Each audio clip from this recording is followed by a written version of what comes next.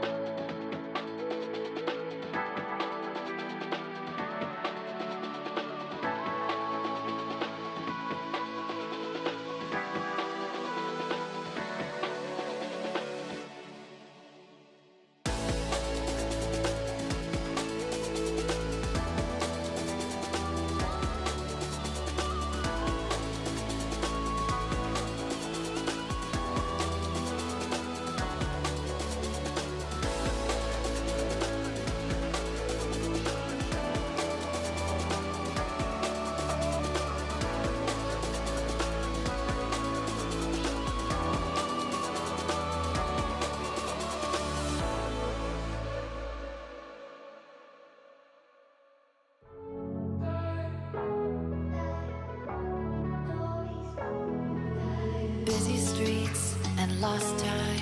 Gotta rent a car, gonna stay a while. If I don't move ahead, then I get stuck behind. I'm at a friend's place, gonna stick around. The puzzle pieces fit for now. The things you said replay loud. There are people outside living their lives. Thousands of stories move through time. There's only one face on my mind. All I want is you.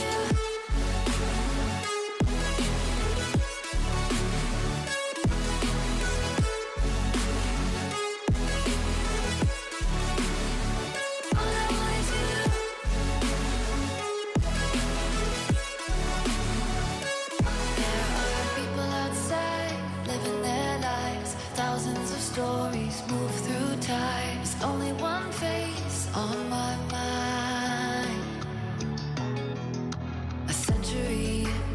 long ago. I traded in my halo. Whoever it is that you think I am, I'm still figuring it out. I'm jealous of the people outside, just living their lives. Millions of secrets get lost in the light. Tell me how to reach you, show me a sign. All I want is you.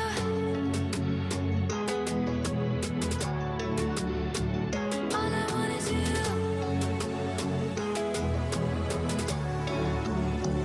All I want is you.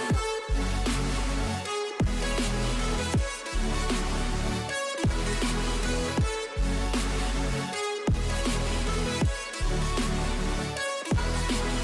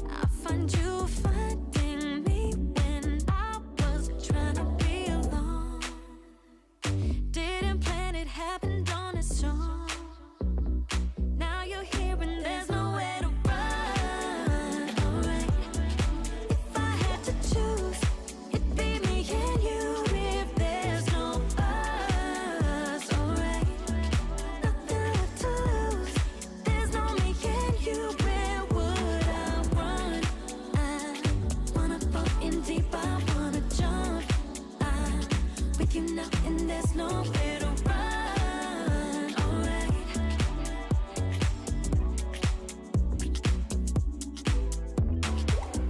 Dropping the pin, pull up in 5 minutes. When I come through, it gets ridiculous. Locking the door, dress on the floor, got me wanting more. Was trying to be alone, didn't plan it, happened on its own.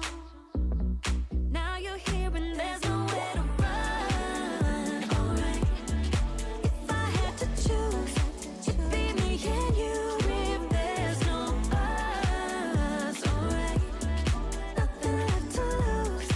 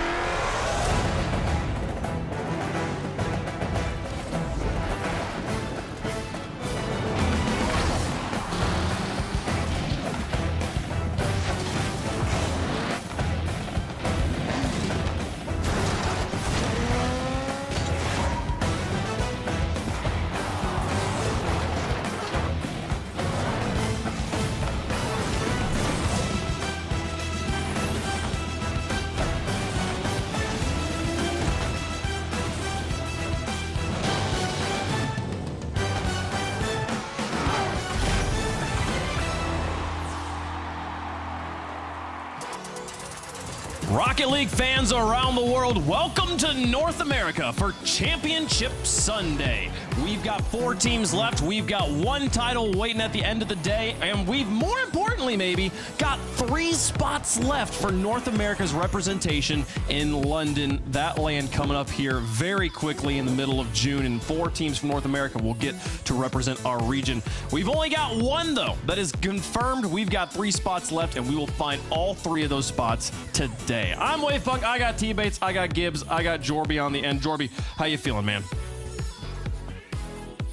Our final North American day, we get the last qualification scenarios out of the way. The 4-way tiebreak is still possible, and I'm excited for that, Gibbs. I know you are.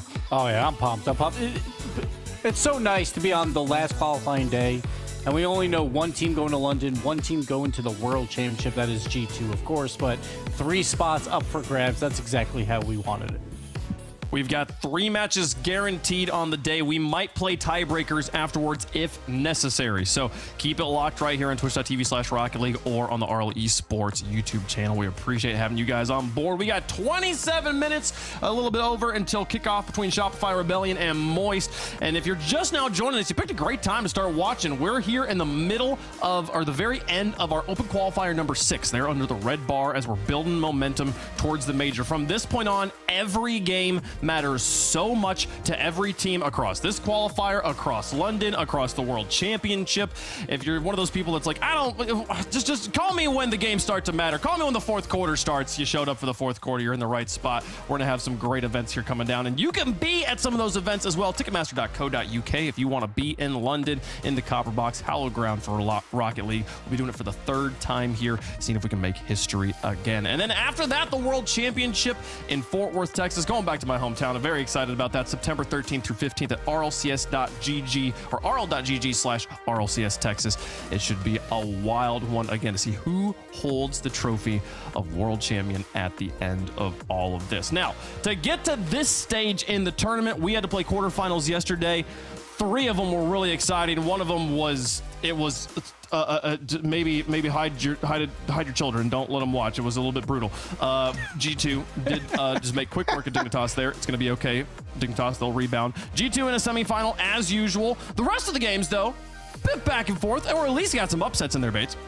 Yeah, we did get a couple upsets in here. Wait. You're talking about the SSG OG? I guess SSG OG would be a little bit of us. I would say pretty even. And then Moist versus Gen.G, definitely the major upset right there. Everybody expected Gen.G to just steamroll the competition, make it all the way to the grand final, but they drop out once again in the quarterfinal. I mean, Moist, after that first game against Gen.G, they just took control of the entire lobby. 5-up was a 50 god. I mean, everybody on Moist was a 50 god. He got the demos, and he's up there. He's just happy to be there. Eris, though, was the big star of this game, constantly finding himself in position, taking great shots, making even a couple of solo efforts, some passes to his team. The man was doing everything. 5-up, look at that 50. Absolutely gorgeous stuff. Eris always there to close it down. This Moist team, while their major hopes are over, you still love them finally getting a top 4 after they had such a promising first split, and then being unable to get a top 8 for a single time in the second split. They finally find a way to do it in qualifier 6. Eris, he's all over this highlight reel, and of course, a couple more, just waiting for that last 0-second goal. They were just all over the place. You know, I thought Gen.G didn't really look that great. First killer wasn't really first killer. Appjack, invisible. Chronic, invisible. On top of that, we got to go to Rebellion Luminosity, and this series meant a lot for both these teams. Whoever lost, they were done for the season. Rebellion coming out after a 3-0 in Swiss, where they looked fantastic. They kept up that form versus Luminosity. The #1 offense of all the London Open qualifiers is Rebellion. They showed it in this match as well. Justin is your #1 goal scorer of all North American players in the 3 open qualifiers for London. Two-Piece is the #1 playmaker as well, so Rebellion getting it done with that duo on the offensive side of the field, and their defense played a lot better than we expected as well. They came in as the worst defense that made a top 8 in North America, but they actually held pretty okay versus Luminosity to keep their hopes alive. At this point, they tied OG in points for 4th place, but OG had to play a little bit later. And Bates, why don't you take that one? Oh, thank you, Gibbs. I appreciate it. I'll take it from you right here. OG versus SSG. SSG heralded as a top 3 solidified team in North America, and some are even saying maybe even they're the second best team after Gen G. They've been having a couple bad performances in a row, but that OG, I think they're being slept on. They're left over from NA, and I'm not talking about the team. I'm talking about the players. Noli, JNaps, Calm, constantly improving throughout the year, showing grit, showing determination, showing experience at all matches and every facet of the game. They're not doing anything flashy. They don't even necessarily have a player on the team who's been the best every single series, but they are one of the best teams in the world at the moment, and it's because they're so consistent. It's because they trust one another. And SSG, this series in particular was very physical, back and forth. You see the demolitions, you see the tap-ins by Chicago, but unfortunately it wasn't enough, because when the money's on the line, when you need to call on somebody, Mr. Iceman, doesn't matter what uniform he's wearing, is always going to put you away. Mr. JNaps clutch. OG moves on. I love watching this OG roster play because it is such a 3-man squad. Throughout the course of this entire season, every single player has stepped up to carry the team when they needed them. It's not just we're not just looking at one player that the ship rises and falls with or sinks or swims with here. It's the entire team's put together, and that, when you got 3 veterans like that, they're going to be able to step up together like that. Gotta love seeing OG here in top 4. We'll see if they can make it to the grand finals for the first time this season later on today. Let's talk about some of the best moments though from yesterday. We saw a few of them teased for a little bit in some of the those replay packages here. Bates, there was 2 buzzer beaters from Moist against Gen G and 2 OT winners. Crazy performance from them. Eris in particular had a great day. Let's break down one of those moments. Oh, let's break it down. Let's go all the way over here. Give me game 5. Give me game 5. Let's roll production. Where we at? 3, 2, 1 on your screen now. Look at that. Perfect. We're all synced up. Pause it right here. Check the time. 2-2 scored. 3 seconds remain. Gen G, you're on the offense, but you've already lost at 1-0 second. Surely at some point you're realizing that we don't need to overcommit. Let's take it slow. Let's go into overtime, and let's see if we can win right there. Let's roll the tape. Let's see what Gen G does though right here. A little bit of pop up by 5 up. Intros and challenge by first killer. Really not necessary. But then Abjack, the Mr. Poison stuff, a major champion, dives in the corner, and then Eris. Maybe a little bit lucky, a little bit fortunate on the pass, but it doesn't matter because Gen G 2 out the play on the side, and then Chronic in a bad position. That's just poor execution from a Gen G squad that you expect better from. You gotta be poised. You gotta be deliberate in everything you're doing, and that just wasn't the case right here. There's a lack of focus. Gen G, a couple of those moments right there that ends up costing you series, and now you're in a potential position where if G2 loses and a couple of things happen, you could be playing at a tiebreaker by the end of the day. It's gotta feel so bad, Gibbs, to lose a match on a buzzer beater like that, where there's so many things you could do right to just force overtime there, and instead it's in your net. And not only that, they also lost on a buzzer beater earlier. They lost a few overtimes. There was so many clutch moments that normally a squad like a Gen G would be the team to come out on top, but instead it was Moist, and it was in 5 games. It wasn't even a long series, so congrats to them. But I want to talk about the one match we didn't talk about last time. We didn't put up any highlights of G2 because it was just a stomp versus Dignitas, and we have to show it. We have to show the beast mode pre-jump play that we saw in game 4. 0-0 tie, by the way. Daniel has the ball, and look at beast mode. He's already up in the air. Like, he's been up there for probably 2 minutes and 15 seconds in this match already. He's waiting for plays like this. So Daniel's like, all right, I see you. I have to do a little bit of work here to make it get to you. So let's roll the tape. We get a flip reset by Daniel. He goes for the Musty. The Musty's a little bit low, so Beast Mode doesn't get the redirect, but he gets the dunk anyway. And look at Beast Mode. He's up in the air. He doesn't care that it's 0-0. He's like, I'm ready for this. Waiting for the redirect. Doesn't get it. It gets a little lucky and gets the dunk, but poor Gyro. Let's just watch him real quick. Because Gyro, oh man, he's like, all right, Daniel, come at me. I got this save. This is an easy save. He's going top bar, maybe to the corner. But look at that boost meter. Look what's right next to it, the Shadow. Oh my. Who is it? It's not it's Batman, baby. Batman coming out. Let's play it. Beast mode out of nowhere. Look at him. Off screen, just gets the dunk. Gyro's like, what do I got to do? Like, come on. What do we got to do here? Poor Gyro, poor Dignitas. But, I mean, like, if you're going to end your season, why not in a 4-0 versus the best in North America where they just absolutely obliterate you? So, hey, hats off to them. Hey, most teams don't get the honor of playing G2, so, you know. Very few teams can say they've been beaten by G2. Congratulations to Dignitas on a closeout to their season there. Let's you got anything else for us, Jorby? Any other plays you know, one more quick and dirty wave punk. Okay, going back to Moist versus Gen G. Now they had tons of 50s. Eris was at 0-second goals, but enough of that because only one thing needs to be shown. That's Gen G being deleted from the tournament, and more so being deleted on this play by 5 up. Get banked, get bonked, and an easy pass into the net. I mean, look, you really don't need to see any more plays from this series. That really encapsulates everything that happened against Gen G. They weren't on the pitch, and 5 up definitely made sure of it. They found each other. Moist were absolutely clinical in this series. An incredible performance there from Moist. We'll get to see them play again a little bit later on today. About 18 minutes and 19 seconds from now, we'll get to see that one happen. So we got a few other fun things that are going on as we're preparing for the end of the season here. Yesterday, we all picked a player we thought would be most improved over the course of the playoffs, most improved from their Swiss into the playoffs here. This is the results so far. Beast Mode, I think all of us maybe didn't pick Beast Mode because we thought someone else would, so Dazzrin gets away with a sneaky one here. Yeah, that was a good pick. It was like 1.25. Y'all need to get on my level. What are you guys doing? Yeah, come on. Poor Jorby, you know this isn't like, golf score, right? 0.99 repeating, of course. Like, I can't even get that low because 5 up had 0.90 goals plus assists coming into it, so I can't even reach your level. So that's how good you're doing there, Jorbs. But I think 3 of us are still alive, right? The 3 on the left, so we'll see how that all plays out. Oh, look at this. This is my favorite. Yeah, let's go. Speaking of things that have been going on the whole split here, yeah, we got the prediction leaderboard. Jorby tied with the coin there. Let's go, dude. I'm trying to get number 11. I want number 11 so bad. If I'm not at the bottom by the end of today, what am I doing? No, but you're at the bottom of basically both of these leaderboards. What do you have to say to yourself? I mean, Bates. I'm very proud. I'd like to shout out my family, shout out my mom. You can't be yapping, Bates, because you're type of chat right now, all right? That's the ultimate rivalry, all right? That was incorrect. Go check them eyes now. I was actually one above chat. It looked like it was 11-11. No, you were one above 11. It wasn't 11-10. No, chat's tied. Oh, no. You were one above the coin. You know, Wave, at this point, I think you should let me flip the coin. I can't hear.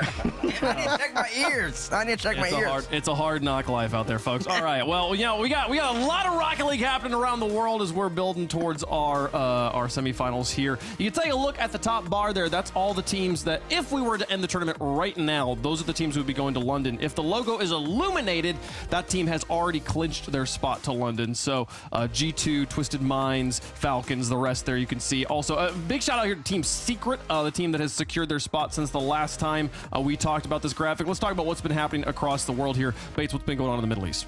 All right, man. We got the Middle East. We got MENA, aka the 3rd best region in the world. Let's pull up the graphic. So where's my bracket? There we go. Oh, highlights first. Oh my lord, check me out. Listen. Anyways, Team Falcons, they went a perfect 6 for 6 in all of the MENA qualifier, regional qualifiers, whatever you want to call them. Absolute domination. Once again, back-to-back seasons, I believe they've done that. They went up against anything in the grand finals. Anything, unfortunately, though, if you're an anything fan, they won't be in London as Twisted Minds, SMW Mawson, and Ahmed. They'll be representing MENA alongside the Falcons in London. Anything, they're really hoping for the Twisted Minds not to finish 9th through 12th, which means that they get all the way to round 5 in London. Otherwise, I believe they both end up in a tiebreaker scenario for the World Championship bid in Fort Worth, Texas. As we take a quick look at the points so you can understand all that. Team Falcons 20. That's how they end up with 60. Twisted Minds 44. Anything 36. Those are a major 2 points with Team Rock and R8 Esports, backing that up at 30. And in the total season points, you see the 125, 78, 73. I believe this graphic is baked in with the 5 points already earned from making the major in London. So Twisted Minds already has their 5 points, and Team Falcons already has their 5 points. So once again, if anything, if Twisted Minds goes to 9th, 12th, they'll end up with a tiebreaker with anything. And if that's the case, one of those teams will be making it to Fort Worth, another one will be going home.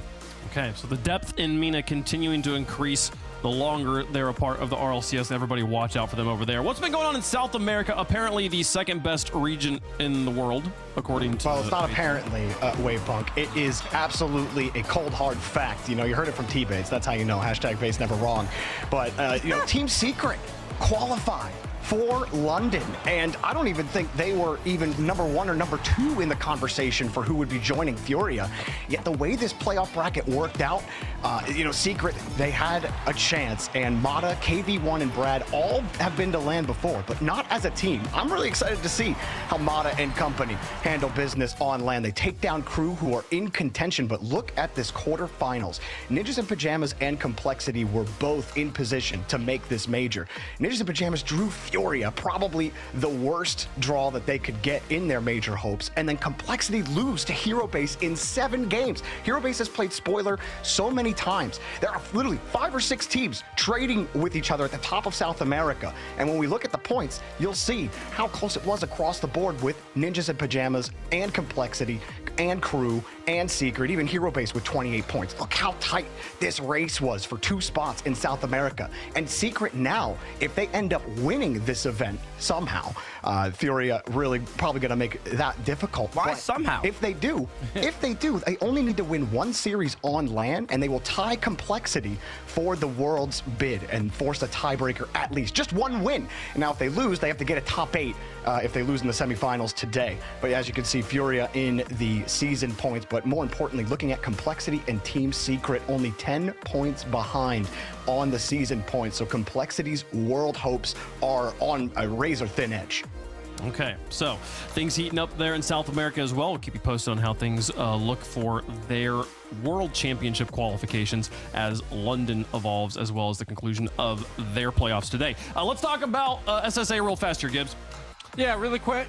Team Mobula, they've already clinched their spot to London, but Limitless has the World Championship bid as of right now. They're playing in the Grand Finals as we speak. Limitless, I believe, with the point gap where it is now, Team Mobula, I believe, will have to actually win the entire London major to get the World Championship spot. Like, if not, maybe a Grand Finals. It really depends on how that final goes. So very unlikely that Team Mobula will grab the World Championship spot from Limitless. So I would expect to see Limitless in Texas, but we will see Team Mobula. We will see them in London. Yeah, you can head over to ACGL's broadcast on Twitch, ACGL_Alpha, if you want to watch the Sub-Saharan African Finals. That one's going to be getting underway here in about 5 minutes or so. They'll be getting that grand final started. So, folks, also, while we have back to North America here, talking about what we've got going on, we got 4 teams left, and we're going to be crowning an Ally MVP at the end of it. So let's talk about one of the players from each team who's a front runner here. Gibbs, who you got? You have to go with Aris on Moist. He had a phenomenal match versus Gen G. When you look at his numbers, he put up 2.2 goals per game. His goal participation was 100%. And as you'll see throughout all these highlights, the clutch plays, 0 on the clock. He scores there. Here's another pass and play to 5-up late in Game 3 to take the lead. He was all over the field on the offensive side. Here's a snipe. Again, look at the clock. 23 on the clock to tie it.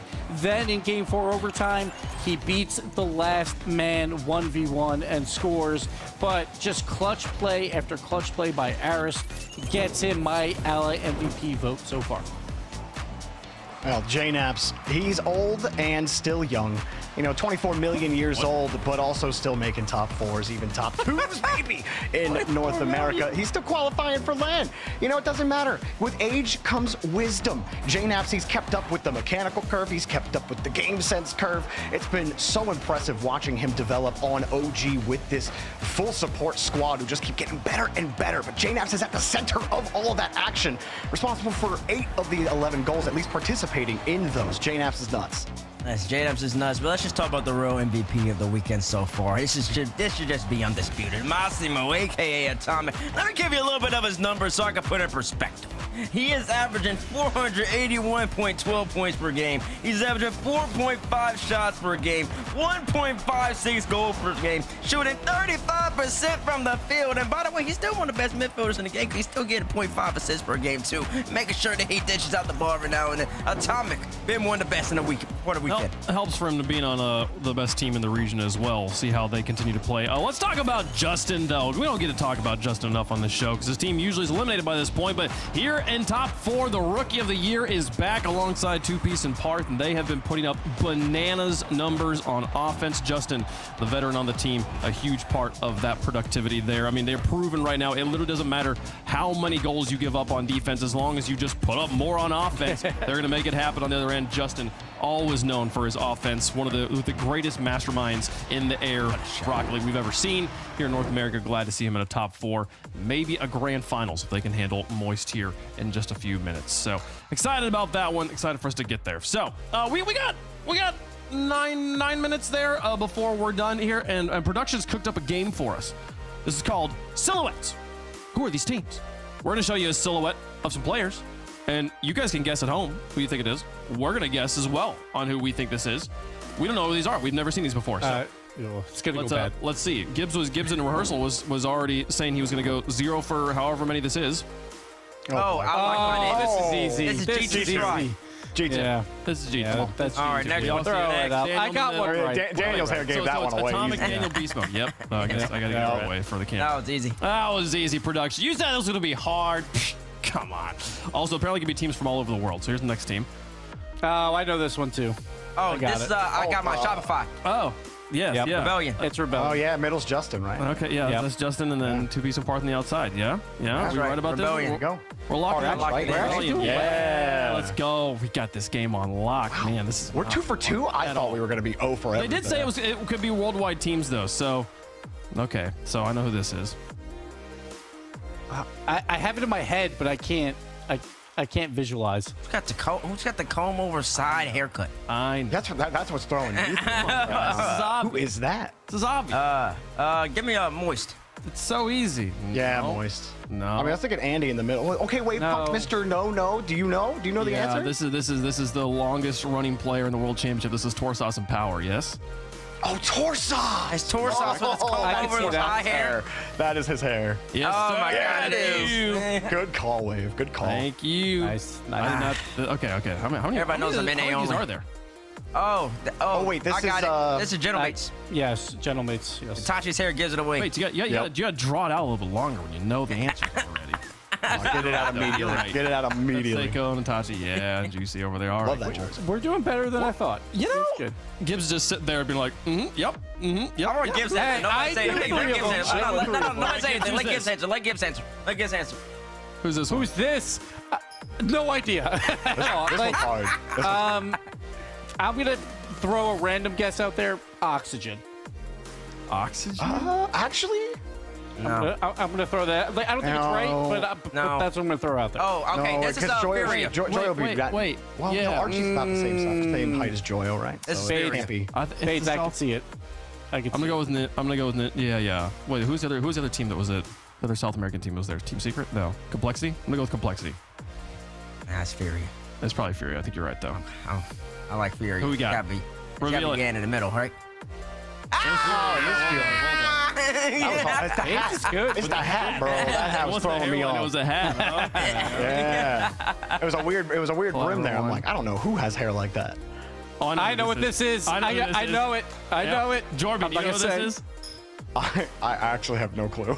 Jordan, Wait, do you come know what on. this is? It's so Bro, easy. I'm blind. You're Come on. talking to the other three. Come on. What, the other 3? Yeah, it's the what? best team in Rocket It's the League best right now. team in North American Rocket The League best team in history. Rocket League for the last 10 years, man. Come on. Well, I guess This actually is not really. Wave Punk, T Bates, and Gibbs. Come That's on. right, baby. Let's go, baby. There it is. There it is. Let's go. See, I got it. I do. My brain was not taking talent. If you're wearing the same shirt you were in the picture. I love this shirt. The shirt is amazing. Yo, baby, you look intimidated, man. All right, that's a fun game. Thank you, production, for fun with that one. Gibbs, we got a lot of we talked about it at the beginning of the show, and then Yes. we've wasted a bunch of time since then. We've got 3 spots in London yet to be decided here in North America. We've got 3 matches to play, yet somehow we could have anywhere between 0 and 4 tiebreakers. Can you break this down for us? Yes, North America, you see the 3 TBDs. It's the greatest team in Rocket League, but those teams aren't going. We need to fill those spots. G2's going. Who's joining them? Let's look at the prize pool and points really quick as a reference point to what I'm going to explain here. 4-point gaps here. Everyone's at 12 already. The maximum they can get is 20. That's 8 points. Also want to win, some $21,000. But moving on, most important, it's the 4-point breakdowns. And as you can see, the bracket, we have OG, G2, Moist, and Rebellion left. Moist cannot make it to London. We'll show them in the points here. They're sitting at 22 points, so the most they can get is 30. Obviously, only top 4 go, so they cannot reach that 32-point threshold. Rebellion is only 4 points behind OG, so they can catch them if they finish 1 place higher. But if we get a Rebellion qualifier win versus OG Esports in the grand finals, then Gen G, Space Station, OG plus Rebellion will all tie in points 2 through 5. We will have to play a 4-team tiebreaker where 3 of those teams will go to London. So that would be 3 extra matches on the day. That is possible. The other tiebreaker possibility is just Rebellion versus OG. That can also happen today for just a 1-match tiebreaker. I want it. I want it. I don't want G2 to win just again. And G2, get bro, some random please. second team. Come on. Come on. I said G2 wasn't going to make all the grand finals this split, so this is the last chance. This is the last. Just OG's got to prove me right here. I don't know. G2 looks pretty strong. This is going to be a pretty crazy one, folks. Here is the schedule of matches we will play if we have no tiebreakers. There will be tiebreakers played after this if necessary. So the grand finals will be the 3rd match of the day. We'll see OG take on G2 right before that. But to kick things off, it's up in the top there. Ludwig's Valorant team sends their regards. It's Shopify Rebellion versus Moist here for grand finals. A spot in the grand finals. Nobody drew it up this way yet. Here we are, mates. Yeah, nobody did. Shopify, they're playing their best ball all year. And of course, it has to happen in the last qualifier of the season. I mean, in the Swiss, they took down Gen G, they took down SSG, they also took down Snowman. All teams who have proven themselves throughout the whole entire year. And then in the bracket, they've been doing it. They've been doing it so far as well. Took down Luminosity. They're playing, but then Moist on the other side. I mean, they're big upset gives yesterday and going up against Gen G. I mean, barely anybody expected that. Oh, absolutely. That was crazy. Like, that was insane that they won it in 5 as well. Moist, though, just playing with house money. They can't go to London, so this is their last day. They want to go out on top and get that qualifier win. But Rebellion, they obviously have a lot to play for. But every other team is rooting for Moist. OG, Space Station, and Gen G will all clinch London plus the World Championship if Moist wins here. So they're all rooting for them. Obviously, you're rooting against them because you want the tiebreakers. Oh, I want tiebreakers, yeah. Yeah, you've always been consistent with one thing, Gibbs, and that's making sure that the format's as chaotic as possible. And I'm gonna start yawning soon because like 5 up yawning, Andy's yawning. Why you guys so tired? What were you up doing? Come on, they're partying after their upset win. Yeah, nervous yawns. They got nothing to play for now. It's all vibes. They got money to play for. They're professional. But money is not the same motivator as going to London. Lest I remind you, they are at the 9 to 5 right now. Putting in the day's work. That's true. They're still in the office. And 5 up, he's starting to vibe. Got his yawn out. Get that oxygen in your brain. But 2-piece, he's pretty ridiculous at the game. So he's not yawning. And I'm worried for you now, Moist. We'll see how Shopify is able to do. Chat, let us know who you think is going to win. Hashtag MST, hashtag SR, depending on which side you're feeling there. The blue is for Moist. The orange is for Shopify. As we flip the coin here, it's going to come up Shopify on this one. Coin's got some belief in the Rebellion on this side. How are we feeling up here on the desk? I feel like this one, I could see it going either way. I could see a really strong argument for either side. And we got arguments on both sides. Gibbs, give me the argument for Rebellion. Rebellion, they're the best offense in all of North America for these last 3 qualifiers. I think they will do well here versus Moist. I'm worried about Moist offense keeping up with what they did yesterday. Okay. That's interesting, Gibbs, that you say that, because Rebellion really didn't show us much yesterday. Because did you watch them play against Luminosity? Luminosity didn't really give them much to play with. So I don't know how you can say, like, I don't know how that offense is gonna do. Like, are you kidding me? Did you see the 50s? Did you see the intelligence? Did you see the sense? Did you watch Eris? Like, come on, dude. You're gonna pick against the ice? It's wet out here, Gibbs. Okay, and I don't want to be dry. Moist got this one for sure. We'll see. Rebellion, they're the favorites on the desk, are the favorites in chat. They are also the favorites in the head-to-head. They've won both times the Rebellion has played Moist this season, but there's never quite been the stakes we've got today. Shopify trying to play their way into London. Moist trying to play spoiler. Get up and get loud. It's game day. It all comes down to Championship Sunday. Shopify Rebellion, a chance to rain chaos all over North America. Moist Esports has a chance to play spoiler. We kick it off on Manfield. Game 1 coming your way. Rebellion with their future in their hands. All they have to do is show up and show out today. But it's easier said than done, especially considering what's on the other side of the bracket. First things first, they got to get through a surging Moist team this is the furthest they've made it this season. Well, you look at the phrase, it's not about how you start, it's how you finish, and Shopify Rebellion is the actual definition. As Justin's got one off the backboard, follow-up from Parth. No, two-piece coming up as well. That one's going to go wide, back in front, and 5-up. Had that play read beautifully. Eyes are going to be on Eris to see if he can repeat yesterday's performance against Gen G Mobile 1.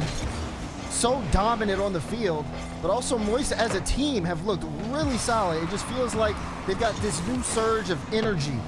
And even the way that they move kind of gives people a little bit of an EU vibe, which could be a shout out to their coach Noah. We'll have to see how they end up working here. And so far this game has been kind of trading a little bit of possessions back and forth.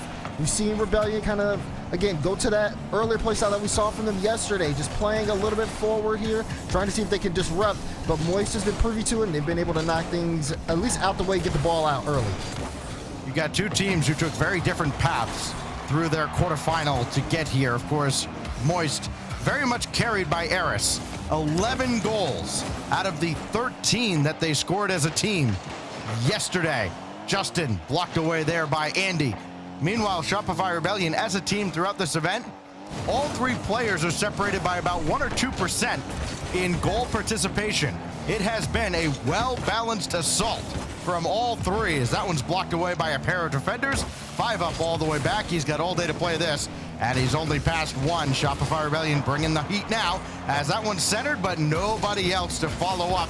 Looked like a great opportunity, but it's gone by the wayside. I mean, for Rebellion, they got to be careful because they are doing, they're sending that player up. Parth was up to get a bump on that last play, but Justin's playing a little bit further back. He can't necessarily go for the ball that far away, and he doesn't know if Parth's going to make contact on the demo. It's an all-in play, but there's a bump on the other side of the field. 5-up was able to get it in front of the net after two-piece got bumped time and time again, but even then, it wasn't enough to give it enough time for that second man to come through and push the shot through. Oh, two-piece, good first touch, but 5-up there to follow up, and that's going to be the key. Not letting either team get anything going. 5-up, very aggressive, and it yields a goal. He's been in the offensive half for so long. Look at this, great control, wraps around it, and just puts the shot where the defense isn't. Great individual effort from 5-up. He's already having good numbers in the first half of this game. A goal, 2 saves, 3 shots. I'm telling you, 5-up all over the field at the start. See the Moist players yawning on the cameras during the pre-show. Is Justin, can he line up another? No, Eris has the clear. A lot to play for 5-up. He's got career earnings under 7,000. First place prize is 21. You do the math as Andy's got that save, and 5-up will clear it away. It looked like it was only be as far as Justin. Now two-piece across to Parth and Eris. There to break up the play. Justin was kind of idle over on the other side. He had to scramble back, and Rebellion's in a bit of a tough spot right here. 5-up can intercept this. He beats 2 with that touch, and Andy will score. Okay, a little bit of luck on the play, but I like the idea here because 5-up goes up. He sits the double, and he knows he's not going to hit the double, so he fakes it out. But then the shot from 5-up off the post and onto Andy's car. no one's expecting that on the defensive end. Moist pick up a second goal. Great work from them. Eris can creep forward here as Justin takes out Andy. That's a loose ball high in the air that Parth will be up for first. And he's the only one who's up. 5 up, opting to save all of his boost so he can make this play. Only 2-piece to beat. Justin back into the play. 2-piece very easily stopping that along the goal line. But now here comes Moist again. They are not letting Rebellion just kind of casually dribble out of the zone at all. There's somebody there to meet them about halfway to the center line. And Rebellion haven't had an answer. Yeah, you're right. That third man has been pretty much behind the halfway mark, waiting for kind of a longer clear to come out. Most of the time it's been 5 up who's been in that spot, and he's been able to just keep the ball back in play, and he's really smart with what he does for his approach. You can see it there. There's a little fake challenge. 2-piece looking for the pass. Can 5 up read this? No, it's over his head. Parth can't get there in time. Chance for transition. Andy just has to get the redirect, and it's good. Moist, what a counterattack. 3-0 scoreline. Now what a counterattack and what a missed opportunity by Rebellion. I mean, that pass over to Justin, got to put that away. He did not, and they get scored on the other side. 48 seconds remaining, and it's academic right now, barring a monumental collapse. That kickoff goes through cleanly and almost right in to Rebellion's net. So not the start that they were looking for at all. It's certainly the start that everybody else in North America was hoping for, because if Moist can pull this off here, everything's set for the London Major on the North American side. Parth has the clear there. Got to score here to at least give themselves any hope in game 1, and they will not. Eris with the stop, and Moist has made this look easy in game 1. Yeah, I mean, it does come down to Rebellion, though. They just can't get a good read on the ball. Everything they're doing is so predictable for Moist because they cut everything out as it's being developed. Execution's going to be the name of the game here on the side of Rebellion. They'll pick up one, a bit of a double commit on the back end, but with 4 seconds left, we're going to need to see a perfect kickoff from them with some time if they want to be able to bring this game back. I think this one's all Moist. Need to see a luminosity kickoff if Rebellion's going to have any chance. They get a score in about 1 second to have any hope whatsoever, and they do not. 5 up, stays at the back, makes the save, and we go next on to game 2 after Moist dominate game 1. Good opener, though, from Moist Esports. I mean, again, just looking super controlled. I just realized they have all matching cars, like the Phoenix down to the color and the wheels. Just everything is matching that from them. It kind of almost represents how they look on the field, though. I will say, though, 5 Up had quite a game. It just felt like his field awareness, which has always been good, but it's really showing over the course of that first game today. And him being able to kind of control the pace a little bit more, put Rebellion in tough spots. Rebellion had good ideas offensively, but it was a mix of a couple of things that were the reason why they weren't able to execute. One, just again, when you have that demo play, you send that guy up forward, that third man essentially has to make sure he doesn't mess up the play. If he goes too early, if he gets beat, it puts him in a tough spot. So the demo has to connect before the play even happens. And it was just never a chance there for whoever was back to really make a play upfield. On top of that, anytime they tried to pass in between, Moist always was able to get a cutout. And look, you can even see 5 Up's face. He was surprised that one went in from Andy. And then, of course, you have this one all the way downfield. Great redirect there. Solid start the way Moist are looking upfield. Rebellion just have to clean up a couple of things in the stretch, and they'll be much better off. I mean, after Eris was the hard carry yesterday against Gen G, it was Andy and 5 Up. Almost 600 points apiece, while Eris just kind of took a back seat, had the single assist as his teammates cooked. Rebellion in game 1. Now we go to the Temple for game 2. Will Shopify Rebellion wake up in this series? 2-piece almost got that by Eris to start, but it will be more pressure out of Moist. Pick it up right where they left off, and Parth has to deal with that one. He was the only one who could. Parth, too, he's going to be an impact player today as well. I mean, anytime he's performing well, Rebellion just feel like they're such a better team. So we have to see just what happens with him. He's been making havoc up the field, but also been trying to see if he can get some plays on ball here as well. Right now, though, Rebellion kind of in a tough spot possession-wise, and they're trying to see if they can get themselves out, but that's a good shot. 5 Up recognized the space between Parth and the ball and took his shot. 5 Up, wake up. Parth thought he was going to be able to control that ball. Andy clipped him.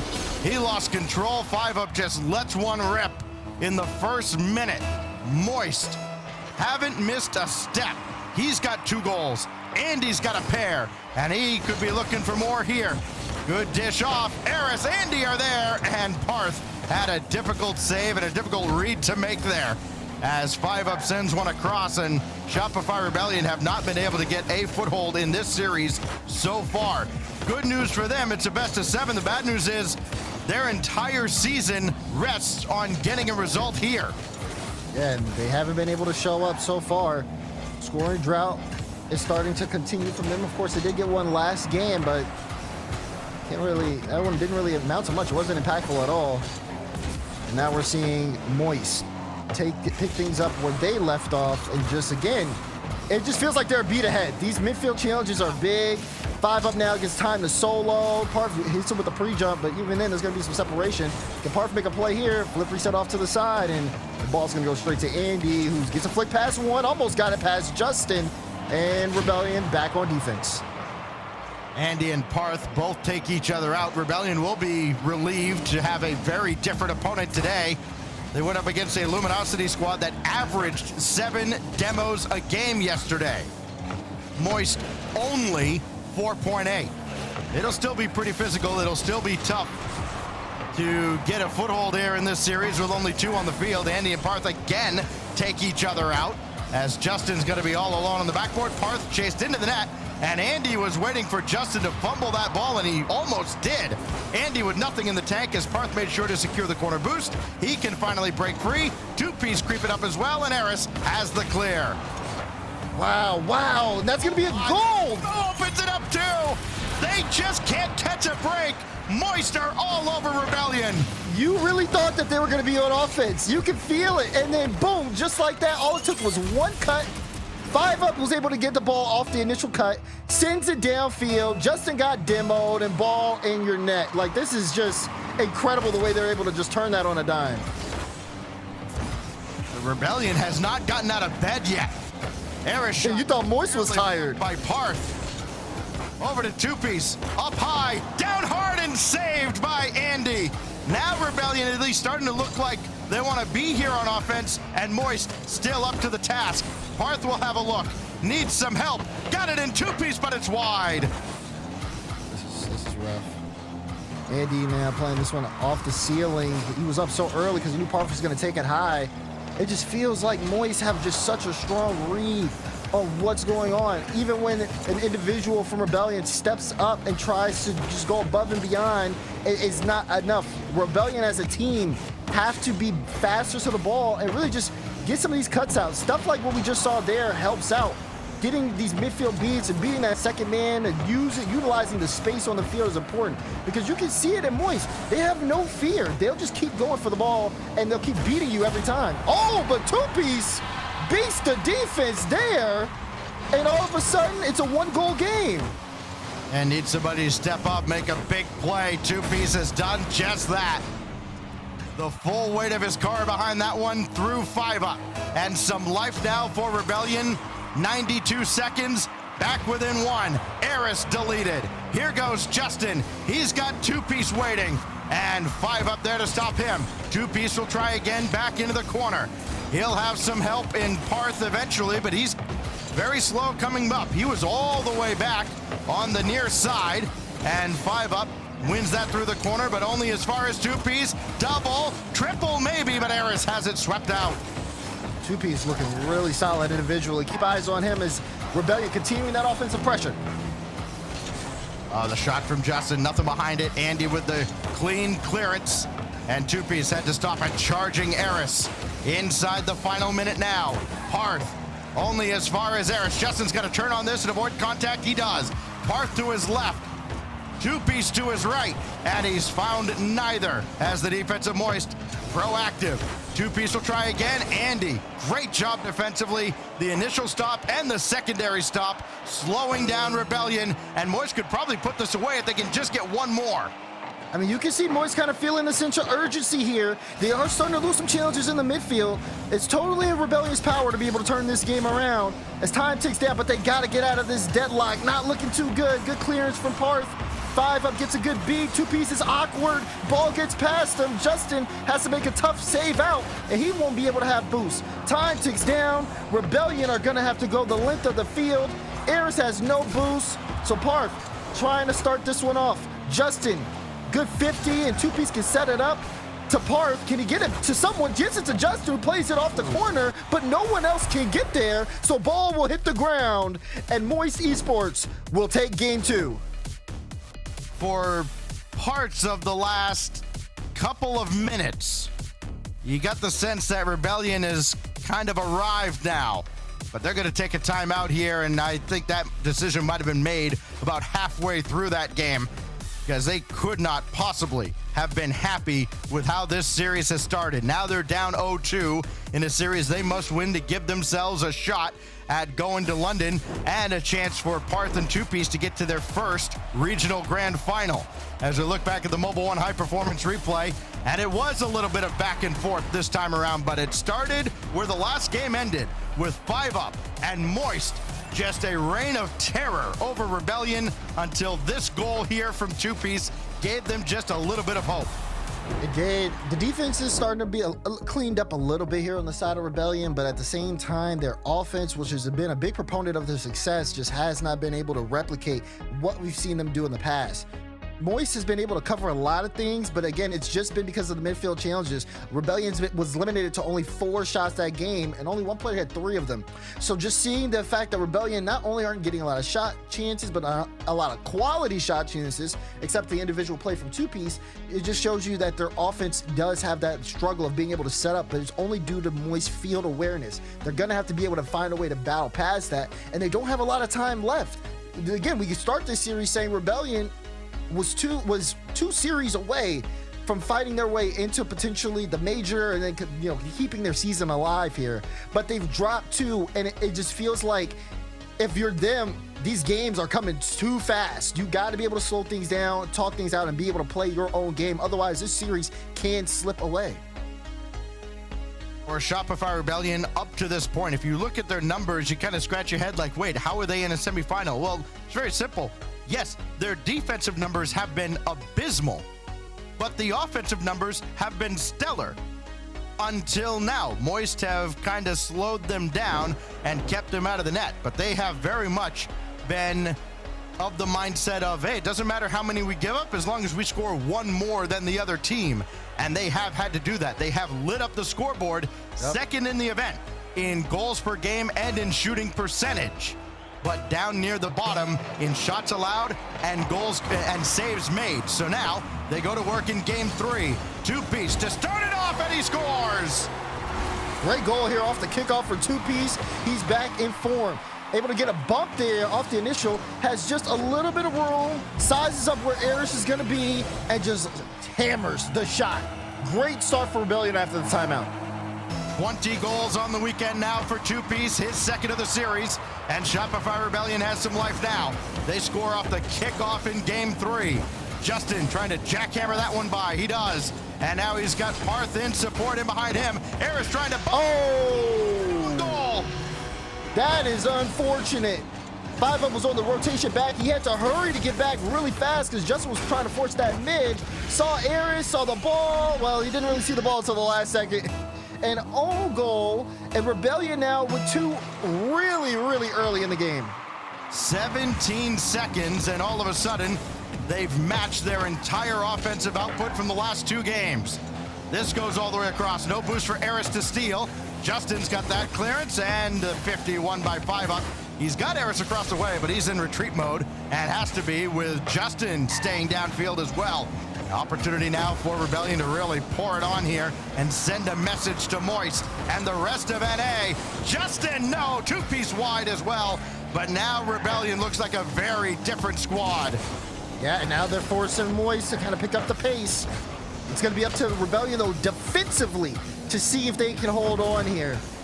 As the offense is starting to pick up, they got 2. They just got to maintain. But 3-4 minutes in game is a long time in Rocket League. It's easy to get your foot off the gas. Well, Andy has Eris coming back, so Andy's going to have to take this himself. 5-up in support. Eris there as well. It goes all the way through to 5-up on the far side. He's got Eris at the far post, but Justin there first. And that cleared as far as Andy. Can he get around on this? No. And Shopify Rebellion will stabilize here. 90 seconds gone by, and what feels like a commanding 2-goal lead. It does. But even then, Moist have slowed it down a bit. They are starting to grab a little bit of control. You gotta stop this from 2-piece though. Oh, gets through, but it's just not enough to be a goal. 5-up though, he'll clear it away, but he was in a low boost situation. It was a tough spot. Rebellion almost came away with 3. As look, chance there for Andy, but he misses. 5-up doesn't have boost, so he's got to rotate out, and Moist have to try again. I think if Moist collectively could have that opportunity over again, they'd sure love to have it, because they would certainly have expected to score there, or at least put something on target. Justin high bouncer to the backboard, and 5-up has that cleared as far as Eris, and he can't play it any further. So Parth takes over. So Moist haven't had the comfort afforded in the previous couple of games. They haven't had nearly as much pressure or possession, as Shopify Rebellion have turned it on right when they need to most, trying to avoid going down 0-3 with their season on the line.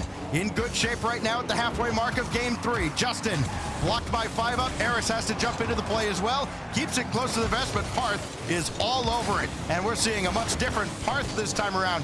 He was kind of the key defensively yesterday. You know, when he was caught too far up, Luminosity would have some success. When he was in the right position, all of a sudden those windows were shut. Now we're seeing Parth exactly where he needs to be on both ends, and it's making a huge difference here against Moist. They feel much more comfortable, or they look much more comfortable, I should say, at this game compared to how they looked all series. Offense is flowing. They're doing pre-jump passes with Justin. 2-pieces had great ball control, whether it's shooting or whether it's just playing around the defense. And this is the Rebellion that you want to see from the start. Now, the problem is they did activate a little too late, but 2-piece is going to pick up a 3rd goal for Rebellion. That's going to be his 2nd goal of the game. Here is that offense in full display. Great shot from 2-piece.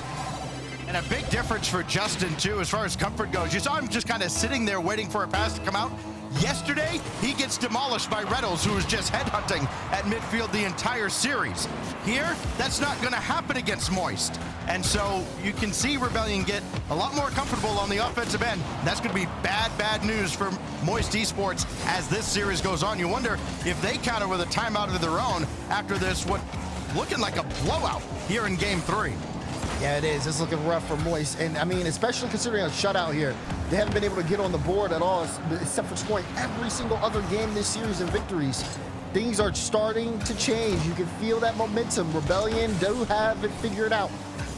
As Parth trying to see if he can set up a double. Big clear for 5-up. A minute remaining. Moist down by 3. What do they do in this situation? They let in another. There's your answer. Justin will soar that one through.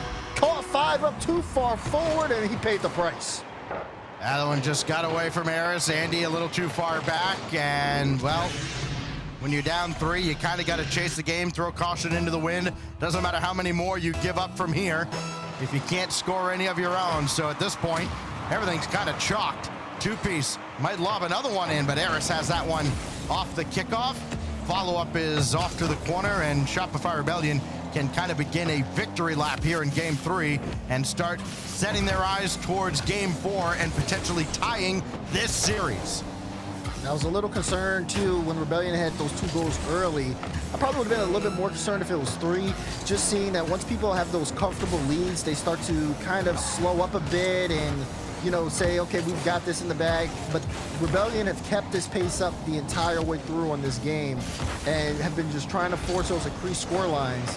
Now as time ticks down, Rebellion, no more timeouts. They're only 3 games away from putting themselves in the grand finals. That's what they got to think about here, as they have really taken it to Moist. What a dominant game 3 victory. Chance to put themselves in the grand finals and either a tiebreaker or outright into London and Fort Worth for the World Championship. That's what's on the line here for Shopify Rebellion, and they answer a pair of L's with a dominant 4-0 of their own. Now it comes down to continuing to keep up that pace. Moist are definitely going to try to make those adjustments. I mean, limiting Moist to one shot is huge. And then, of course, increasing their shot totals as well. You see it here, two-piece, that actually is not... Oh, yeah, no, that's right. Two-piece with 7 shots of his own. Yeah. I had to look back at my own game to make sure. For game 3, he was not just going to roll over and die so that OG and SSG and all these other teams could just walk to London right over his corpse. No, he was ready to fight in game 3 and made a huge impact for Rebellion. That impact was shown too, as well as Justin shooting 2 for 3 and Parth and Justin getting a couple assists. The only shot that they put on for Moist was saved out. And again, it goes to show you just Moist controlling the game, or not Moist, Rebellion controlling the game and just keeping Moist out of the net, having to play towards the wall, cutting them out whenever they go for individual plays in midfield. They were super privy to it. Now it's about to see. You saw Noah kind of talking there before the game got started. What adjustments are Moist going to make? The Chiefs taught him how to walk. Noah's trying to teach him how to run. They have little to except spoiler and making it look good. Eris off the kickoff, paying back two-piece. Listen, sometimes you just still need to walk. Sometimes if you move a little too fast, you make the ball blow by you. And that's exactly what happened there on that play. Eris, the slow play, great fake there. And pays off for Moist now, first goal. You wondered how Moist would come out, of course, with very little pressure, right? I mean, yes, there's the prize money to play for and a little bit of pride, but having their major hopes dashed, would they just roll over? Answer, very clearly not. Big bump on Justin, and Parth barely got to the post. Follow-up from Eric. That hit everything but the net, and Shopify Rebellion escape unscathed. Yeah, Eris had a pretty free shot there. Andy was thinking about going for it. He saw Eris and pulled off, saying, yeah, you definitely do have a better one. Defense wasn't going to get there in time. Just high. And that's the difference maker here. But they still got the 1-goal lead. Now they got to try to see if they can extend it. Two-piece going right back at it. Leave it for Park. Tried to line up a double. 5-ups there. Andy was up as well. Everybody on deck to make that stop, with Justin with the last to follow up. And Eris now ahead for Andy, who's got nothing in the tank, so he couldn't get anything behind that shot. Easy save made, but Parth kind of let that get away from him, and a missed opportunity to break out of the zone. That could be big for Moist if they can get onto this, but they can't, thanks to the individual effort of two-piece. And then they slowed down Andy just enough to give themselves a chance to recover. Yeah, Eris, though, he was in the backfield just getting bump after bump on the second man. Justin almost, but not enough. Defense here just holding on really well on the side of Moist. I like when someone's not in the play, how they're able to make some of these decisions to help the team. They're sending Andy upfield to take the corner, so this is interesting. Moist want to stay here for a while. They're trying to see if they can starve out Rebellion. Justin has a good amount of boost. Parth is sitting with a full tank, and two-pieces trying to move upfield to see if he can set something up. Little bit of a pass there, and Parth actually pre-jumps this one, not able to get contact at all. And two-piece has to get a great chance to keep it alive. He does. Parth could have gotten there, wanted to see if he could put the shot on, but just couldn't get a good handle of the ball. Had a lane there, but just could not get up on top of that for a shot. So now Justin with Eris up to meet him. Andy and two-piece both up quickly. Two-piece a little bit faster. At his peak, he tends to do that. Hadn't done it much until game 3. Now Justin through the corner. No, 5-up just stops him. And across it goes, but Parth is shadowing, and he took just a little too long. So two-piece will have to sky it up for Justin. Good comms on the defensive end. Parth takes out Eris. Justin looking for one more, but he could not get Andy. If he got Andy, it would have created enough separation. The ball might have went through. Not enough there, but still signs of life. It's still been a 1-goal game. Defense is tightened up on both sides. Which has not been the hallmark for Rebellion at all so far this weekend. They have played a lot of shootouts. Not many times have they kept a team at such a low tally, but it's working at least now. They're keeping Moist within arm's reach, and a save made by Parth, crisscrossing with two-piece. 5-up now, picks his spot. No, cannot dish it home. So now Eris will try. He'll be without Andy after the demo, and Justin with an easy stop in the air, but they can't get out of the zone. 5 Up keeps the pressure on. That one cleared only as far as Andy. Eris will turn on it, catch and release, and blocked by Two Piece. These shots coming out of Moist are threatening, and it's been asking and demanding the defense to deliver from Rebellion each and every single time. They get out here for now, but they cannot afford to let Moist keep taking those types of shots on there. Oh, they had Eris boxed in there. Partha chased him with a full tank of boost from midfield. Infield passes blocked by Eris this time. Eris has been under a lot of duress. He's demoed there, but he has handled the pressure cool as a cucumber. Now Parth looking for Two Piece. Why not feed the hot hand? And Eris stopped him. Oh, the bump! Parth, tie game! All in play from Rebellion pays off huge. Two Piece plays the 50. Justin takes out Andy. See you later. Parth uses all of his boosts to get there, and it works. It works so well. Tied up game. Love that box out from Justin. And now Two Piece not content to win it in overtime. Why not score another? What a play! He's been looking for that all series long. Got the flip, top right. You gotta guard that one.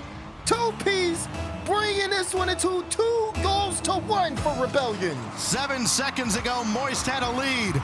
And all of a sudden, they're looking at a tied series unless they can find another response. And they have! Oh, it's a shootout on Utopia at this point. Two Piece can't make contact the right way. Ball gets away from him. 5 Up to the top right. You see Parth diving for it. It's just not enough. 5 Up has had a few just kind of fall into his lap. It's like Christmas in May. Now Justin, he'll work from the kickoff. What else could happen in this game? He's over one. Still at the and he scores! Greatness personified. Justin gets the flip so high and then activates it to put it just under the bar. Moist is demanding the greatness from Rebellion, and they're giving him exactly what they're asking for. Getting to London is not supposed to be easy, and Rebellion's having to earn it here in Game 4. Justin with the clearance across the crossbar. 5 Up, center, nothing doing. Can he do anything here? No, Parth over top. And Andy's got to bring it all the way to the corner, and Parth is still there after running through Eris. Now 5 Up. Plenty of space to work with Two Piece in retreat, and then that's repelled back out to midfield. And a shot open net. They had no idea Parth was there, and that may be the dagger in Game 4. No boost in the back end. Parth took the corner, rotated in, recognized the defense, and said, let's put the nail on this game. Rebellion are not playing around. Ever since the timeout, they have lit up, and they have surged here late in Game 4. 13 seconds to go. Eris has hit the double. He did hit it, but Two Piece had it red. This will be blocked out. Moist will not be coming back in this game. Tied up series. And my goodness, are both of these teams putting on a show. Back-to-back games where Shopify Rebellion drops 4 on Moist Esports, and both times it is more than enough. And now we've got a tied series, 2-2, with a spot in the finals up for grabs, and Moist will take their timeout. We'll play our final 3 games uninterrupted after this Moist TO. Good on Moist to take the time out here, especially considering how much that game kind of started to get away from them at the end. It was a battle, it was close. You come off that Game 3 as well, where you only had 1 shot, so you're starting to see the signs of struggle. You get this first goal here early, so take a look at the Move 1 high performance replay. It was all high performance when the final minute started. Started with that Two Piece to the top right. There was a response from 5 Up. It was just punch and counter punch between both these teams, but Rebellion had the better offense when it came down to it. And Moist, who started off control playing their own game, are starting to let things kind of slip away. Of course, again, you see Noah in the back end. He's starting to do the pacing around. He's starting to talk to the team because you have to turn things around from here. Like you said, last games after this are going to be completely uninterrupted, and you don't want to go, especially the way Rebellion are playing, into a timeout on that match point situation. It would just give Rebellion way too much confidence in what they're doing moving forward. About 20 minutes ago, we put it out on socials. It's all Moist Esports, and if you went and took a quick lunch break and came back, you might wonder, wait, what's just happened? Two Piece has happened. 4 goals and 2 assists but it has been this whole Rebellion squad as it has been throughout the entire tournament. Yes, he stands out there, but Justin's got 3 goals. Parth's got 3 goals. They all have a hand in this comeback effort to tie up this series, and now we'll break this tie at the Aquadome. And Moise kind of got to be wondering and maybe doing some soul searching here. How do we take down this Shopify Rebellion squad that have just a little bit more motivation? Oh, look at this again. Look at that. He got from the Justin. flip. They couldn't have had any idea he had his flip still. Oh. He had the flip right from the ceiling. And that goal, Justin has just scored his 1,000th RLCS career goal. That's the one right there. That's the one. Yeah, might as well make it count, right? My gosh. What a legend. What a legend. As you see, we're in Aquadome here. Moist in their element, but they're not feeling too comfortable here in the series. Can Charlie's Angels bring it back here after the tactical timeout? Or Rebellion put us on match point? Here we go. Game 5 is live. Oh, and it starts off where he left off. Two-piece adds another. And Moist have got to be wondering, how do you wake up from a nightmare when you're not even sleeping? I mean, double demos as well. Some fireworks while Two-Piece gets a solo play. Taking off the defense. Last defender can't beat Two-Piece to the ball. And here go Rebellion. Oh, Parth cleanly through to the corner. Went after 5-up instead, and 5-up avoids him. There's a demo on the back end, but Eris will be well back into the play before he's needed. So now Two-Piece out of the corner. Maybe the last guy Moist wants to see on the ball. That does go back into Rebellion territory. Justin, awkward spot. He just had to jump and hope, and Andy goes right underneath. Good on Andy recognizing the situation there as well. Ball bounced off the back wall. Once Justin goes up so early, Andy knows he can slow it down. The defense, I think it was Two-Piece, not going to be able to get back to the ball in time. Good read on Andy and slowing down Rebellion here. It's all tied up. 4 minutes, 30 seconds left. Well, Two-Piece around the boards. That could be dangerous with Parth creeping up. Now Justin, could it waterfall down? It does, but Andy's right there. Nobody else from SR in his path. Now Parth back the other way. Has one forward. Called his own number, but that's easily dealt with by 5-up. And things slow down just a little bit here in the first minute. Demo's still all over the place. Both teams spending a lot of time with just 2 players on the pitch. More so for Moist. Parth with a clean win. Justin denied by 5-up. And you can see Moist's defense here just kind of stretching a little bit, trying to find a way to wrap around the ball pretty well. But the reason I say stretching is just because the offense has been so fast from Rebellion. It's demanded Moist to play at a little bit higher of a tempo than they did at the start of the series. And they've had a tough time at keeping up. So far, they've been able to do so here. A little bit of space in the midfield. 5-up will take advantage of a nice light touch. Rebellion tried to pass it out, and they'll continue to do so, just trying to make sure they don't get possession away for free to Moist. Parth trying to line up a solo effort. Instead, he ran out of gas. It's Justin now. Angle downward. Two-Piece slow to the play. Rebellion has slowed down a little bit. Moist not under as much duress. Parth deleted by Eris, and he'll take charge. Eris across center. Into the teeth of the defense. Never had a chance. Justin thought about going after 5-up. It's Andy that has to make the save, and that goes right at the goal line.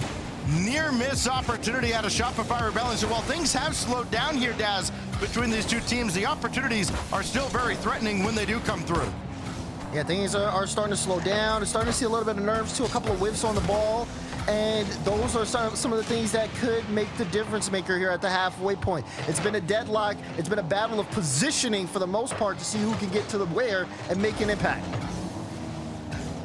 At the halfway mark, after that wild shootout at the end of Game 4, just 1 goal apiece. But when will it implode? This kicks all the way across. Andy streaking downfield. Has some support coming in, but Parth wins that out. Only as far as 5-up. Back and forth they go, waiting for someone to blink. There's the demo. Justin going after Andy too, but he just couldn't get back around for the bump. Now Two-Piece still forward. Second touch not there. And Rebellion leave one on the table. Little clearance out. Moist picking this up. Nice low 50 from Andy. 5-up's gonna get here first, but no, just completely can't even make contact with that one. Or maybe he opts to leave it there for possession changes, but now a counterattack for Rebellion. And Andy goal line save. 2Piece will get a free shot, but 5-up is there to deny. Now you had two stationary defenders. 5-up had to be streaking across to cover the other angle. He did so, but they can't cover this. 2Piece right between the eyes.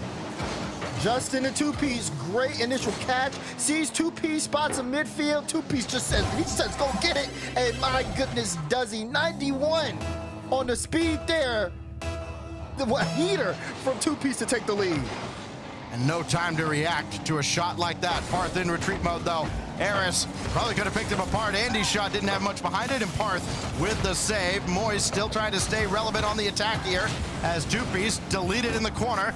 Moist are all over Rebellion right now, but still trail by 1 now. Bump on Parth, it's free for Eris. Great work there, getting the bump out.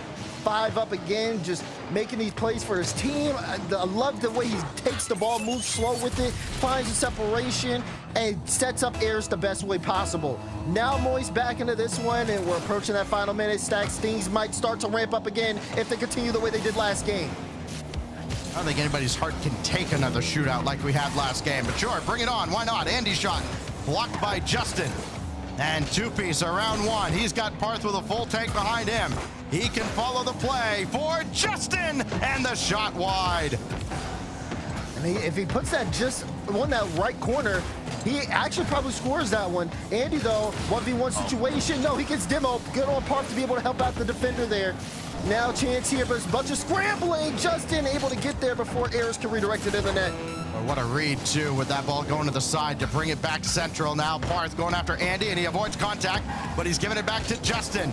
5-up out to meet him, still loose in front. And a good clearance out of Moist here. Eris to 5-up.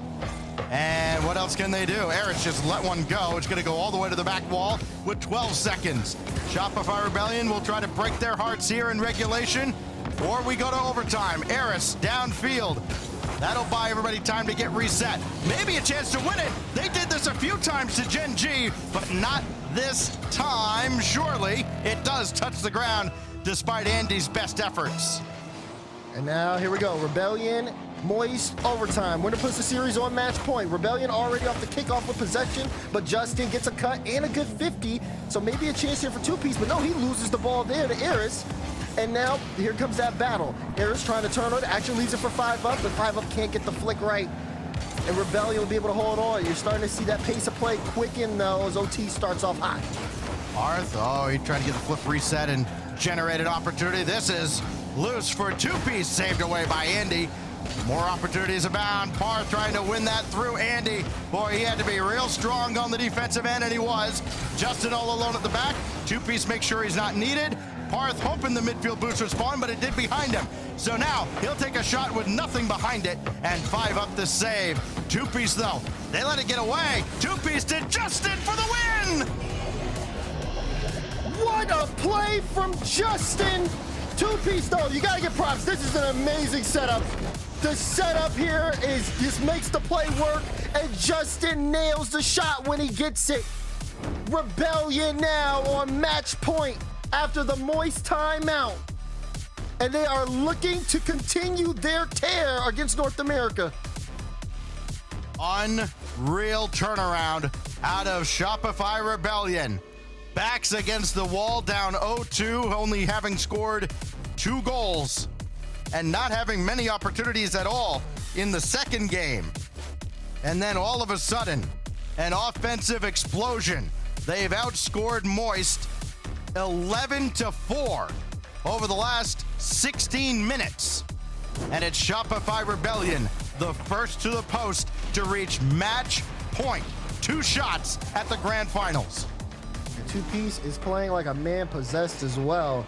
You take a look at the highlights, especially on that last goal. I know I said it was a play by Justin, but it was really a play by 2Piece. I got to correct myself there because it was just fantastic. Look at this. Reads it off the ceiling, gets that second touch before the defense gets there. By the time the defense knows it's a pass, it's too late. Justin gets the shot on.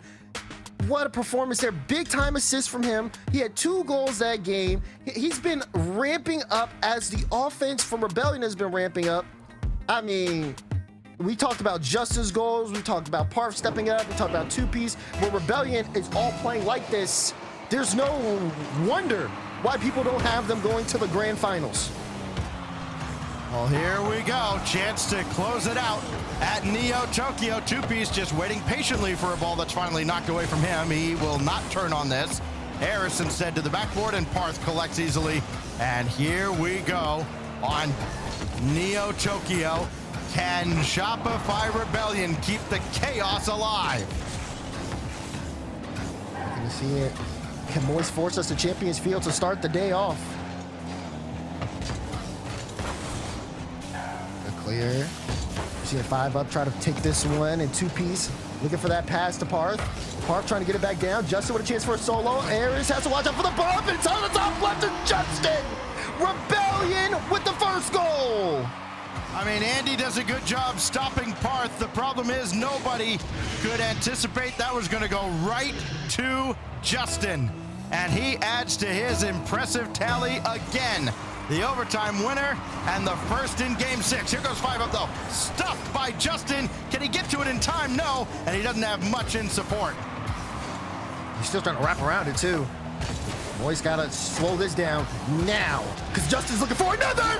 Top right, Justin again off the assist from Parth. Like a shark who smells blood in the water. And there's plenty of it. Andy has to go to ground. That takes him a little bit longer to get back up in the air, and Justin just turns 180 and slots it in. 2-0 in the first minute. Chance there for a kickoff. No, it's not gonna work out that well. You can see Moist trying to make something happen here. Justin with the whip gives him a little bit of space. 5-up to Aries. Oh, defense got back in time to shut that one down. Demo's on the play. Justin was taken out for a moment, but still not going to be enough here for Moist. And they are in so much trouble at this point. Losing the game after the timeout.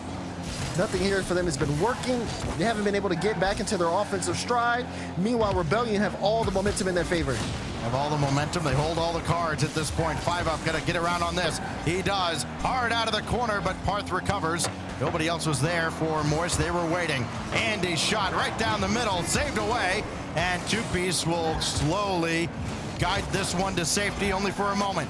Andy again going headhunting, finding nothing.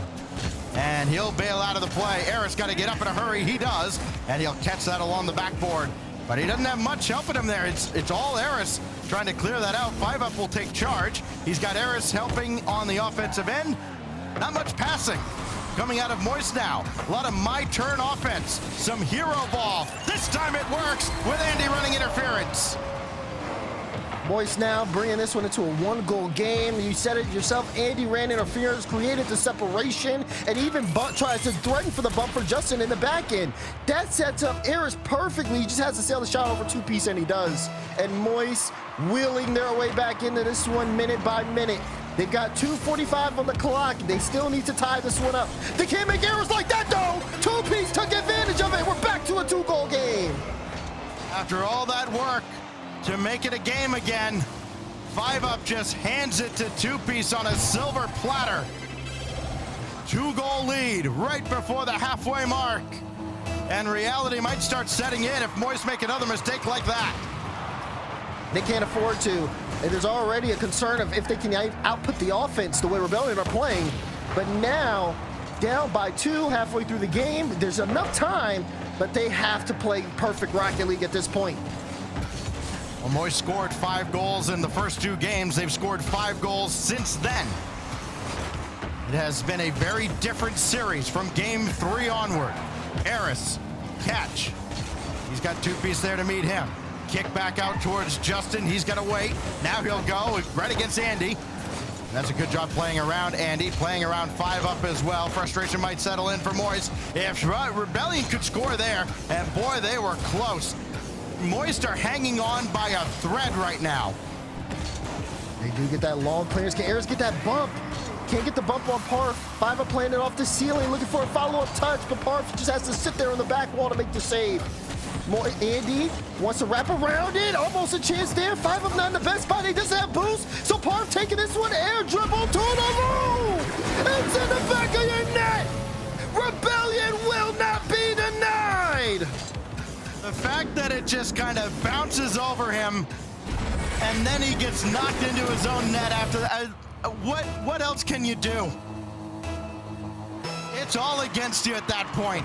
Just over 90 seconds. Moist need a miracle. 5 up, trying to deliver. He gets bumped by Parth in the air. 2-piece will bring it out. And all Eris can do is hope and pray somebody's there, and Andy is not. 5 up is Andy. Redirect stuffed by Justin. This isn't everything they got, but it's just not enough. Counter-attack goal. 5-1 scoreline. If you had any questions, they're answered now. Rebellion, a minute 12 to go, up by 4. Surely they hold on to this one. Moist are giving them everything, and they just can't come up with anything right now. Kickoff goal? Absolutely. You gotta just say it. They're going to the grand finals. Nothing more than a formality at this point. What a performance out of Shopify Rebellion. Everybody involved in every facet of the game. They have had to be greater than the sum of their parts in every event they've played. And this is the first time where I think they can confidently say, yes, it has all come together. Up high for Parth. Bank is open. No, it's saved by Andy. Oh, my goodness. It has all come up Rebels right now. It has been. And I mean, what a performance from everyone on the field. The team has looked great. They started off slow, yes. But after that timeout, they became the team that we all knew they could be. And now it's just a showing as we just wait for this one to end. I mean, like you said, Stacks, it's a formality at this point. They're already dead. Justin. Try. Just add more to the career tally. Why not? Hit the 1,000-goal milestone. 5th ever to do it. 5 up. Just looking for anything at this point. Moist will have to be content with a top 4 in their final event of the season. Shopify Rebellion lives to fight one more time. Justin, why not? Brazil to close that out on Neo Tokyo. What a way to do it, too. Justin there picking up that goal. I mean, what a legend he is individually, let alone the way he has been working well on this Rebellion team towards the end. They've been inconsistent. We had always talked about where should they be in this conversation. Great start to the season, but then struggles in between. And now look at them, backs against the wall, season on the line, must-win opportunities, and they are taking the must-win to heart. They got one. They need one more if they want to still force this potential tiebreaker situation here for London. And they look poised to do it. Hey, Gen G, Space Station, hit the training packs. Get ready, because you could have a storm coming your way. Shopify Rebellion just go on an absolute tear. Quick math, 18-5. They outscore Moist Esports in 4 consecutive games to run it all the way back and punch their ticket into the grand finals of the last qualifier of the North American season. Shopify Rebellion have done their job. OG Esports, your turn. You're next right after this.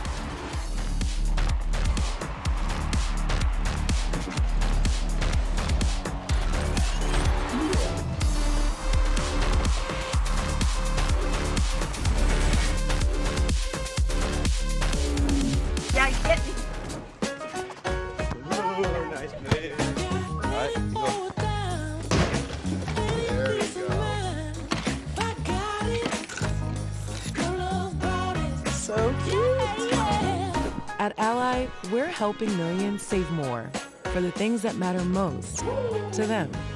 Whatever you're saving for, we're all better off with an Ally. I'll get back to work.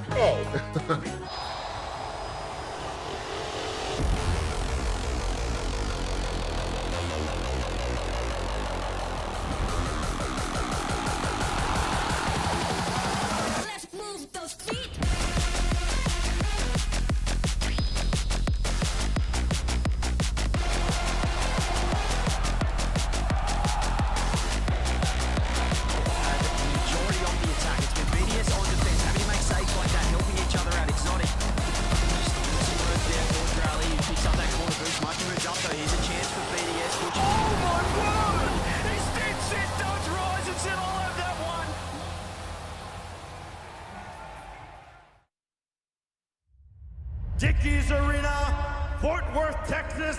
Welcome to Championship Sunday. This is the moment. Here, now, the final countdown to the final chapter. No back and forth. It's turn after turn. Bumps it off. Now comes the follow. No one from G2's there. They went for the dunk. Now Monkey moves downfield. A pass in front. We are going to Champions Field.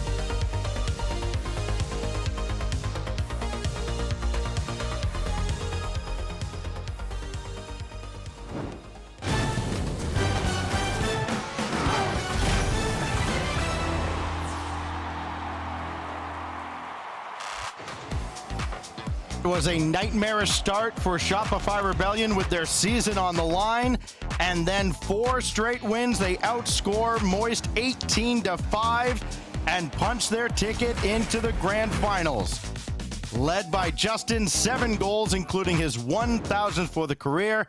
Now the man of the hour joins us here on the show. Justin, first of all, congratulations, not just on the milestone, but on the big victory here in the semis. Thank you. I appreciate it, Stacks. Good to be back. I made a final in 2 years? 3 years? It's been a while, so I'm happy to be here. First time in a minute, right? I mean, we'll talk about the team in a moment, but just for you personally, 1,000 plus now on the career, a career that started, of course, coming from out of style back in the Rival Series. You've been at this for a while. Can you reflect a little bit on this journey so far? I mean, it's been very stressful. I've just been super emotional with it recently. I've had like super high highs, super low lows, but I'm really glad to be like back in a final. Like I'm just super happy. Like it's been so long. Like it's just I'm so happy. I mean, your team has a lot to be happy about. You had that big turnaround after game 2. You take the timeout. Yeah. What was the message kind of amongst yourselves? I know you're not going to give away a whole lot of strategy, but the message amongst yourselves and the message from Memory there. I mean, I think we as a team do really well talking like to each other when we're doing something wrong.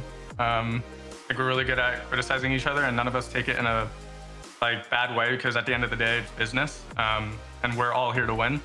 So I think we have a really good mental going into the games and what we need to do, and I think it showed the last 4 games. I mean, yeah, you have to have a good mental to stick with it, where all the ups and downs that you guys have had this season, and we've heard that from the top teams in the region, that they're all very brutally honest with each other because you realize what the end goal is, and it seems like everybody now is finding their stride right at the most important moment of the season. Yeah, I'm super happy we found it last split, like last regional. This is great. Yeah, I'm so happy. Well, talking about your teammates too for just a moment here. I mean, Two Piece and Parth have been outstanding. They have not been chopped liver at all. It has been a full team effort here. Can you talk a little bit about their play and how they have elevated themselves for this exact moment? I mean, all 3 of us have been waiting for this for so long, and I just think like Two Piece and Parth are like a crazy duo, very insane duo, and they deserve this, honestly. Like Two Piece and Parth are both just absolutely nuts. So I'm really happy to have made it here with them. Well, excellent. Again, congratulations on eclipsing the 1,000 career goal mark. It seems you still have plenty left in the tank, and we'll be looking forward to seeing you in the grand finals. Thank you for having me, Stacks. Get it. An emotional win for Justin and the rest of Rebellion, making their first grand finals either in a long time or in the history of their career, as well as keeping their hopes very much alive to make it to London. Shopify, at worst now, plays a tiebreaker against OG, and with a win in the grand finals gives here, they could secure their spot for London outright. And just the battle of adversity, like in this match, obviously all season as well, you know, going down 2 versus Moist, that timeout comes out and 18 goals to 5, and we talk about Rebellion, inconsistent at times, but their one consistent thing is they're gonna put up crooked numbers at some point. Game 3, 4 goals.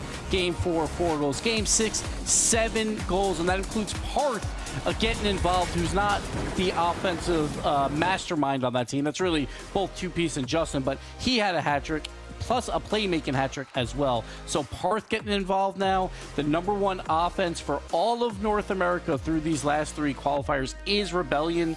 They're in the grand finals.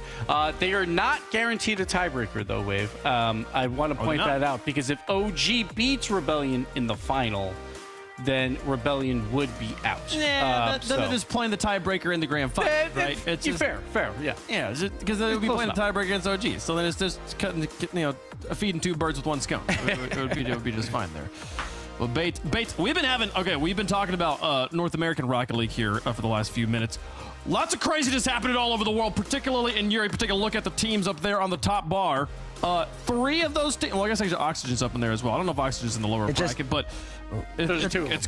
What are the logos up Carmine there? Corps, Gentlemates, and Vitality, all in lower bracket for the qualifiers of Open Qualifier number 6. Yes, they sure are. They're all in lowers. If you need to go watch those streams, listen, you need to go to Twitch.tv.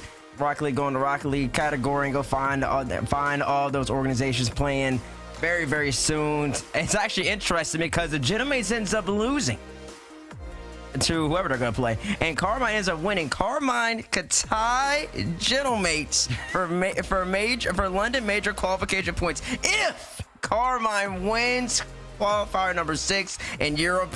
That's going to be crazy. Make sure to be paying attention in Europe, because listen, Europe's got a lot going on at the moment. Yeah, Chad, if you think our week has been crazy over here in North America with all these tiebreaker scenarios, why do they see what's going on over in there in Europe? It's bananas what they've got going on. So we have 2 more matches guaranteed on the day. You can see Rebellion waiting in the grand finals for the results of our second semifinal. The big bad Kings of the North, G2 Stride, taking on the up-and-coming veteran squad who just won't quit. OG versus G2 will be our second semifinal. And this one, a lot of implications here. If G2 wins, OG and Rebellion possibly could be playing a tiebreaker if Rebellion also lose to G2 later. If OG wins, it keeps that 4-way tiebreaker alive as well. But G2, #1 team in North America, not playing for much here. They've already locked up the #1 seed in London as well. So they're the best defense in the world. They like to freestyle on teams in the top 8. It really doesn't matter. G2 is that good, but OG is the team that never quits. We talked about them back in Qualifier 2. 0-2 in the Swiss. Wavefunk, you said it yourself, they are done at this point, but no, they battled back. They made it to Copenhagen, and now they are tied in 4th again to make it to London as well. They desperately want 4 more points to pass Rebellion to meet them in the finals, to do it without having to go through tiebreakers. So OG, huge upset yesterday, but they got to do it again today. No clinches or eliminations here. This is the OG. This is such a long road for them.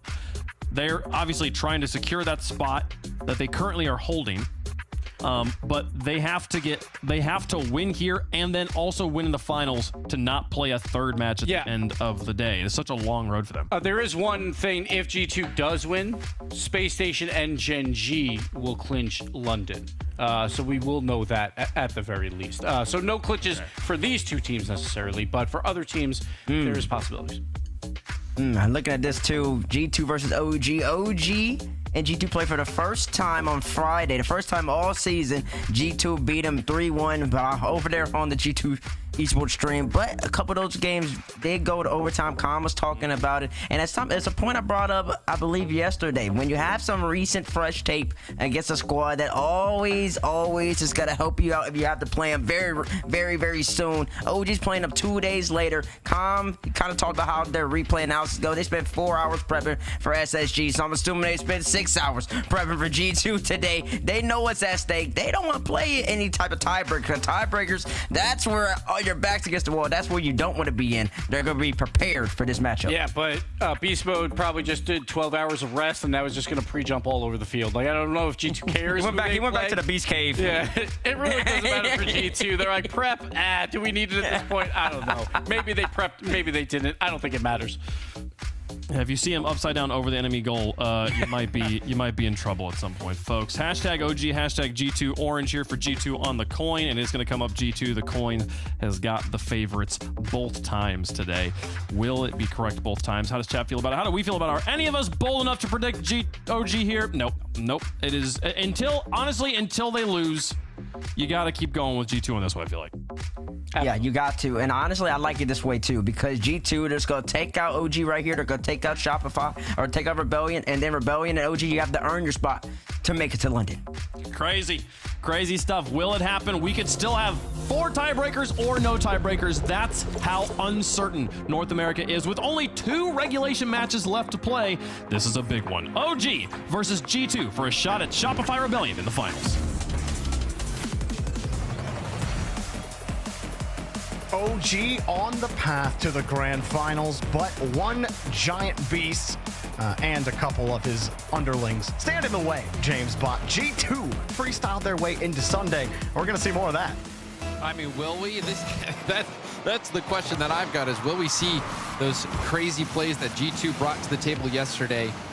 And now we're already seeing a quick start for G2. How long did that take, Derby? Exactly 6 seconds, James Bott. Beast mode down the field, everybody out of the midfield, and a second follow-up touch to beat Noli. Easy does it. J-Naps, I mean, he's in a position, but not one that gets him the save. Hot start from G2, who has been the hottest team in North America without a doubt. The only teams they've lost to in North America were M80 and Gen G. Against everyone else, G2 has been perfect. This is such an uphill battle for OG, and it continues to be so as Daniel gets his second goal. We're only 20 seconds in, Jorby. Now what happens to OG on this play? Oh, he just keeps, first he's in the midfield. He pulls off of Daniel so his teammate can come up, take the challenge. Daniel's got excellent control of the ball and only just rotates right in, expecting a quick challenge to happen. But Daniel still had control with no challenge coming. So nobody was there to defend the net. Just a complete breakdown there. And OG, they can't let the ones like that, ones like those through. Ooh, got a double bump though. Nolly forcing that ball up into the corner.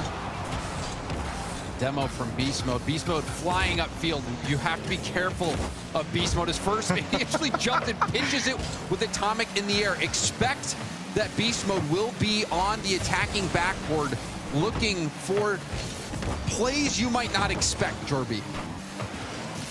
OG, no hold yet on the ball. Daniel forced him to give it up. Beast Mode's ready for it. We'll find it back to Calm on the slight pre-jump, as you called. He'll keep it going. Back to JNaps. JNaps looking for the double tap. Atomic catches him in stride. JNaps putting shots on target. It's one of the best shooters that Rocket League has ever seen. G2 will not want to give him looks. Beast Mode didn't have enough boost to get up and over that ball as much as was required to put it on target. Now Calm is trying to make a play happen all on his own. That dunk from JNaps clangs off the post and goes out. That was a scoring chance for OG, who have stabilized after giving up those 2 quick goals. Not quite over yet on the push, although they're starting to lose control here. Calm wanted to stay back, anticipating Beast Mode. Only to his touch. A couple of saves for OG. And only breaks through the midfield line. You actually got to shake the ball off of G2. Atomic just drives for free on the flick. Beast Mode almost scores. OG get there in time, but there's too much pressure, and OG gave him too much space. Saw the all-out panic. Atomic's flick forced the defense up. Calm getting a 0 boost save. Nolly diving in with 0. JNaps also running on almost empty. That flick, even though it didn't go in, forced all the boost out of OG and also put them out of position. A controlled start for G2. And they are just that good at times, Jorby. It is a tough team to beat, G2, when they are playing at this level. And 2 of these goals, they gave up the midfield to Daniel on an attempted fake challenge. Then they get scored on. And then that one, Atomic just dribbled the ball through, and everyone is expecting to defend the flick, but then Atomic flicked it. And no one from OG got the touch. But that touch, it doesn't matter, because G2 come back and they delete you. OG have to press G2, and they can't keep giving them these touches, but it's going to be tough when you're constantly playing from behind, and Daniel gets to keep the ball close. Beast Mode comes in almost, stealing the goal there. Nolly picks up the save. And on that last play, that attack from OG, Nolly went for the pass, and G2 saw that play developing and instantly just went for the demo on the shooter. So OG has had a couple looks, but G2 have been a step ahead at every point in the game so far. Beast Mode with the low boost challenge, but JNaps collects it nicely. Just thinking about taking up the wall, now seeing what space Atomic gives him. Oh, good idea to block him. Only had to stay back a bit. Calm was coming back to grab boost. He tried for the pinch this time.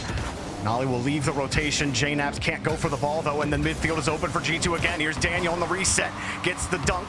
Up high for Atomic. He wins the bout. Beast Mode flies in. Almost had it. JNaps with no boost will keep them out for now, but Daniel flings one right back to them. Off target. Calm into safety for JNaps with a full tank of boost. All right, JNaps got control of the ball and the boost. Nolly waiting for a rebound here if it happens. Beast Mode getting it up and past Nolly. The dive from Calm. More offensive opportunities. We've seen some possession in G2's half. OG still have not been able to find that last pass or shot to get it by G2. Good speed at the midfield from Daniel. Keeps G2 on the attack. Might be a scoring chance there, but JNaps again getting a save. Good vision from JNaps, anticipating that follow-up. He's able to cut out the pass. Atomic misses a quick pass there. No blame for sure. Had no boosts. OG are just playing defense right now.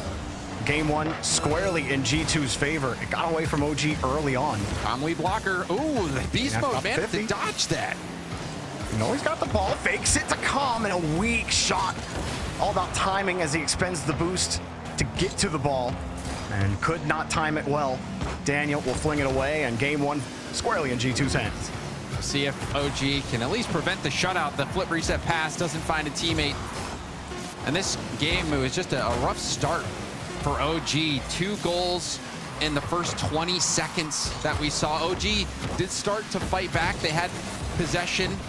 They had a few looks, but overall, the speed from G2 was too much to handle. And that is why G2 has such fantastic defensive numbers, is because they really are never forced to play it.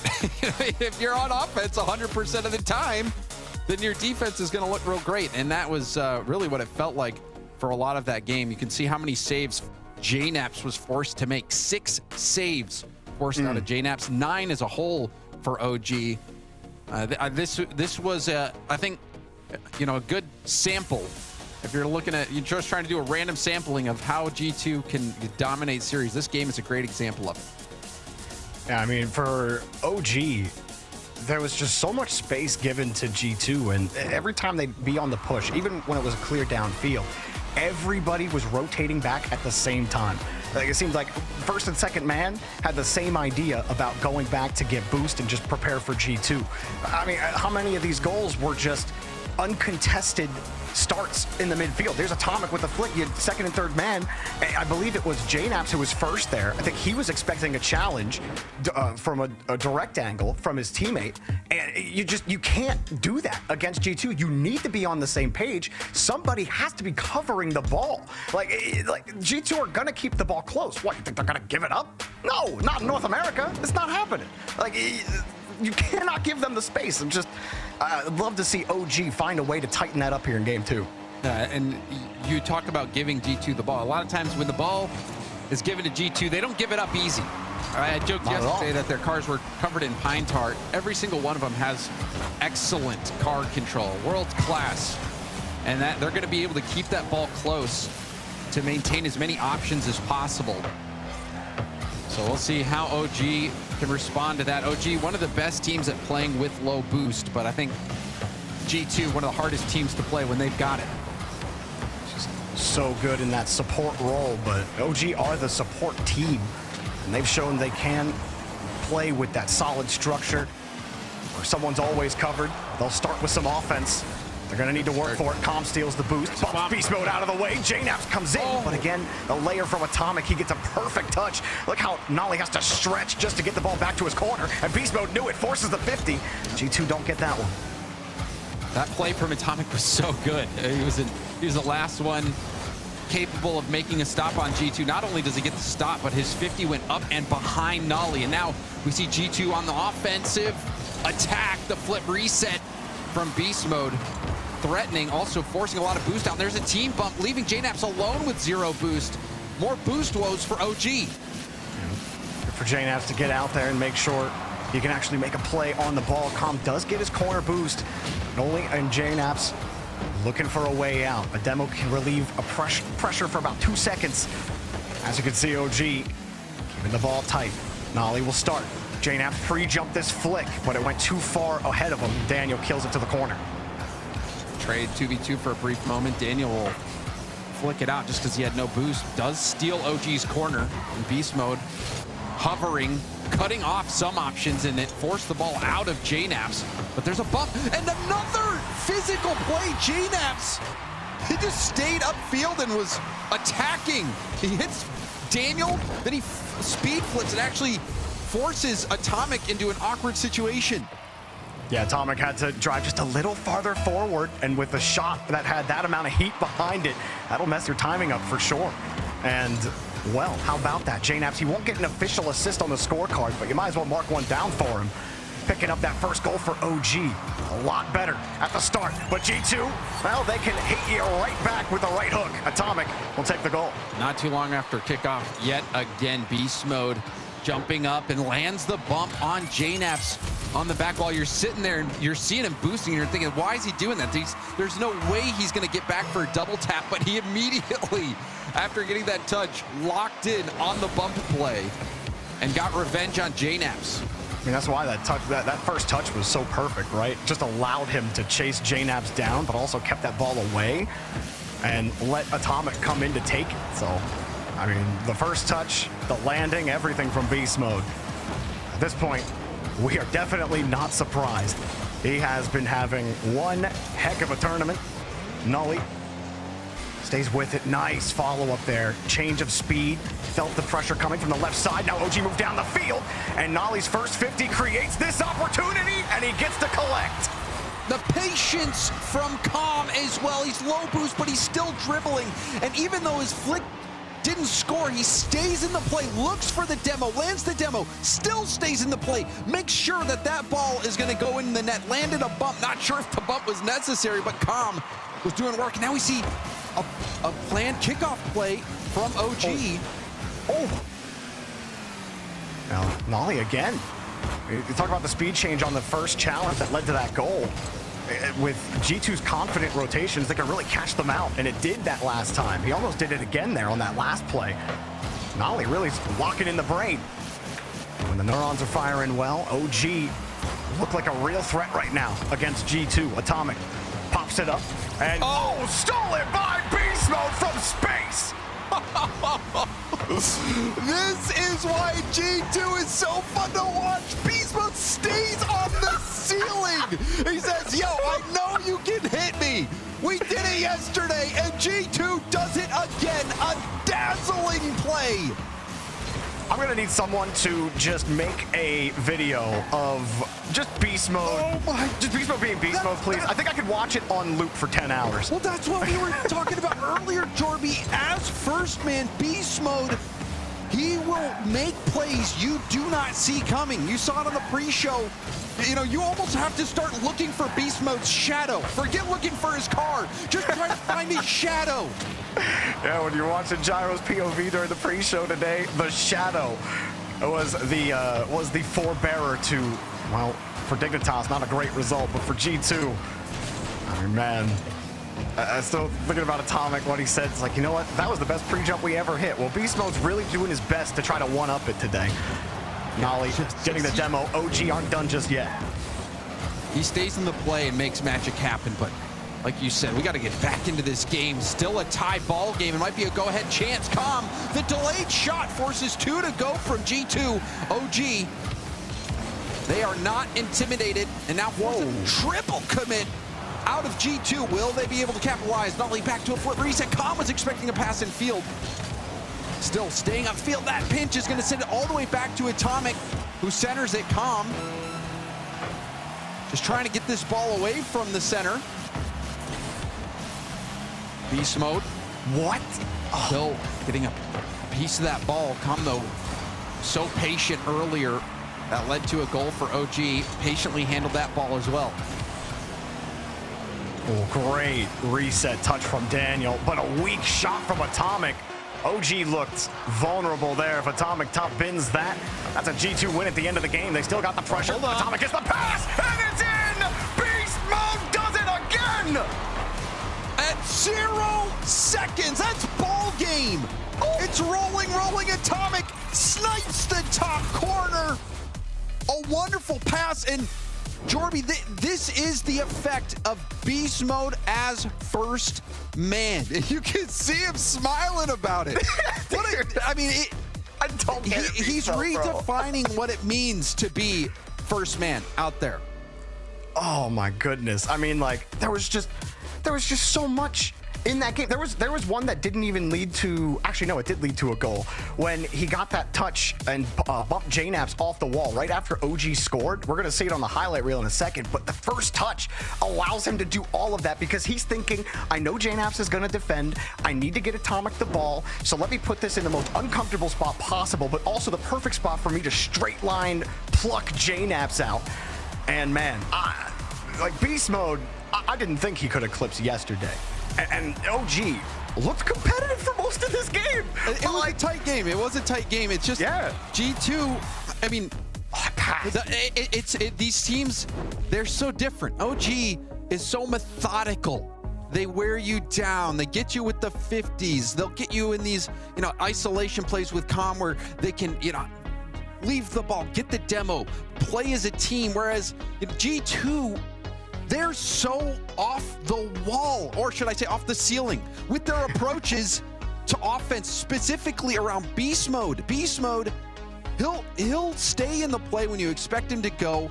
He's so unpredictable, he's so mechanical, and then the execution from G2 as well. Like, you have that rolling ball, but Atomic's, he still blasts that, slots it top corner at 0 seconds on the clock. G2, they have the flair, they have the fireworks, they've got the talent, the individual excellence. Daniel, I forgot Daniel was even playing this game, to be honest, because of how crazy beast mode and Atomic have been. I mean, he's played a great third man. Like there was a play where like he got a perfect touch off of his reset to beat Nolly in the midfield. That like when OG actually had pressure, nothing led to anything after that, but G2 relieved pressure in that situation, and like Daniel goes technically invisible there, right? But like, why do you need to do that much when you know beast mode is literally conducting like a maestro? The dude's insane today. It's just insane. Daniel doesn't have to do anything. The first layer of G2's defense is beast mode up in your half, and then it's like Daniel hasn't really even been tested yet. Yeah. So, the OG forced to call that timeout now, trailing 0-2. They were leading that last game. They looked good, but it's that G2 effect. They, like I was saying before, Jorby, besides M80 and Gen G, they haven't lost to anyone else in North America all year. You know, usually, for most teams at least, you're looking from the ground upwards, but Beast Mode, he thinks upside down. Really adds... Obviously, game three-dimensional. It feels like Beast Mode's finding some extra layers in those dimensions. Maybe even 4D. Maybe 4D chess for Beast Mode. Honestly, I'm starting to believe it. He can insert himself anywhere in the timeline. That'll start to explain some of the plays he's been able to cook up. Let's see what OG can do, though. They took their timeout. They took their minute. Sometimes all you have to do is take your moment. They did play a solid game for the most part in that game, too. Oh, here's a scoring chance. Beast Mode immediately jumping up to try to knock off that shooting angle. Successfully did so, but you're right, Jarby. OG is a team that can bounce back. We've seen them make those adjustments. I love the professionalism that you see from OG. They break down the game. And, you know, they just look at that next step and approach it methodically. Beast Mode covers them again. Calm is creating negative space. Actually holding on to his boost well, beating Daniel on the 50. Atomic was still landing. JNaps doesn't have boost. He can't press. He will deny G2 their corner, and Atomic will break the rule 1 as Calm takes the challenge and pops up for Beast Mode with a perfect catch again. See Nolly with a tip. Daniels has a little bit of space, goes for a demo, lands it, but another trade from Nolly gives space for JNaps, who flicks it up and over 1. Atomic in support. Demos all over the field. Calm will bounce it down. JNaps will be able to take over. Goes for a 50, does push it back. So this is an all-out battle for control of the midfield. Right now, we see OG hanging in there. OG are playing for 50s once they get into this half. G2 all fully tanked. And you saw him in the air just trying to figure out, all right, how do I actually get this back to my team, or how do I get this into maybe a neutral space? And OG are just struggling even to get back to the ball. Nolly will have some space, but he just gave it right back to Daniel, who came flying from the left side of his screen. And Daniel wins 2 touches. Even when OG find ways to create space, they still have to defend the heat. And they do not have air conditioning right now. OG... Nolly with the follow-up touch, getting it through Beast Mode, but Calm loses to Atomic. 2 touches wide, and Daniel off for a moment. We'll see what JNaps can do. Such an impact win there from Atomic at the midfield. And you see more of this battle take place. OG not trying to give Beast Mode the opportunity to push that far up, and they've been succeeding so far. Nolly up and over 1, but Daniel's already in the air. G2 forcing that ball up early, and they have that second man right there ready to go. Still some space. They can't go for the boost. Nolly got a full tank off the ceiling. And, I mean, that's just a dead play right there. You had support that was back. They needed something a little juicier from Nolly on that play. And it was tough for him to really get back to the ball after his reset. JNaps trying to keep together what they were building. But it's about as precarious as a house of cards right now for OG. However, if you can maintain balance, you can still find some success. However, Beast Mode, he's got quite the windpipe. And it's tough to keep that house of cards stable. That low boost for JNaps and Com Nolly, the only player in that moment who had boost. Is going to try to be patient here. Daniel, the shot down Nolly! He gets the touch and saves it off the goal line. What a play there from Nolly. Calm up quickly. Nolly needs boost. JNaps is playing third with 100. Reads that quickly. And it's a decent catch, but he's got no boost left. And it forces Beast Mode into the touch. Daniel was ready to read it. Fakes the first touch to get by Nolly. But the follow-ups are there for OG. They get to keep possession. Pass to JNaps. Looking for the backboard. Atomic ain't giving it to him. And Beast Mode covers the heavy touch from Atomic. OG are forced back again. Well, this is a great setup. Daniel's already up and cuts Com off. No respect on that challenge. Nolly's rotated back. Atomic again. The touch. Good challenge from Nolly. Rolled his car to get centered behind the ball. It doesn't matter though, because the follow-up is Beast Mode coming in. Back to Daniel. Pitches it high. They know they have OG on the stretch. Com's got no boost. JNaps barely has anything. He's on small pad game. Beast Mode pot shot. Nolly downfield, but nobody can receive. G2 will keep it tight. And hang on a second. JNaps was ready for that touch, but it will not matter. Daniel still there for the layers. Atomic G2's going got for the it. grab. Here he goes to Beast Mode. Nolly cuts him out. OG won it right back. JNaps with the fake. Com, catch, boom, goal! G2 played with fire, and OG burned them. Oh, JNaps brings out the punching bag. And that punching bag is G2. Whacked him. Wow, what a statement there. James, you even said it at the end. G2, they wanted it. Like, no, we're ending this at 0. And then exactly. OG threw it back at them. They were playing with fire. And they really did get burned. And I love that last play from JNaps. I'm sure we'll see it on the Mobile One High Performance replay. But JNaps goes up in the air and takes the space, forces the defense to respect him and give up that turf. And then he lands back down and decides to lead block, give Com the shot. And that ups their chances of success big time. It gives Com so much time to read the play. As we see it here, you see him fake it down, trust Com to grab it, lands the bump. That was the perfect play, and that is what I'm talking about when I say OG is methodical, professional. You give them those opportunities where you're saying, oh, they're gonna have to be perfect to make that happen. Well, they can do that. We saw that when they beat Gen G before, and we see it now. It's the first team this tournament that looks like they can really beat G2. There are some days where G2 do look a little vulnerable. They're not playing their best self, but I think that was a pretty decent G2 that OG just beat in game number 3. So the timeout buff works out. Now they got to keep it going. We'll see if we can even up the series. But G2, we know how they love to play with no pressure, and that's, well, that time he missed. Beast Mode hitting it off the bar, had to account for an OG player sitting along the goal line. Nolly will get the challenge. Be forced back for Beast Mode as G2 look for a way out. You said it. You know, this is a big series for OG. Shopify already making the finals. And, oh man, Beast Mode. He clips again. Yeah, Nolly just a little farther behind from Atomic, and he gets a great follow-up touch for Beast Mode, who, you know, inertia was his best friend. He got him hard. Beast Mode had him all hook, line, and sinker going up, making him think that he would go for a double tap off the backboard, but immediately reels back and goes for a delayed shot. Again, Speedy in the midfield. No one from OG was ready, and Com diving back makes one heck of an adjustment to get that ball downfield. Back to JNaps.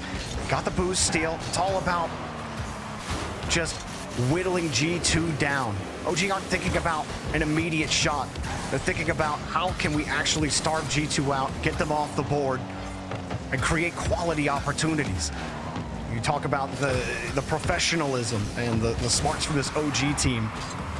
They know exactly what they have to do to beat this team, but doing it consistently and actually getting G2 off of those boost pads, that's the tough bout. Com's making it happen, getting the demo. Atomic forced to do a heavy touch, but Ollie's got no boost. The midfield doesn't spawn for him. He's happy the corner is, though. Calm will protect his own as well. OG have to fight hard against beast mode. So OG can be in control of their own destiny if they win out. Shopify making the grand finals. It was not what OG wanted to see. Right now, picking up those points. OG could be looking at a tiebreaker unless Shopify even does more. But so much to play for OG, whereas G2, they're basically playing just to lock in the #1 NA seeds at Worlds, and we see the equalizer come out from Calm. OG not giving up just yet. Yeah, nice fake from JNabs. Daniel covered the high beast mode, couldn't get there. JNabs lobbed up a perfect flick pass to Calm, beating beast mode, and that has not happened often. Usually you gotta send 2 players to beat him. JNabs does it himself. JNabs was so good on that play, and we're seeing another kickoff strat. We saw the fake kickoff before from OG. We see it again. Good call off as well, with JNabs letting Nolly take that ball upfield. Just love the teamwork. And you can just tell that every one of those players on OG, students of the game, trying to squeeze every bit of value out of any territory they've gained, every little bit of boost they have. OG not giving up yet. Calm downfield, but his teammate got deleted. JNabs reads quickly against Daniel, willing to play that aggressive. Back to Calm. Nolly underneath. He slips it through. Beast mode can't get back. OG in position. Oh, that was a big time bump. You can see Calm taking Atomic out, clears the path, leaves a small sliver to shoot on far post, but Nolly snipes that corner. The question is, can OG hold on to this lead? Standard kickoff this time. Daniel pops it up for himself. Demo from behind. Oh, miss from Atomic. Popped up from Daniel. That's going to buy time. That could have been disastrous with an Atomic whip and a beast mode demo. Now you have JNabs slowing it down. JNabs does not care how much boost he has. He just hopes G2 believes he can do something with it. And that belief has helped him a lot, as he has been able to warp G2 around him on his last couple of possessions. Now he gets through G2 on another. Has to chase down Atomic. And Calm looking at Atomic the whole time. G2 bunched up right now. Calm plowing through him. And Nolly, he's got a clean route to the goal. Oh, they're putting Nolly in these shot-taking opportunities, and he is coming through. Calm landing so many bumps, paving the way. Nolly sniping the corner again. Now you might be, if this keeps up, the 4-way tiebreak could end up being a real possibility. OG, since the timeout, last game was a difficult one, a battle of attrition, but OG are just straight up winning the bouts right now against G2. They're slipping, they're sliding, they're scoring. JNabs on the board again. And it's a beatdown now from OG. Nolly chasing this in, doesn't even jump into that. And that no jump 50 allowed the ball to leak out perfectly to JNabs. And even on the play before, I love that Nolly is not rushing things. He even let Daniel steal a boost. We see another fake kickoff, and G2 walks right into it again. But it doesn't pan out there for OG, and now things get interesting. G2 cutting the lead to just 2. Atomic changing the speed on the 50, and then beast mode plucking an OG player off the pitch on the demo. They were bunched up. Beast mode was coming from the other side, but Atomic at the very start of that, changing the speed. He approached the ball quickly, stopped, and that totally froze OG for a moment. That froze the backline, allowed beast mode to get that demo. That was a big stopper for G2. Up high again. They might get this. Just wide. OG will catch their breath. Atomic is going to push that upfield. Beast mode immediately started heading downfield. Did get that little pop. Good 50 there from OG. OG have to survive for less than a minute. They've got 2 goals helping them out. 2-goal padding. Atomic breaking the rule 1 with Calm. I don't know if you saw that down on the opposite side of the field. He did that last game too. Calm has asked him twice. And Atomic said no. We know how that goes for teams. However, G2 have the ball. Daniel throws it high. Thought the backboard was open. Calm got back to it.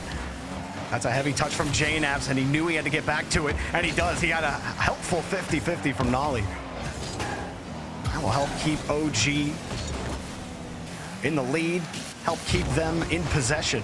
Beast Mode will try one more pop, and Daniel couldn't find the rim, but Beast Mode does splash it right through the center. Surely and not. all of a sudden, it's a question mark, James. I mean, we've seen a lot of 0-second goals this weekend. Surely it won't happen again. Let's see. See what happens off Big kickoff? No, it looks like a pretty standard one. Beast Mode passes across the middle, but it's right to JNAPS. No psycho for Daniel. JNAPS trying to get this ball to the ground. Atomic's airborne. Flip reset. Okay. Trying to get back down to the ground, but he fumbled it at the end. Didn't land cleanly. I don't think he got the wave or the flip. And so he wasn't able to wave dash or something. I don't know, but couldn't keep that ball underneath him. Still a scary moment for OG, but they pull it through. Nolly, some big precision shots. Also Calm landing massive bumps. I think Calm's aggression really shining this game, and they pick up another win. So OG, after stealing the one game at 0 seconds when G2 was playing with fire, now we see him win again in regulation and forcing a timeout out of G2, Jordan. Yeah, G2 going to take their 60 seconds to think. You know, if they do end up coming out on top in this series, they'll actually set the North American record for most regional finals made in a row. They would make it to 6. OG trying to throw a wrench through that. No records OG have on their mind, only the major. But Sathu gonna talk to the boys. G2, we've said it a million times, they're playing with house money, right? This series, it doesn't really mean much for them except for a little bit more money in the bank, and they're still playing confidently. They still look good, but OG are playing for their major lives right now, and they're showing it. They're showing up when it matters the most, and they're in position now to take over this series completely. Oh, and how crazy would that be to see OG with a chance to complete their destiny, and also for Shopify to have an opportunity to at least force a four-way tiebreaker. That would be something. I mean, it could be a historic moment that we're witnessing here take place in front of us. If the last top 8 from Europe, if 6 of the last 8 can be in lowers and double elimination, I think anything can happen anywhere. So why not? Why not have OG win and force a 4-way tiebreaker? At this point, we're being teased, right? Come on now. I've seen Gibbs work magic in the past. I'll put nothing past him. He's a crazy script writer. Yeah, I mean, he was the one who did the whole dream bracket at the start, so it's a little suspicious. Yeah, he's done that a couple times. You know, he started the whole Gibbs is guessing lore just to keep people off his scent. Little do you know, he's never guessing. He always knows the answer. But we're going to Aquadome. Game number 5. Winner goes to match point. OG have so much at stake. They lose here. They need G2 to win just to play a tiebreaker against Shopify Rebellion. But if they win, they can just do it themselves and make it to London. Let's see if they can keep the momentum rolling. We're underway. We saw multiple fake kickoffs from OG last game. See if they keep reaching into those strategies, trying to make things work, or if they think G2 is already caught on. Beast mode. Working with some space. Atomic's trying to bulldoze his way through. There's a double commit. Daniel trying to get a flip reset double. That play was broken up by Nolly. Atomic couldn't go. JNAPS had it covered. Calm jumping into beast mode immediately, and that's the only way you can really get by him, is you have someone there to actually just challenge or force beast mode to make a move off his own back wall. They do this time. However, possession proving to be difficult to hold on to. OG got to work through a lot. Calm deletes the world, and he's got OG on top. Of course. There's one demo from Calm. 2, he had barely enough boost to make it happen. He says, you know what, Nolly, I'm offended that you even tried to take my goal. I earned that. Oh, man. Classic Calm. You got to love it. OG, the start of this season, James, it didn't look great. And I think a lot of people might have been skeptical of the roster when they first started. They were together. almost swept out of Swiss. And ever since sweeping the Swiss, they have been a different team. They really have. And I mean, you talked about it too, like their ability to support each other and really their smarts behind the ball. The speed changes in this game against G2. Like OG have only gotten better this season. And it's been impressive to watch that come up. They're training, it's all paying off right now. They got to keep it up. It's been inspiring, honestly, to see a team with players composed of people who say are these support players. They're not superstars. You know, they showed everyone that they are superstars. They have the talent and they have the desire to win. And I think their serious approach to the game and professionalism has made them stand out. They have been a shining example of what hard work can do. Slippery settle the mechanics from Calm. He is not a support player. He is a main character. He gets techie with it on this one. A nice follow-up to line up the reset and too much power for G2 to handle. I was thinking about how JNaps squared Daniel off of his ball in the carry earlier, and Calm's over here. It's like, hang on, let me give you something actually to scream about. JNaps, oh, this is about the belief. Beast Mode was there. I think JNaps might have left that, seeing Beast Mode on the side. Didn't want to give him a free 50 back to his teammate. Daniel, without any boost, drops it down. Nolly was ready, and he'll keep the ball tight. Neutral hop to stay near. And a bit of a tie-up with JNaps, but play it back to him, and maybe he'll have success. They missed the bump. Calm just has to buy time, but JNaps got that midfield boost. And that boost battle has been under constant contention between these two. OG are getting a little bit more of it right now, but G2 finally press. Low boost here for Calm. He's trying to find JNaps on the outlet. Still hits the ball to open space that forced G2 all the way back. This is such a different series. You can see how good OG is at adjustments. In those first two games, Beast Mode was wreaking havoc up on their own back wall, playing that first man so deep, but OG has been staying so close to the ball, not giving G2 any space to work with. And what a response and adjustment we've seen from OG. G2 have found consecutive touches in the blue half. Nolly's right in the middle of each one of them. Atomic creates some negative space, but Beast Mode just chucks it away. And Calm was ready for it. He was on the sidewall.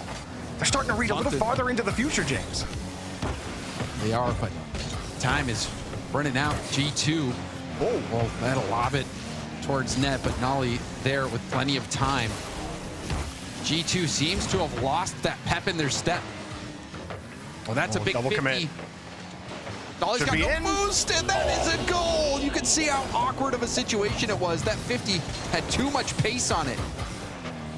Yeah, too much. JNaps was flying around it. That double commit really did kill them, especially on the limited boosts. The touch doesn't go anywhere to where a teammate's flying. That's an unfortunate mistake for OG, one that they might have not been able to afford to make. Calm will get the ball immediately off the kickoff. Gets the 50. JNaps is up. JNaps through off the post and saved. Daniel gets credit for it. Atomic happy for the fourth man. That hit off both posts. That hit off both posts. I can't believe it. That was so close to being a goal. G2 survived by the skin of their teeth. Beast Mode off the ceiling again. Beast Mode is the Dark Knight, and he swoops in for another goal for G2. He hasn't turned off that bat signal, and he's always where you need him to be. Oh, man, he might go quiet for a little bit, but that's not because he went invisible. That's just because he's reloading. He's got infinite ammo. Beast Mode, another touch for him off the kickoff, but Nolly tries to get that across, and now that mistake earlier from OG really gets highlighted. One where you had control of this game. You were thinking about match point. JNaps now has to create that match point through this 50, through this pressure. Daniel being fought with by JNaps, and Atomic was ready for this touch. Nolly gets bumped out of the way. Calm is against Beast Mode. Atomic there, so is JNaps. OG are hanging on. Nolly in the midfield wants to find JNaps, but he ended up ripping it straight onto the board. Beast Mode goes through. Atomic gonna find the next touch. It's really awkward for Daniel, though. Daniel not expecting that. And they still got over him. Could have been good for OG. But now Beast Mode is trying to work with Atomic at Low time. We've seen him do this before. Infield pass. It's open over Nolly. The save. It's still floating in front of OG's net. JNaps gets it by 1, and we've got overtime to put either OG or G2 on match point.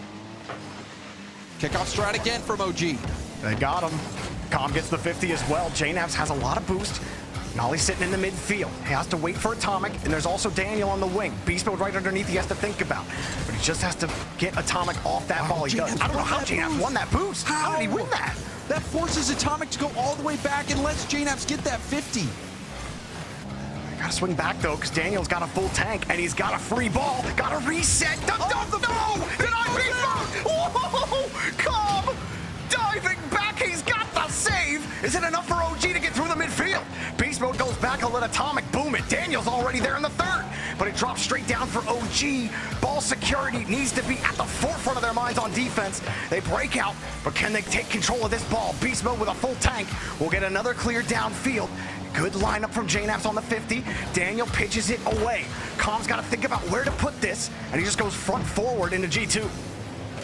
Now Beast Mode will have a little space here. Nolly trying to be patient. He backflipped on the wall. It's off the post and out. He backflips to lock in that trajectory.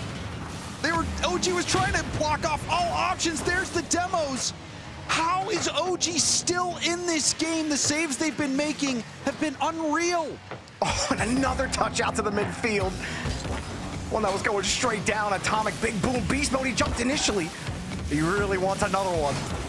Even going for it in these overtimes, you gotta love the confidence in which all of G2 approach the game. Even in these tight moments, granted, the stakes much higher for OG for sure, but still, they're giving OG everything they got. And here's another touch that OG have to contend with on the midfield. Beast Mode. How close G2 are playing this. They knew that touch wasn't going to be quality. Now they get the move downfield. OG. Beast Mode. There's a pinch and another demo from Com. His physicality has made the difference for OG. And now 50 directed across the field, but it's right to Beast Mode, who has a full tank. Nolly uses up everything. It's over him. Beast Mode gets the bump on Com. JNaps will clear it off the line, and Nolly, even though he's got no boost, oh no, he stole it from JNaps. OG still survived that attack. That was such a good idea. JNaps, he threatened to go for the ball, and then he immediately turned off, went for the demo. Didn't connect, allowed Com to take the free angle, but still OG are still thinking about the game on offense. Their brain are firing right now, trying to figure out how to get through G2, but every 50 seems to go to a G2 player, uncontested in the midfield. Atomic and Daniel pre-jumping for East Island! Got the match point! G2 are incredible. Daniel goes up for the ball, calls Atomic off. OG doesn't know what to do. They're trying to calculate what's even happening, but Atomic, he fakes it, leaves it there for Daniel, who not only puts a shot on target, but a low shot, surprising the defense. And now you see all members of G2 have those impact performances in a big game. Daniel, that was such a smart call off. And Atomic also, you saw the battle. Credit to OG as well with the amount of saves that they made. I thought this game could have ended sooner had it not been for some of the heroic saves, but G2 has that next gear. They have the ability to dazzle teams. And they did there in overtime at the end. The amount of options G2 just give themselves. Like, there was even one where when they were taking all those shots, third man from OG was having to make the final save. Beast Mode even threatened the pre-jump, and that shaped how Nolly was approaching the ball, because he heard Beast Mode jump on his right, and he's like, "Oh wait, I'm getting around here." And then as soon as Beast Mode saw him turn, he gets down, and that keeps OG a step behind. Like, G2 are literally playing chess, 2 moves to OG's 1 move. And that last move was such a good one from Atomic. You saw in the replay, he got the mid boost, but he's going right at the ball. Everyone thinks he's gonna hit it, and he actually did. But because he hit it with the wheels of his car, he didn't mess up the shot for Daniel. The ball really didn't move at all. And it was a free shot for Daniel to take. The gameplay from G2 is so fun to witness. They play like no one else we've seen in NA. How about Daniel withstanding Com, bearing down onto him? He avoids him and gets the clear. OG have to force this game onto Champions Field, and they're certainly trying it. Com trying a little cheeky bump, and Nolly will slap that ball in. OG not gonna go quietly. And what a day Nolly has been having hitting these marks. He has been in the shooting position more than anyone else, where he's got a free ball, he needs to hit the spot, and he's been able to. He really has done such a great job of capitalizing on the opportunities that come his way. That touch will be to G2. He's got a full tank behind JNaps, and that's a great 50 from JNaps. Gets under beast mode, forces the touch too high. Unfortunately, Nolly kind of frozen there with G2 bearing down on him. They do force it through, though. Can the speed change for OG? G2 trying to play with rhythm. OG have been able to take advantage of that several times. They're still trying to, but G2, the layers help support when that first man challenge goes the wrong way. OG are back on defense. JNaps trying to bite Atomic, or get Atomic to bite too hard, but Atomic is thoughtful about how he chews down. JNaps can't get away from beast mode, who just weaves his way behind JNaps. Still gets back to the ball, and OG might have a chance to score unless Daniel snipes it down the middle of the field. Daniel caught him out. You could see, who was this last back? JNaps, maybe a little bit thrown off. You saw how close G2 was playing. Also, JNaps had no boost and gets cut around, so G2 will tie it up. Yeah, I feel like JNaps, he knew that Com didn't have a play on the ball as soon as it went back to Daniels. Tried to make up for it in that low boost situation. No way he's going to defend it. With Daniel getting the free touch, your best bet might be just to dive forward and challenge on that play. It really comes down to Nolly earlier on the first challenge. See, plan B hit for beast mode, just trying to break up the counterattack. There's a fake, leaves that for beast mode. I love that from Atomic. G2 plays with so much confidence. Daniel, nice roll up. Now OG need an idea to get through the midfield. That soft touch there might do it. A little risky. That was second to third man, but they make it work. JNaps wins another touch. Beast mode has to dive back. Now Nolly can't get back to the ball. Flying back, cutting off rotation is his teammates to keep him away, but Beast Mode had to give another play up. Nolly up high for this. Can't read Beast Mode's touch. Daniel through the midfield on the 50 again. Beast Mode gonna be ready right next to him if it fails. And he'll make sure Com keeps that ball as tight as possible. Otherwise, that's another G2 goal. Still a pass. No one wants to go. Daniel will wait for Com's touch, who has no boost, and you see them starting to get desperate, James. Starting to give up the ball in those situations, feeling G2 where they're not. But it also is that situation where OG thrives. In those low boost situations where their challenges have to be perfect, they find ways to wriggle out of those tight situations over and over again. Beast mode, no boosts, but it drops down to Daniel, and the shot's in. Daniel has become unlocked. They're feeding him now. This is that third man Daniel shooting. When he can get an opportunity to make a play, it's still dangerous. It's like, pick your poison. Do you let Beast Mode and Atomic tear you up, or would you rather go up against the Daniel third man shooting?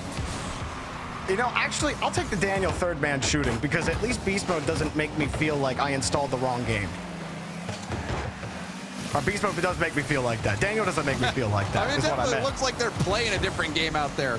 I mean, they definitely are. G2, they're showing you why. They beat 2 out of the best 3 teams in Europe, in Copenhagen. Only losing the Gentlemates in the grand finals. This team is ridiculous. And not only are they making all the finals in North America, but to do it internationally as well, it shows you how good G2 actually is. But OG is hanging right in there. They're still just 1 goal behind, and they've had some magical moments so far. They'll need another one here as we approach this final minute of gameplay. G2, they know that OG have to come out and chase them, so they're just holding the ball, daring them to come forward. Come, use more of your boost. Yeah, come out and stretch for this 50. We know you're not positioned for the follow-up, because we're the ones holding the ball. We're the ones holding the cards. G2 looking for their 6th straight regional final appearance. Here comes Nolly, going for the air dribble, bump, double, what he got? Back to Com. No! Oh! Was that? Who touched that ball? It looked like it was Nolly. Trail. It was Nolly. He was coming out of net, Recom hit it into him. Oh. That is a play we will have to look at again. I cannot believe that wasn't a goal for OG. Calm, racing back, trying to get the demos. JNaps might have found an opening. Atomic gets the 50. Daniel's following close, recovers immediately off the back wall, but Nolly with a heavy touch. How's he gonna make it work? Oh, almost. Atomic got it. Dangerous. 12 seconds for OG. They've got to find a way to get this ball in. Back to JNaps, looking for Nolly. Nolly up high.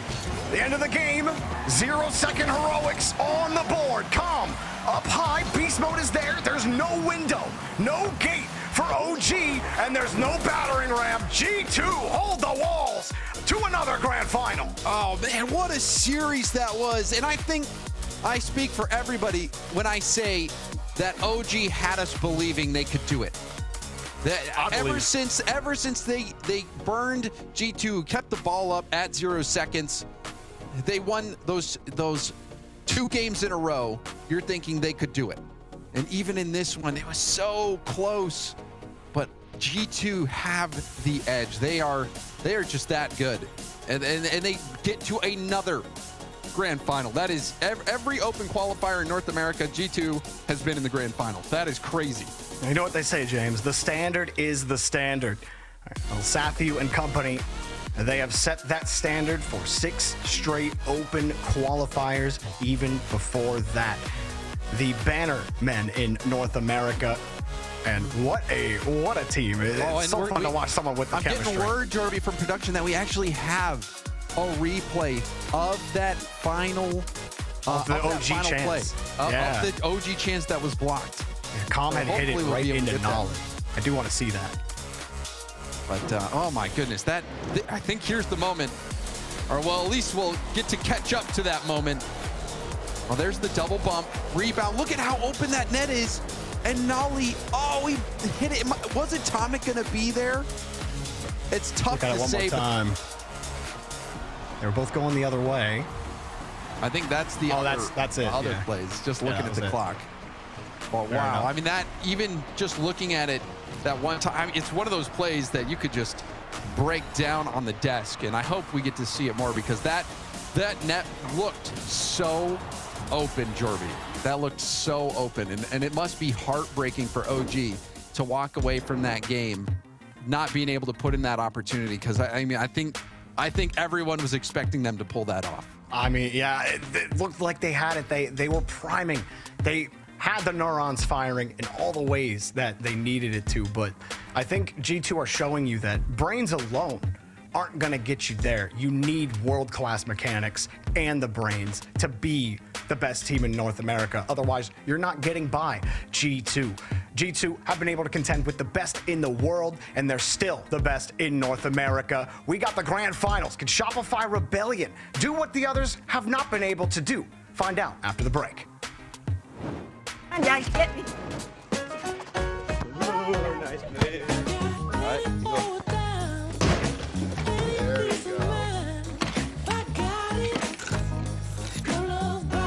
So cute.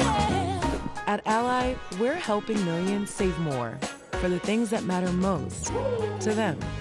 Whatever you're saving for, we're all better off with an Ally. Get back to work.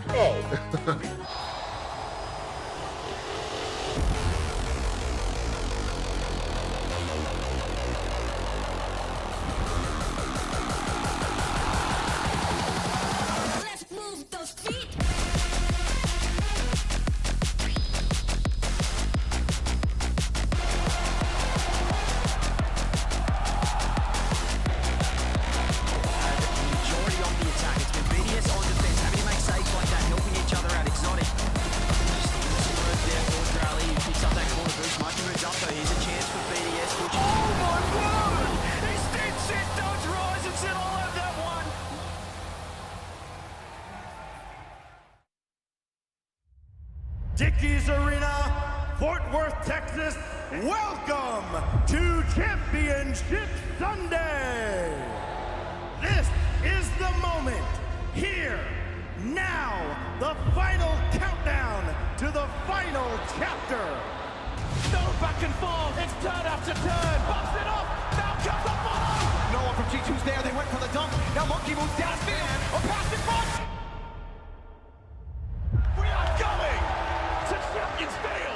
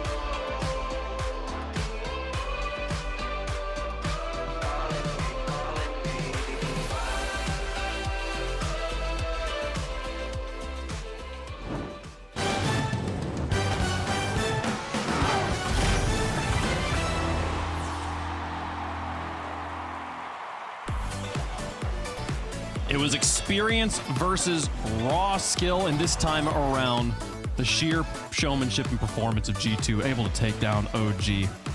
They'll look to regain in future showings here. G2, well done. And they also have kind of cleared up our situation here, Gibbs. We got like just one, one tiebreaker or no tiebreakers. None of this 3 tiebreakers stuff going on anymore.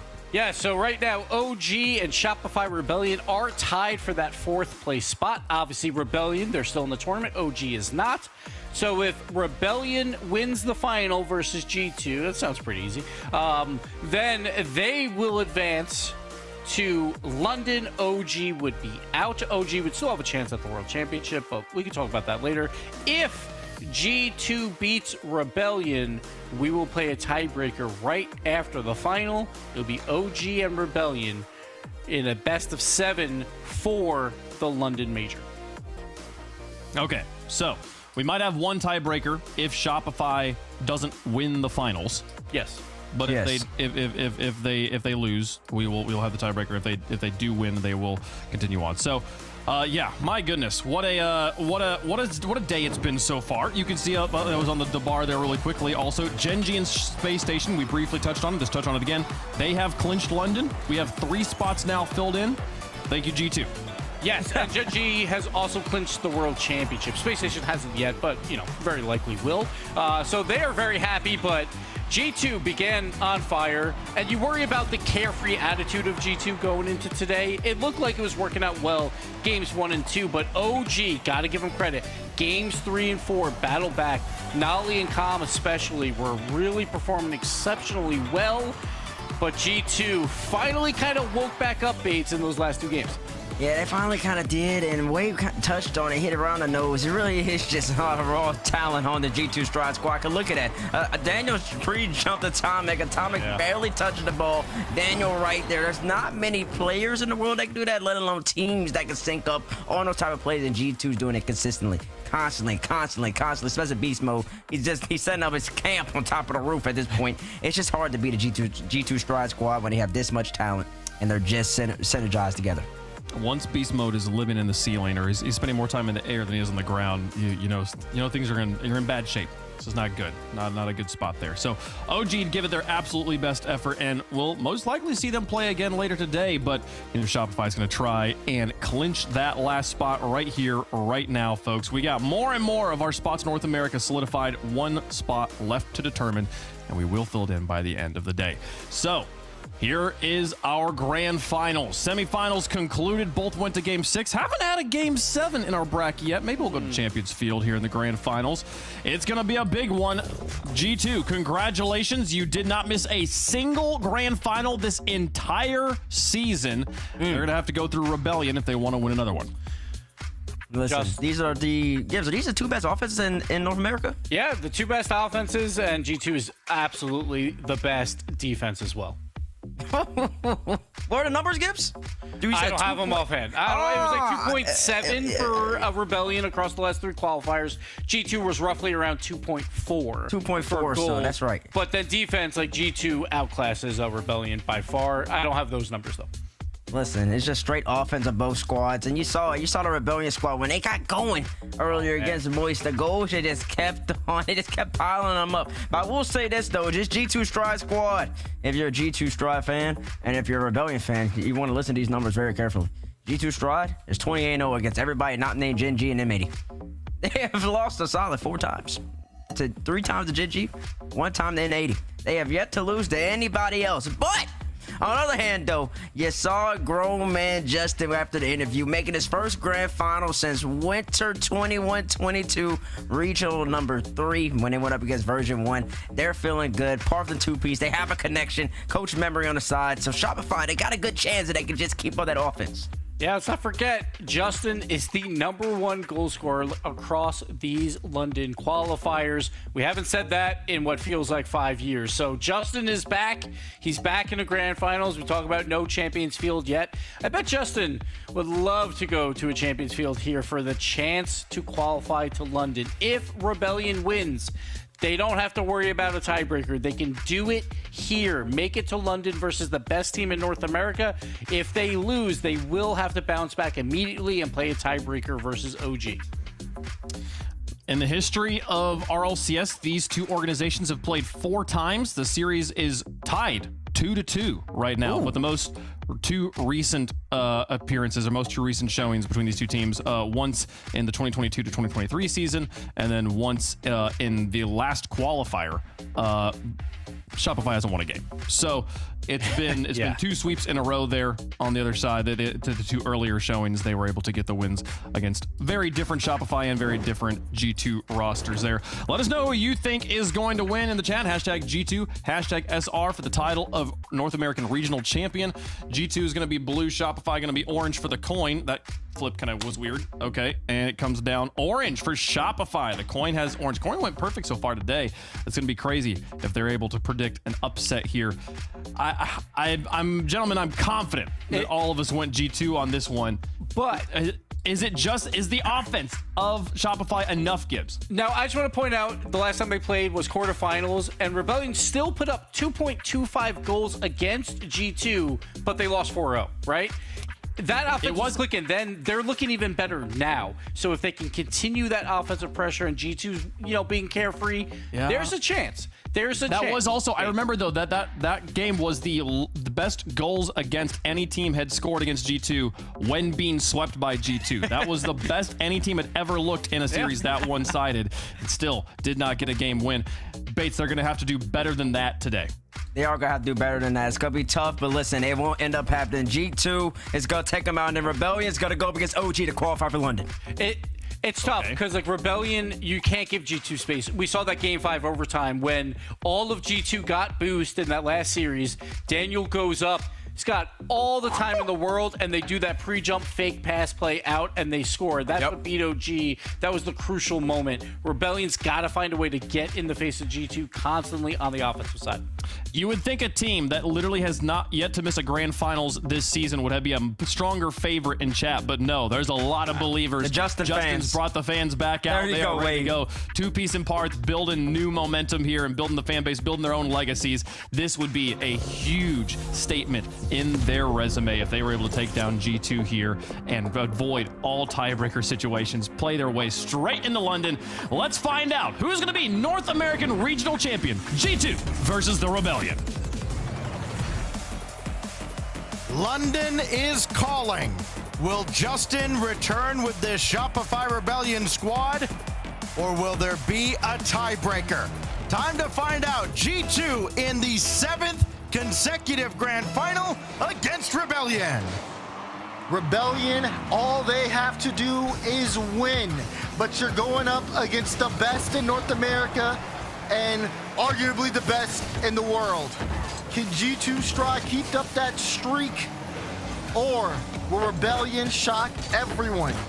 Regardless, if they lose this series, tiebreaker situation, OG waiting and watching, and so is the rest of NA to see what happens. Arth, the initial stop on beast mode. We are off and running in our what could be our final match in North America, or there could be just a little bit more business to attend to. Atomic has that one skied up off a deflection. 2-piece trying to go to work, but Daniel not going to give him any room to breathe. And that's what G2 is going to have to do here against Shopify Rebellion. Just not let them get comfortable at all. They haven't, and they scored first. There you go. You talked about it, not letting them get comfortable. Plays like this are just that. That touch from Beast Mode, he's just playing the beat there. And then again, that off-speed touch from Daniel to throw off the 50. Rebellion are going to have to connect on the ball here a lot. If they continue to lose challenges like this, then we could see G2 take control early. But we have seen both teams look a little shaky today. Even in the Moist series, Rebellion had a slow start. And then with G2, even being forced to take a timeout, going all the way to Game 6 against OG, no one is perfect on the field here. Coming into this weekend, Shopify Rebellion had only won any games at all in one of their 4 playoff matches. They had been swept by the likes of G2 and Gen G a total of 3 times. No wins against either one. Trying to get their first here. That's got to be the first step as Parth has that out to Justin on the wing. Justin, with his team leading 29 goals this weekend, including the 1,000th of his career. This resurgence in this event, trying to get back to the London Major. And 2-piece just watches that one go by. He can't keep up with Beast Mode, and G2 strike first twice.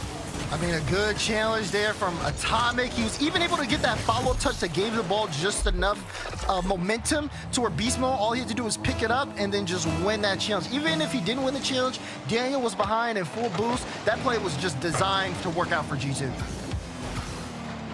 Arth over top of one, but G2 well prepared on the defensive end. So Beast Mode has the outlet towards Atomic, racing downfield. Looking to get the shot from the wing. No, the follow-up from Daniel. Second touch is on the mark. Bang, bang. You can't give Daniel a free shot like that. You saw Justin, he was low boost, had to dodge the demo, and Daniel knew he had the backboard for free. What's he gonna do? He's gonna show everyone what he can. Shining star of North America in Daniel, just showing off. This is roughly what Moist did to Rebellion in game one of their semifinal series, but it's happened a lot faster here for G2 as Beast Mode brings that to ground. Atomic for Daniel, looking for another. Oh, he left it for Atomic, has the defense just dancing like puppets on a string, and G2 extends the lead again. I mean, the way this is right there, look at that beautiful fake. Atomic with a good shot, but then he gets the bump after, and Beast Mode able to close it down. If you're not challenging G2, you're giving them space like that. That's the type of play you have to defend, and you can see Rebellion don't have the defense for that. They're gonna need to be able to cut that out way before it develops. Rebellion can take a little bit of solace in knowing that, hey, they've got at least a tiebreaker here. They can lose this and still make it to London, but you certainly don't want to play any longer than you have to. Justin trying to get around Atomic, easier said than done. Dish off pass to Parth. No shot on target as it's blocked way out in front. Justin can't bring this back to anybody in particular, so Daniel takes over, and G2 just doing what G2 does on a regular basis. I mean, they got so much room in the midfield, and they will kill the clock, they will take their solo plays, they will play for each other. Anything. Look at this for free from Daniel. Beast Mode with a little bit of a lane. You're seeing some of the bumps come in. It just feels like Rebellion have such a hard time. Oh my God, Beast Mode. What? I didn't think it was off the ceiling and just shoots it. Why not? You know, if it's 1-1, maybe you're passing that to Atomic. It's 4-0. Let me get some. 4 goals for Beast Mode here in game one. 20 on the weekend. And he almost stopped that from Parth. Second touch on target and through. Parth has him on the board. And it's good for Parth to be able to get that too, right off the kickoff as well. Good use of the flip, great follow-up touch, light touch down. 1-3 play from Parth. At least you're seeing that offense really shine and break through the defense, but it's a big goal to bring the deficit down to 4. A lot more work that Rebellion need to do if they want to get back in this game. It sure is NBA season, isn't it? This one through from Justin, brought back in. Atomic down to Beast Mode, back to Daniel. Add another log on the fire. 6-1. Thank you for that Rebellion break. We are now back to our regularly scheduled G2 program. Light touch, demo on the play, open net, free shot. Boom. Not much more you can say there. G2 still handling business.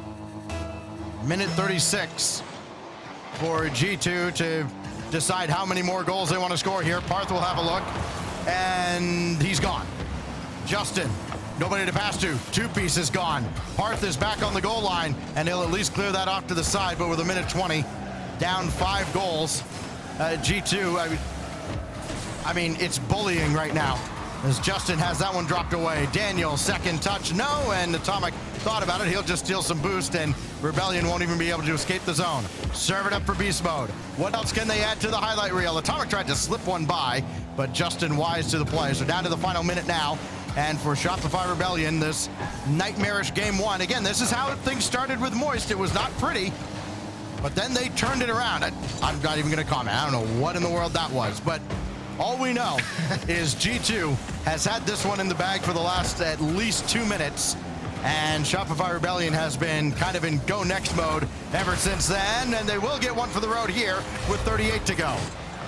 Yeah, this is, even though this is a terrible start for Rebellion, it does have some silver linings. It's just the fact that, okay, G2 has hit you as hard as they are going to hit you. You understand exactly what you're up against, and you get to figure it out here a little bit early. You have that extra time. You know, okay, this is where we start trying things. This is where we can see what does work, what doesn't work, and then we even have time where we can even discuss if need be. 30 seconds remaining. Rebellion trying to continue to add to the scoreline. They might get a third. They do get a third. So they bring this within 3 with 26 seconds to go. Do you believe in miracles? 26 seconds. Down 3. Have to have some immaculate kickoffs at this point.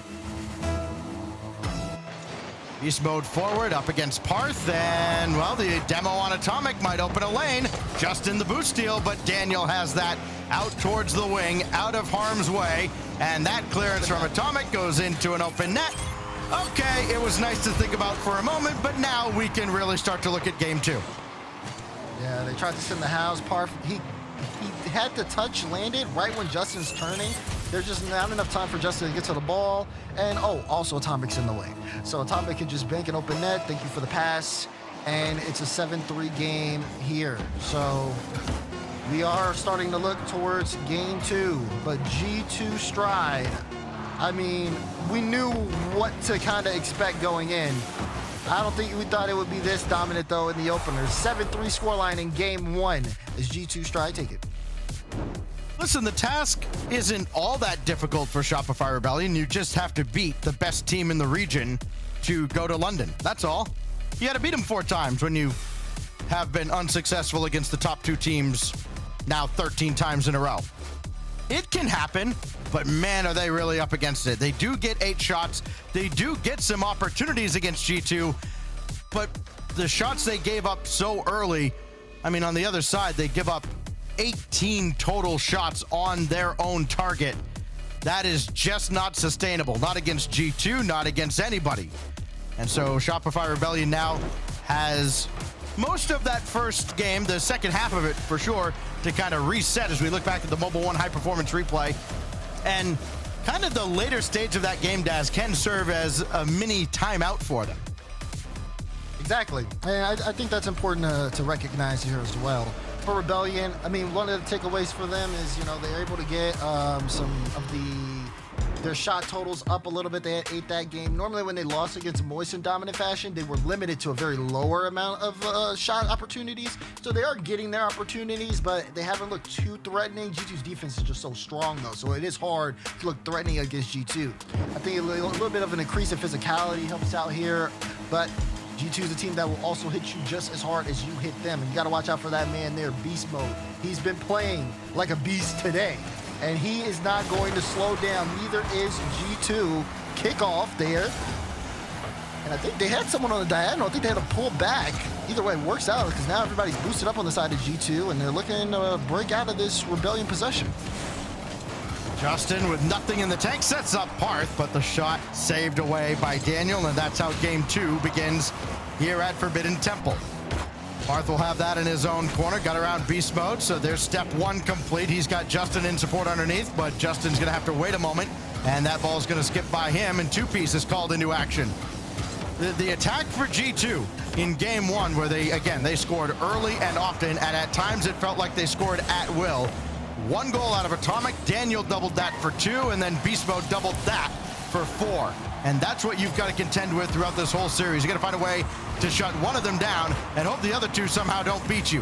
2-piece off that setup from Parth, angles downward, and it goes right to Atomic. Gotta be a little careful not to overextend if you're Rebellion. G2 has punished you every single time. I like the idea of the fake. But hold on, 2-piece in a tough spot, but Atomic didn't have he didn't have any boost. So couldn't do anything there. 2-piece was okay as he will try to make a breakout play here. Again, watch the space in the midfield. Parth trying to put a shot on. Justin is here. He'll be able to take control. And Daniel waiting for him on the back wall. Who's gonna get there first? 2-piece and beast mode play a 50 out, and the battle for possession continues. It's got to be a clever passing play for Rebellion if they're going to break through. I mean, we've seen a couple times G2 has had 2 defenders strafing across at the same time. If you can get past that, you've got an open net. Problem is they're just too good. You've got to do something clever to get by them. Parth will try his luck. His shot right on target. That works out nicely enough, and Rebellion have its first lead. I don't think G2 expected the shot to come through. Look at that from Parth. Just such an angle. Caught them in transition as well. There was no boost for Atomic to make a save. And Rebellion will strike first in game 2. A win in this series against all odds will put Shopify Rebellion into the London Major. Off the crossbar there and sent away by Daniel and Atomic across midfield. Now beast mode. He can stay with this play, and Look for an equalizer for G2. Atomic with Parth starting to creep up a little bit. Nothing else there, so Parth outlet to Justin. Opportunities abound now for Shopify Rebellion. It's out of the way. Parth can't force it through, and neither can Two-Piece. That was such a good play. Even at the start, you saw the pre-jump in midfield where they thought Parth was going to go for a solo. He ended up putting the pass to Justin to try to push it downfield, and he got it back to him. Two-Piece was just a little late on that rotation of the shot. He gets there faster. It's a goal for Rebellion. I like how they're moving the ball upfield, though. They keep doing that, they could turn this series around. Get to see G2 play from behind, which we saw a little bit against OG, but certainly not an unfamiliar position. Not time to panic either. 2 minutes, a lot of time to work with. Justin hard off the backboard, and Parth has to stay back with Daniel starting to charge forward. Beast mode eliminated, and Two-Piece will have that easily to the corner. A lot of breathing room now for Rebellion, but Beast mode right back into the play. Justin on the opposite side. Can't stay with it as he gets nudged away. So Atomic from the ceiling easily stopped. Oh, but it's brought right back central. Nobody else from G2 forward. Yep, and then look at the passing in transition. Rebellion, that's a great way for them to be able to bring the ball out, and they're executing it in a way where G2 can't easily read it. And these are not slow passes, these are efficient. And Two-Piece can't stop the shot from Atomic. The game's all tied. What a counterattack from G2. He thought he had it lined up. You get a hand on it, but it's not good enough. Atomic just a little too quick. And with a minute 32, all square, Rebellion back to the drawing board. They gotta make something happen here. But they have to be careful not to overextend. We've seen them drop games, including earlier today. If I end up doing the overextension, great read there from Parth. I mean, the mental toughness to stay patient on the goal line and to stop driving altogether. What a save there. Atomic kind of fake towards the ball. Daniel took charge, and he takes out Parth on his way through, going after Two-Piece as well. Parth back into the play, but it's Justin that has to make the stop, and he does. No boost at all, though, for Rebellion, and a loose ball in front as Parth, after grabbing a full canister, saves the day. This is still trouble, though, as it came out way too hot for Two-Piece to catch, and Atomic can't stay with it. Beast mode can't catch up, and Daniel has it all alone at the back. He'll just trigger the counterattack, and both teams will kind of test the waters a little bit and see if they can get the other side to flinch. It's Daniel, stuffed by Parth, one-on-one with Beast mode. Daniel trying to help out, and he does just enough. Two-Piece able to set up a lane. Justin can't get the shot on, though, and Parth was in the corner, so now he has to cut in and slow this play down. Final 15 seconds here. Chance for both of these teams to take control and end the game on a high note. Daniel has to watch out. He's taking control of the ball, gets it past Justin, but Justin took the corner boost, and Daniel's out. So now Parth gonna try to pass this to Two-Piece. Chance here for Rebellion in transition. Atomic, though, on top of the ball. Beast mode to win! Blocked out by Parth! This ball still up in the air, though. Two-Piece, they want the transition. They want to keep playing. Daniel does for G2 as well. Everybody keeping the ball up now. Pass to Parth to Two-Piece. Cut out. Daniel sends it across. Atomic pre-jump. Back to Daniel. Shot. Oh, no! We got OT! It was blocked! Oh, my gosh! That thing was changing colors. How did it stay out? It doesn't matter. It goes in off of Daniel. What a play out of G2. G2 said all that for a drop of blood. My goodness. And the touch from Daniel threw off the defense at the end. What are we witnessing? G2 has ascended. That's what we've witnessed. Good grief. I saw Beast Mode stretching at the end of the game, and it's because he has 88 points. I'd be stretching too if Daniel and Atomic are doing all that all game long. That was I just gotta make a couple shot of him during the game. Oh my God. What? I hope we can get a look at that 0-second play again. How did that stay out? Oh my gosh. I mean, Rebellion get a second life at the end of game 2, and then they have it ripped away from them anyways. We look back. Yeah, high performance is one way to put it. Brought to you by Mobile One. Just enjoy this. A mechanical exhibition out of G2 Stride. And then this, the overtime winner, Daniel. Perfect, but this was, okay, here we go, here we go. Stay out. Oh my God! You're 95% across. What? That's crazy. It was that close. And then just for G2 to win in the end. Right, yeah. After all that, oh, by the way, G2 wins. The Fun Police have arrived, and they're here to enforce a tiebreaker. Up 2-0 here in the series. No timeout taken there. I was going to say that. No timeout from Rebellion here, and I think they want to keep playing on. Keep in mind, it was a close game. I can kind of understand it. They didn't really get too far away from them, and they had some good opportunities. It's just G2 still kind of dominating the possession of the ball here, and it does feel like Rebellion are still playing up to G2's pace. That being said, it has been very close. Can 2Ps make something happen here? Gets in with Atomic low boost, but it's a good 50 from Atomic. And Beast Mode gonna be able to get the clearance out. Great ground pitch. Well, it's loose at midfield and a good play by Parse just to get that back to 2-piece. And Shopify Rebellion now have to mentally reset after all that. They find themselves down 0-2 again, as they did earlier today, but they're up in game 3. Good read on Parf. He almost missed that shot, but banks it. Great challenge from Justin, though. Takes that right from Atomic, lays it down, no one home, and all Rebellion have to do is hit the shot. Here we go again, Rebellion striking early, but can they continue to be consistent over the course of the game? That's the big thing. They let G2 come back late, and they let them steal overtime from them. They just about beat Atomic and Beast Mode on that play, but Atomic did turn back, and then that deflection sends us all the way downfield where Beast Mode is. He left that for Daniel. Opportunity still there for G2, looking for a quick equalizer, and they're denied by 2-piece. Now Daniel from the side. Justin up to meet him, so too is Parth. And that play developed too slowly. Rebellion all over it, but it's not the only one they're gonna have to face. Beast Mode again, left it back for Daniel. Beast is up there too, and he's just more of a decoy, but that's the threat that G2 presents. Now it is Atomic calling his number, and it's blocked away. Good stop there, too, from Justin as well. I mean, he was in a tough spot with Beast Mode playing on the ceiling above him. He had to jump. He didn't have enough boost, but he still made enough contact to shake G2 up and stop the offensive play there. So good on Justin keeping this a one-goal game. And now Rebellion, they are making use of their time upfield. Pre-jump hit from Justin. He got it! What a play from Rebellion! You see Parth go for the flip reset, like, okay, he's not going to score from here. And then Justin from stage left knocks it through. What a play, 2-0. No wonder they take the timeout. They got the fight still in them. Great performance offensively on the side of Rebellion, even defensively so far this game, but you're going up against G2. 3 minutes is a lot of time for them to work with. Can Rebellion continue to play at this amazing offensive pace? Here we go. Are they going to do it again from down 0-2? Another infield pass. This one blocked away by Beast Mode as 2-piece got a piece of it. Now Justin, boost steal. Parth is up.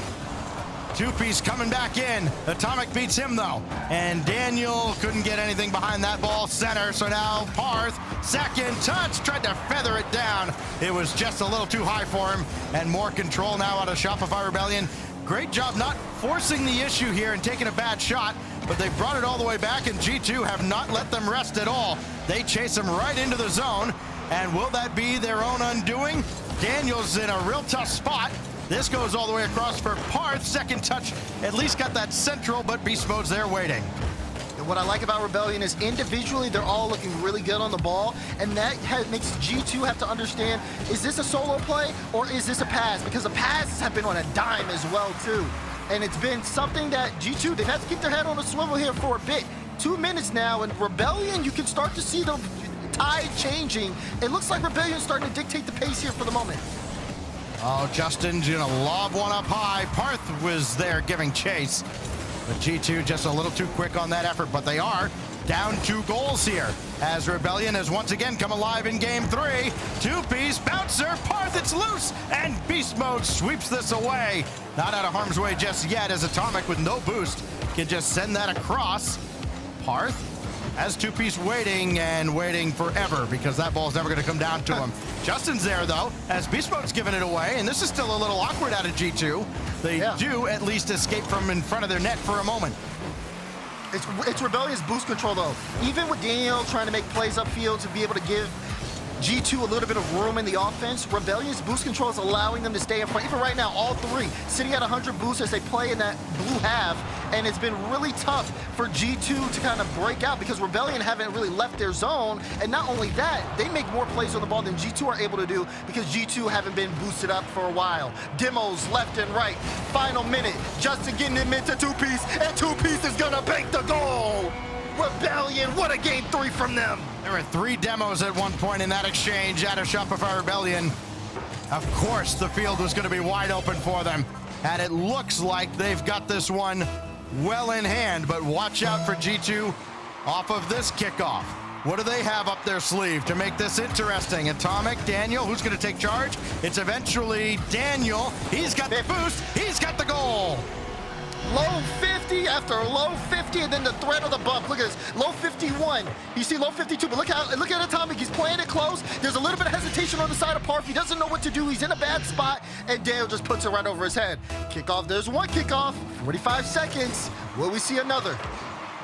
You'd love to score with about 15, 20 seconds left to give yourself maybe 2 trips down the field. Oh, but that one would have put the game away for sure. It has not. And Daniel will work quickly downfield with 30 seconds. Tried to drive down on it, just didn't work. And now Atomic had that one behind beast mode, doing all he can to keep the play alive. Justin has it around him. Down inside 20 seconds now. Beast mode got a piece of it, and Atomic wasn't quite ready. There is that 15-second threshold.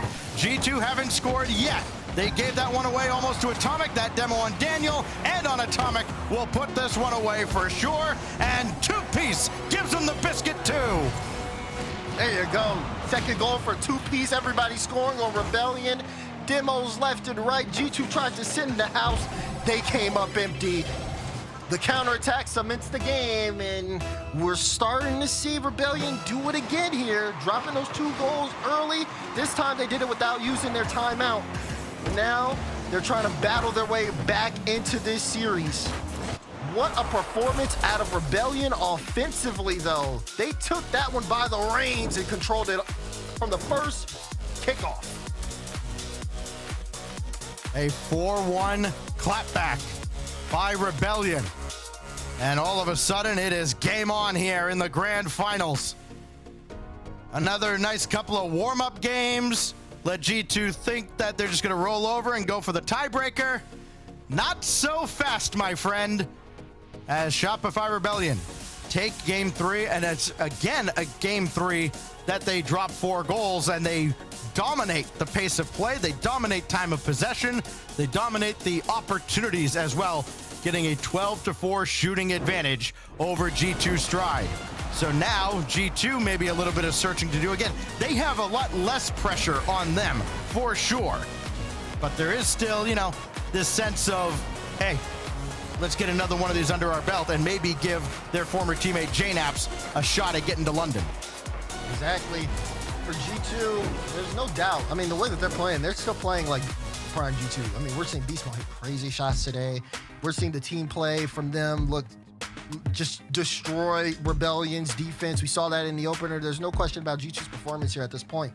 The pressure may not be off, but that might make the pressure is off, but that might make G2 more dangerous in this aspect, just for the fact that they don't have the same level of pressure as Rebellion. But the Rebellion seem to be surging under this pressure as well. I mean, what a response here. Utopia Coliseum is the stage here for game number 4. Can Rebellion keep it up? 5 different opponents in the grand finals for G2 so far this season. Remember, of course, they were in the finals of the Copenhagen Major. Gen G, Luminosity, Genomage, Space Station, and now Shopify Rebellion trying to play their way to London. And Peace almost dropped one in under the corner of the frame. What a chance there from two-piece. Maybe a chance here. They have numbers. Beast Mode has to come up to help out because Daniel gets demoed. Drop down, but no, there's a team bump between Parf and two-piece. Parf turns to keep it in play. Daniel soars it downfield, and Justin will have a moment before Beast Mode comes to make the challenge. He just picked up that mid-boost. But almost a scoring opportunity again for Rebellion. It's good to see their offense is still pumping, though, off of that Game 3 win. Two-piece second touch towards the mark. Daniel's there to intercept, and now Atomic, little hesitation. He will give way to Beast Mode, and Parth right towards Daniel, who's just kind of camping out on the back wall. Atomic has to go up for this quickly, serve it up for beast mode volleyball style, and it deflected wayward to the corner. Atomic's there. Daniel's already up, and Daniel's already scored. You got to get a piece of that if you're Parth. I know this one comes off the wall. It's a little hard to track. He jumps a little early, he gets too high, and then just spends the rest of it course correcting, while Daniel gets a free shot banked into the net. After all that offensive pressure at the start, Rebellion give up one to G2 Stride, and now we see G2 set the tone. This series is 2-1. Very early on in game 4, we've already had 19 goals scored between these two teams. It is a Shopify Rebellion series if we ever saw one. Valid. Definitely valid. But they can change the course of how this is going too. Again, the way that they've been able to play in transition has worked out well. They just have to not play too outside of their own speed. Sometimes they kind of tend to overheat and they end up missing some clear balls. So now we have them with 3 minutes left. Maybe a chance there, but Justin swords it high. Beast Mode's gonna make it there and make contact. That just developed again way too slowly. That one touch by Parth, it had beaten 2, but he just couldn't get back under control. Close, but not quite. Parth out of the corner again. Daniel's the only one who can play it. He does, as Atomic and Beast Mode almost got tied up in their own zone. Now 2-piece will play it close to the vest. Justin can't go up and reach it. And Daniel has this ball with 2 crisscrossing in front of him. Atomic, Daniel, Beast Mode, they're all forward. Daniel gets demolished behind the play. He'll be respawning as Justin comes in. And can he follow the play himself? No, Atomic has it. Oh, chance here. And there's a shot. Bar down, but it's not in. Justin keeps this in play. Daniel's going to clear it off to the side. 2-piece, though. This is really awkward. He's going to try to see if he can get that redirect, but gets it right to Beast Mode. Close chances, but close chances are not enough. Rebellion need to find the back of the net. They got 2 minutes left here in game 4. What can Daniel do here? Just trying to stall long enough for Atomic to get in position. It doesn't happen. 2-piece through the boards. Got it down in front. It's deflected. Justin had no chance at controlling this ball. He had one that came out similarly to him in the semifinals. He ended up converting. Not on this occasion. Parth with a good win, but it goes right back to Atomic. And Justin now will take control. Up in the skies. Gonna need some help. And 2-piece couldn't jump for it. Daniel, tight angle double. He's got it. I love this challenge from Daniel. It's the way he gets the approach. He sees the separation, and then he just keeps boosting, keeps lining it up. Boom! Gets the read off the back wall into the back of the net. What a performance from Daniel so far in this grand final. He has been putting up numbers for G2. 6 goals, including an overtime winner that happened to just kind of bounce off of him. It looked by design well enough. But a 2-goal lead now here in game 4. Chance to go on triple match point. And OG fans would love to see that. But this pass goes to Parth, and it's back to a 1-goal game. Scoring late, Rebellion. Good control there from Justin. Sees Parth, hands him off with the pass. They pull Daniel out, and they punish him for it. Game on here in game 4. Utopia, the site of what could be another classic. Oh, the big demo taking out Atomic. It's only Beast Mode. Here comes Justin. Just a touch late. And then 2-piece and Parth get tangled up. And that will slow them down. Here's Beast Mode. Can't finish the game. Right, we still play on. A minute to go. Rebellion really starting to send the offense here. They're looking for bumps. They're looking for demos. Even just making sure they get the beats. That was a great beat from Justin to slow things down. Parth now, he can't make contact, so he tries to look for bumps. 2-piece doesn't have enough boost to make another play, and Justin is trying to get the cuts. They do have the speed, but they have to make sure they execute. That's the biggest thing right now in this stage of the game.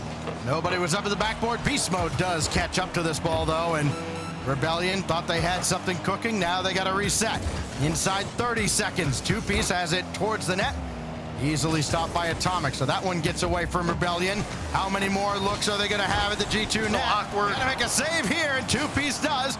More importantly, beats Daniel. Beast Mode is still catching up to the play. It's only Atomic to beat. Justin starting to charge in, but everybody don't have boost. 2-piece. Oh, he stole that away, but Beast Mode has the stop.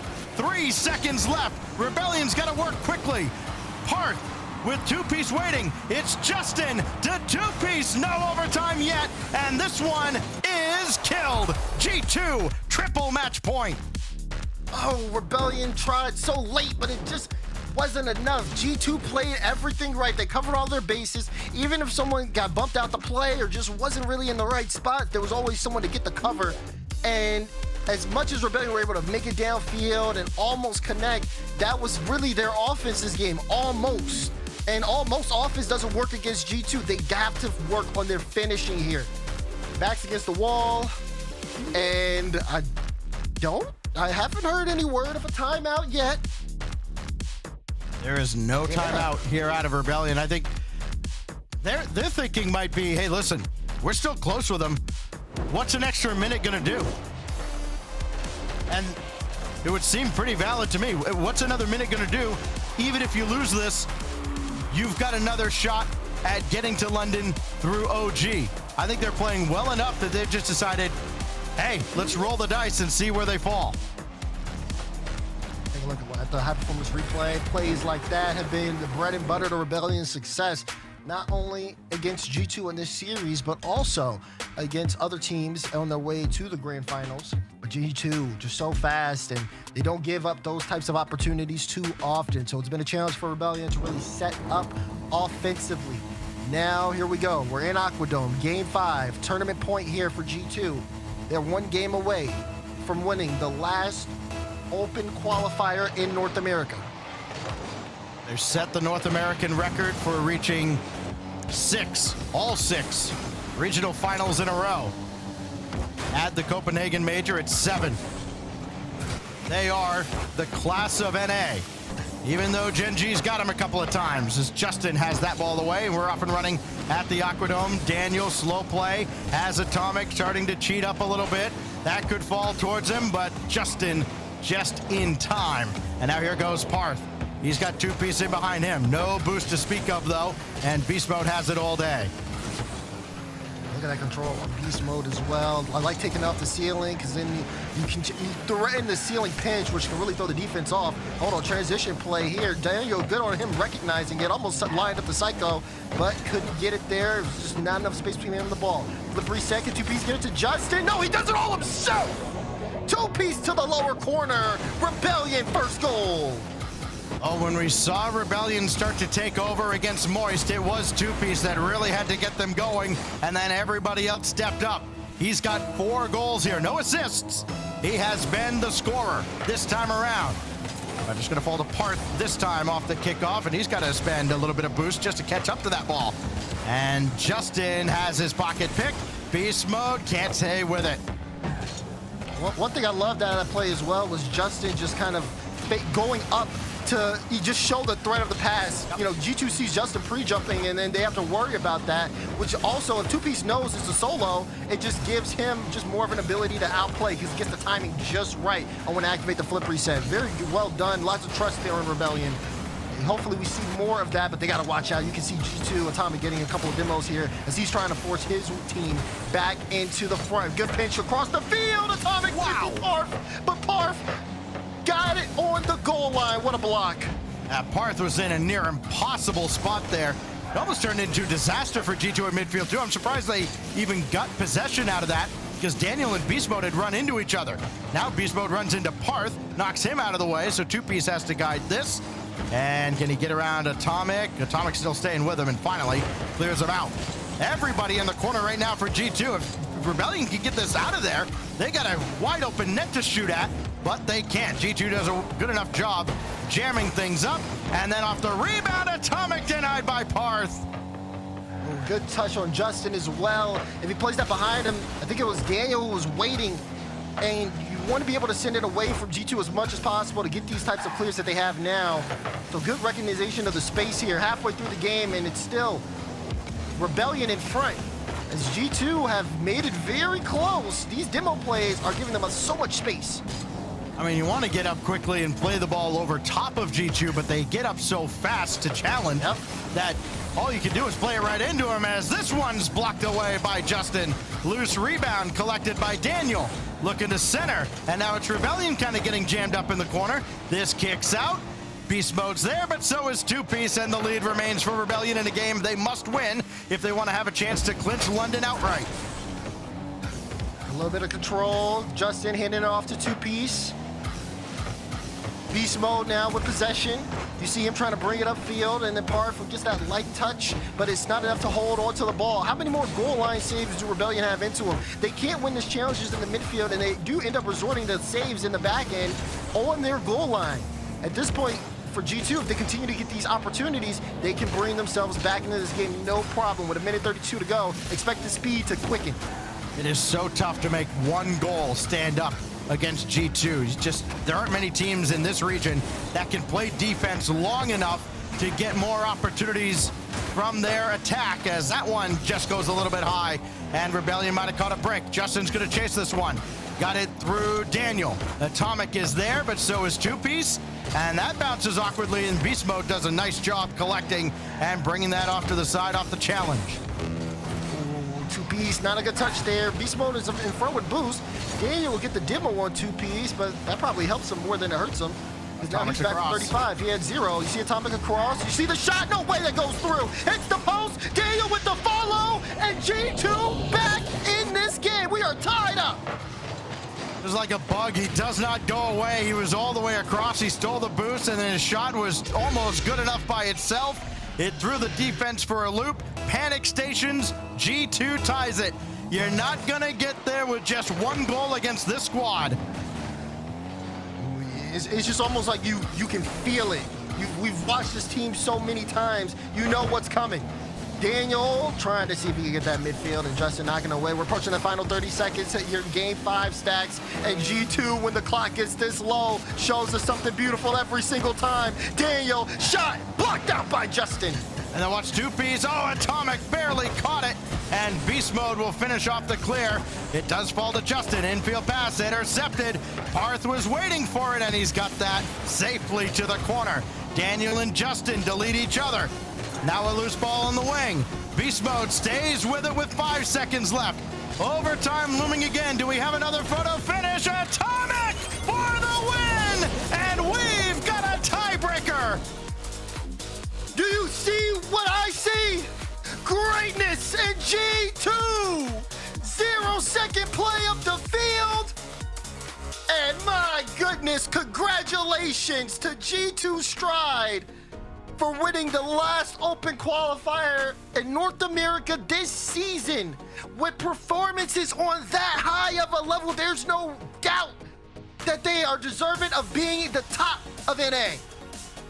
The word open qualifier is almost a bit of a misnomer. It's the G2 Invitational as they claim another, this time at 0 seconds.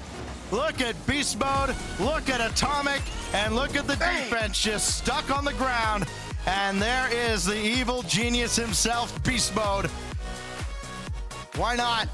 G2 take another one, and OG breathe a big sigh of relief. They got one more shot to break Rebellion's hearts and take their spot in London.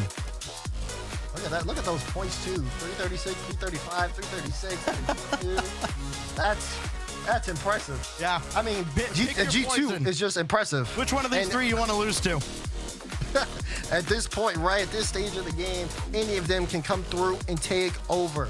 And not only with this win, does G2, of course, solidify themselves at the top of NA, but it also confirms that, we're going extra time here today. We will go to extra innings, and we've got one more match today. Shopify Rebellion gave it one heck of an effort. They hung with G2 for 3 one-goal games, but G2 won them all. G2 win it. Rebellion and OG in a tiebreaker coming up after this. A day that maybe holds the record for most, or I guess a bracket that holds the record for most buzzer beaters in a bracket, I think. That incredible way to finish. What an exclamation point to put on the end of the day there. G2 champions yet again. Bates, You have the floor. Go ahead. I mean, there's nothing else to say, man. It's just you're just watching something that's never been done before, man. It's the pre-jumps. Beast mode, he's really got them all jumping up in the sky. Daniel's pre-jumping. At times, it's the confidence. 0 seconds. You know we're coming. I've never watched a team. Well, maybe. Vitality was different last year. Vitality, I would put them in this category where it just felt like you knew they were gonna win. But the 0 second within like the last 10 when G2 has that ball and they're just surging on offense, you know there's something special is about to happen. They're about to bust something out the hat. They're about to pull a rabbit out of there. And there it was, Atomic pre-jumping beast mode with the defender in the air already. They're that confident, slams underneath the crossbar, Gibbs. Come on, Gibbs. And this Come is on, supposed Gibbs. to be the time when you take down G2, when there's nothing to play for G2. They've clinched #1 seed. It doesn't matter for them at all. Beast Mode's leaning back in his chair. He's almost falling out of his chair half the time. And they're just having fun, and yet they still dominate all of North America. G2 is on another level, and I hope they take this kind of carefree attitude, at least a bit, like into London, because obviously going to the World Championship as well. You know, have some fun out there. Take it to the international teams, take it to Europe, show that NA can be back on top of right now. G2 about London favorites. I think you have to have G2 #1 at this point. You have to put them the favorites to win it. They look so good here versus a very high-powered offensive Rebellion, and Rebellion had their moments. I think Parth had his moments. I think Parth is a key factor going into that tiebreaker later, where like if he's clicking on the offensive side, then Rebellion has a shot. No timeouts for Rebellion throughout the series. I think they kind of knew what they were getting into with G2 here, and they're looking maybe more forward to that tiebreaker, but G2's on another level compared to anyone in North America. I mean, and there's an argument to be made that they're on another level to anyone in the world. Now, obviously, there are teams we talk about in Europe that have players and moments of mechanical brilliance that are just we don't know what to do with, we don't know how to match, but that they're not that far ahead of what we're seeing from G2. And what we are seeing from G2 is consistency, which Europe would like to purchase some consistency right now. They are falling apart at the seams as we speak. It's crazy what's going on over there. So who knows what's going to happen? This is the most confident I've felt about a North American team in a long time here, Bates. They're looking very good heading into London.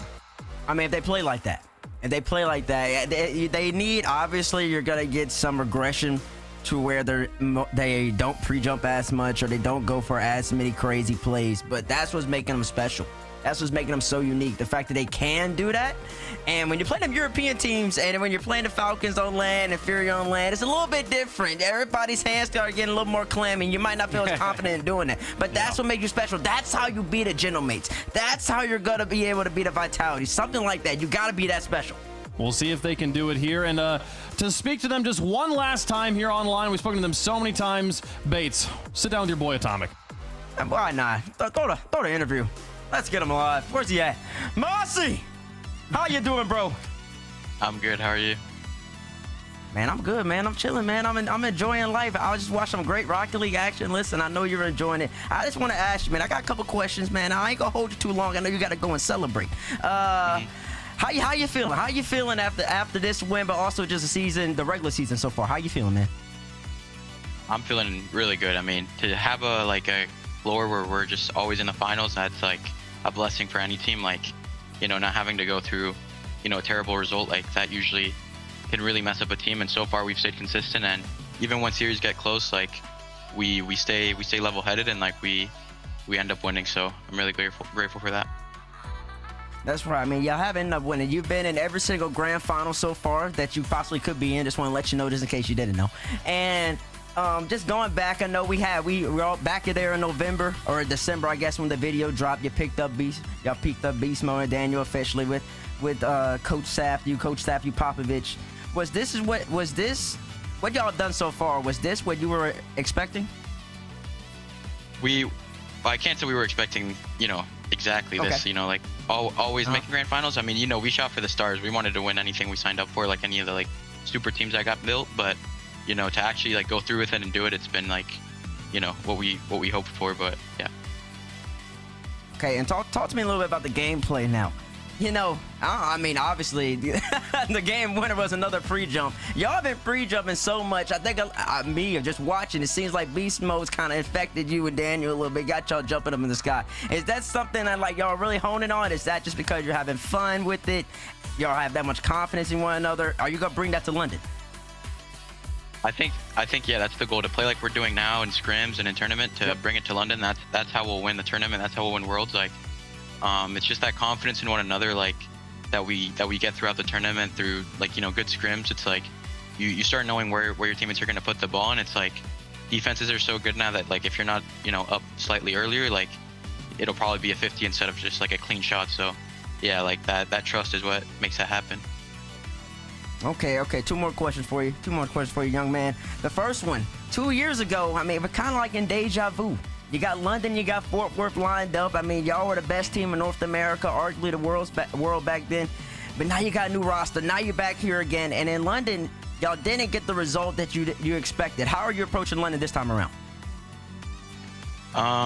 You know, this time around, I think like back then we were maybe a little overconfident, and we were just kind of we started like changing some things last minute, which usually isn't good in Rocket League. Like, you know, if you don't have like good practice, you know, nailing down what you've been talking about, then it's not going to work out, you know, in high pressure situations. But yeah, I mean, we're trying to grind a lot, especially when we get these like really high level scrims when London comes around and when Worlds comes around. Like, we're going to be playing the game a lot. We're going to be watching the other super good teams and seeing how they're playing and trying to figure out how we can get the edge. And yeah, Daniel keeps saying like we all have unfinished business in London and Dallas. So yeah, that's what we're looking to do. Okay, listen, unfinished business, that's the G2 MO. All right, I hear you, Mossy. All right, last thing, the floor is yours. Any shout outs that you want to give to anybody in the community, your family, friends? Say whatever you want to say, all yours. Shout out to my teammates, my coach. They're like super fun to play with and super fun to, you know, be with Sathu in the call every day. And thank you to G2, they support us well, and thank you to my family and friends. That's about it. All right, there you go. All right, Mossy, go celebrate the big dub. Congratulations, brother. Thank you. With that win, G2 now have made it to 7 consecutive grand finals as a roster. That result, this one just now, breaks both the North American and world record previously held by Gen G. They had 5 consecutive North American grand finals and 6 consecutive international grand finals. Now that puts them to 6 and 7. NA and EU there for G2. So what a streak from them. The only person who kind of is beating them is still Farah, who has 8 consecutive grand finals as a coach. But as a team, this is where we're at. Well done to G2. An absolutely dominant performance. Now, you can take a look at the bar ahead. We'll put it above on the full screen here, just so anyone who's looking on mobile can see what's going on, see it up close and personal. The world contenders here. Well, actually, before we talk about world contenders, we're not quite done talking about today. I got ahead of myself here. We got to crown the LA MVP. Guess who it's going to be, Bates? It's going to be either one of the 3 players on G2. Yep. Who do you think? He was not paying attention to who this I mean, we said Atomic earlier, but it could be Beast Mode. So one of the 2. It's Beast Mode. Okay. It was so good. He was absolutely ridiculous. Also, most improved player from Swiss to playoffs. I don't know how that happens, that you get that much better when you come out of Swiss 3-0, but here he is. An incredible performance from Beast Mode. Oh, yeah, we just wanted to have a highlight package of Beast Mode. Atomic probably put up better numbers, but Beast Mode going off the ceiling, going off, you know, sitting on those gargoyles, Batman up there, just coming down and attacking everyone throughout this tournament. Beast Mode is on another level. The best player in North America, possibly the best player in the world. Beast Mode, your ally MVP. Incredible. Well earned, well deserved. Everybody on that team could have had it, but we're going to give it to Beast Mode this week. All right, now we're going to get to the thing I was just talking about, because I'm very eager to get to what's coming up next year. We still somehow have one spot, and there's 2 logos in it. OG and Shopify have yet to establish who is going to represent North America as the NA 4 seed here, Gibbs. Man.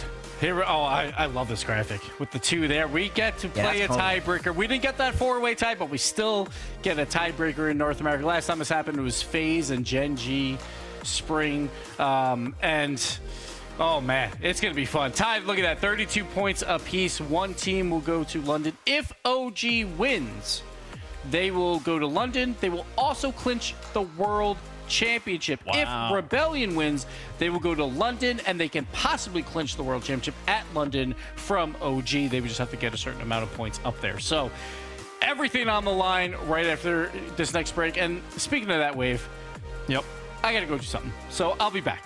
I'll be back for Tiebreaker. Don't worry. Okay.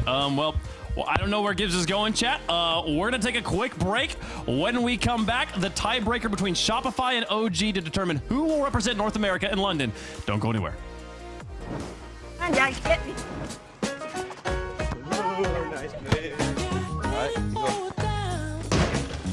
There you go.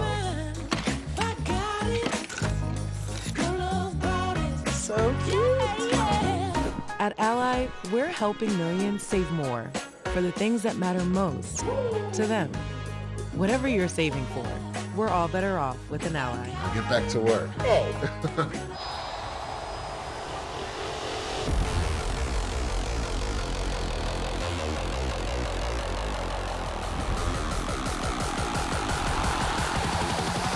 Let's move those feet.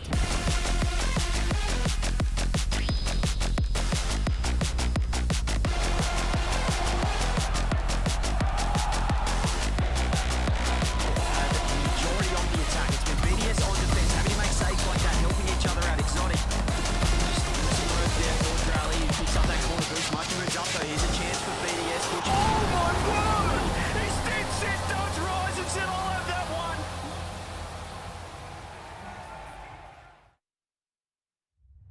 Dickies Arena, Fort Worth, Texas. Welcome to Championship Sunday. This is the moment. Here, now, the final countdown to the final chapter. No back and forth. It's turn after turn. Bumps it off. Now comes the follow. No one from G2's there. They went for the dunk. Now Monkey moves downfield. A pass in front. We are going to Champions Field.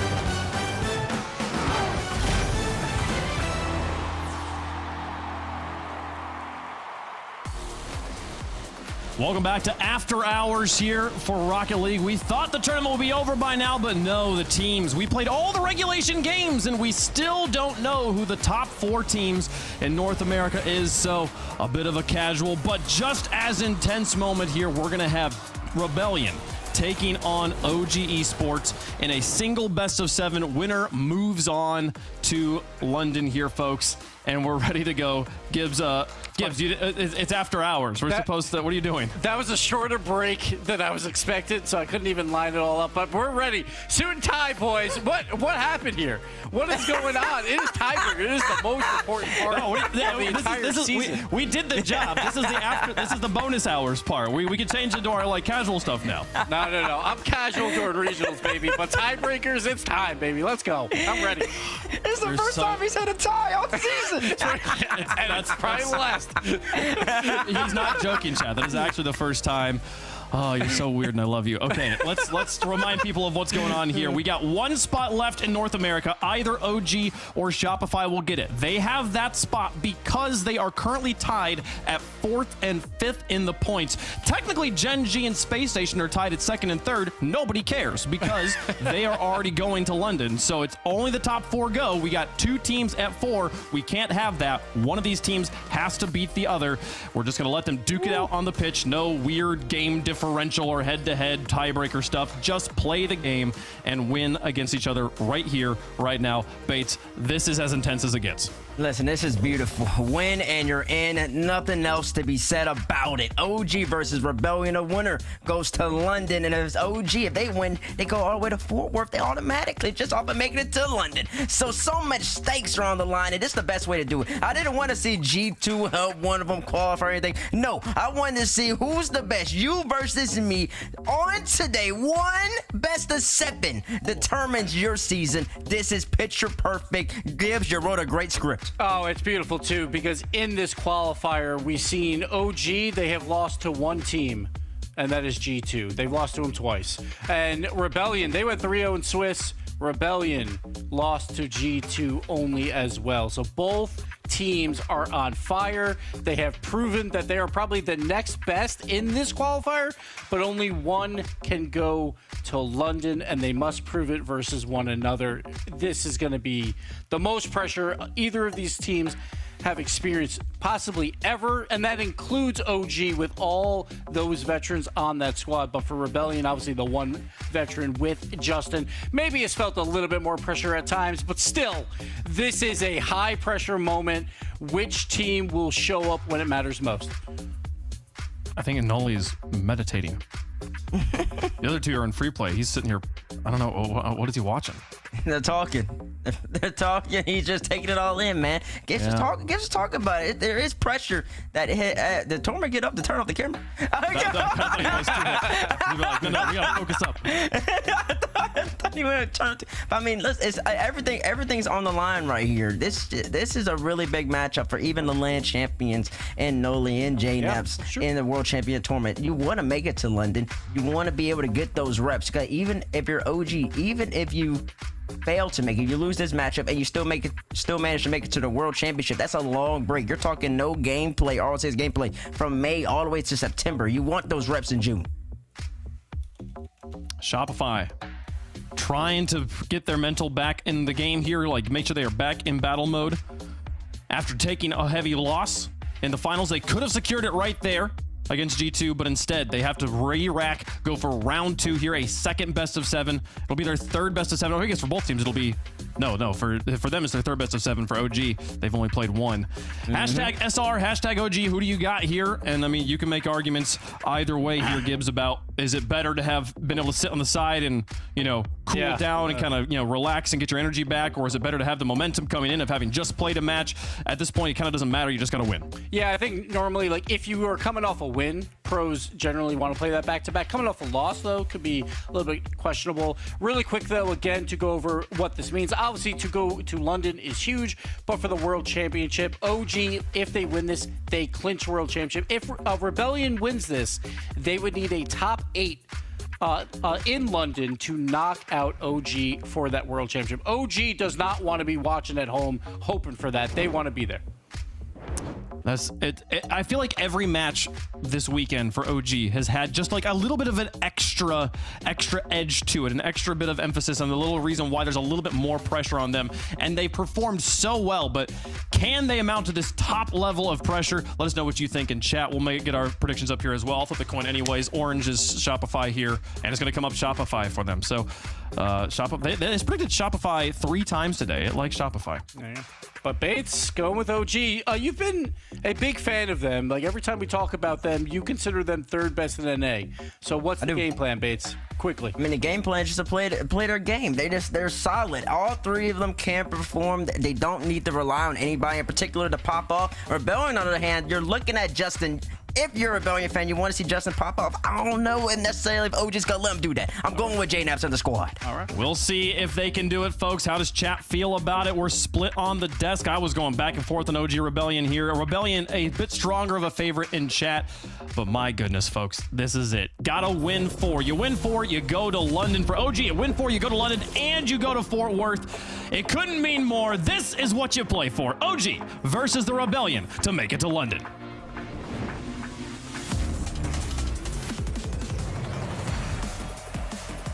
One spot remains in North America. One of these 2 teams get to move forward. Win and you're in. No more games left, James. I can't imagine the pressure. Knowing that this is all that's separating you from LAN, this single series, this single team. And we already see kickoff shenanigans. We saw a lot of it from OG before, but Shopify Rebellion also have some tools in their toolkit to work with. Justin trying to float that up. Low boost for Kami, finds Nolly out to the side. Justin and 2Piece have been a lethal duo today, but I'm looking at Parth. Parth had a couple of really nice plays against G2, and if he can find a way to lock in and create some opportunities for Rebellion, they got a big chance in this series. A couple of demos from OG as they keep the press. Com was still demo chasing after landing that first demo. This is where all that practice should pay off. You heard in the interview Atomic talking about how you got to play like you practice, have those reps in. We've seen OG. They've been so consistent. They made the first LAN despite people's predictions already. They're being tested, but it's an equal game so far. Shopify Rebellion, though, there was so many expectations levied on them. We thought that this team had what it takes to make a major. They had a disappointing first split, but so far, this go around, Jorby, they are making believers out of everyone. Parth on the air dribble. Lets it drop for 2Piece, but it came to his car heavy. It skipped off of his nose. Another shot, no. They're just trying to pull 2Piece out. JNaps doesn't get anybody to bite there. And he will hold the flip to get the pass to Nolly. 50. Got the catch and the 50. And you saw Kami's playing right behind Nolly on the play rather than on the inlet. And Justin gets the 50 out, breaks through for Rebellion. 2Piece sends it towards the box and denied. This is such a close game so far. Both teams have to be feeling the nerves, knowing the stakes. I mean, you even saw this series got Gibbs to dress up. That is, I mean, that is. I've never seen Gibbs wear a tie before. That's the first time I've ever seen a tie on Gibbs. It is funny, and it's all jokes, but at the same time, these qualification matches are the matches where players feel the pressure the most.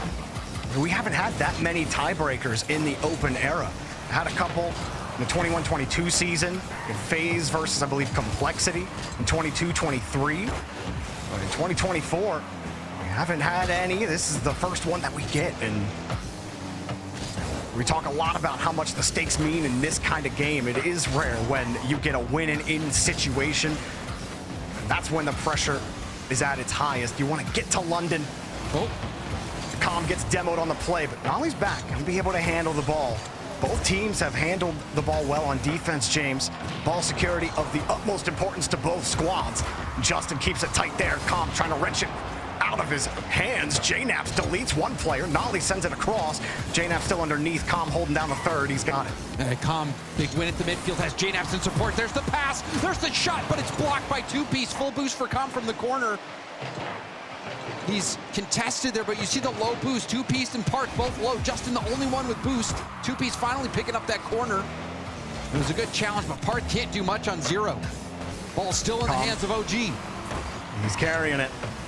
OG get it back over to the side. Nolly's sitting back. He's waiting for Justin. He also has to keep an eye on Two-Piece. He'll cut right in the lane. Two-Piece saw Nolly, tried to adjust.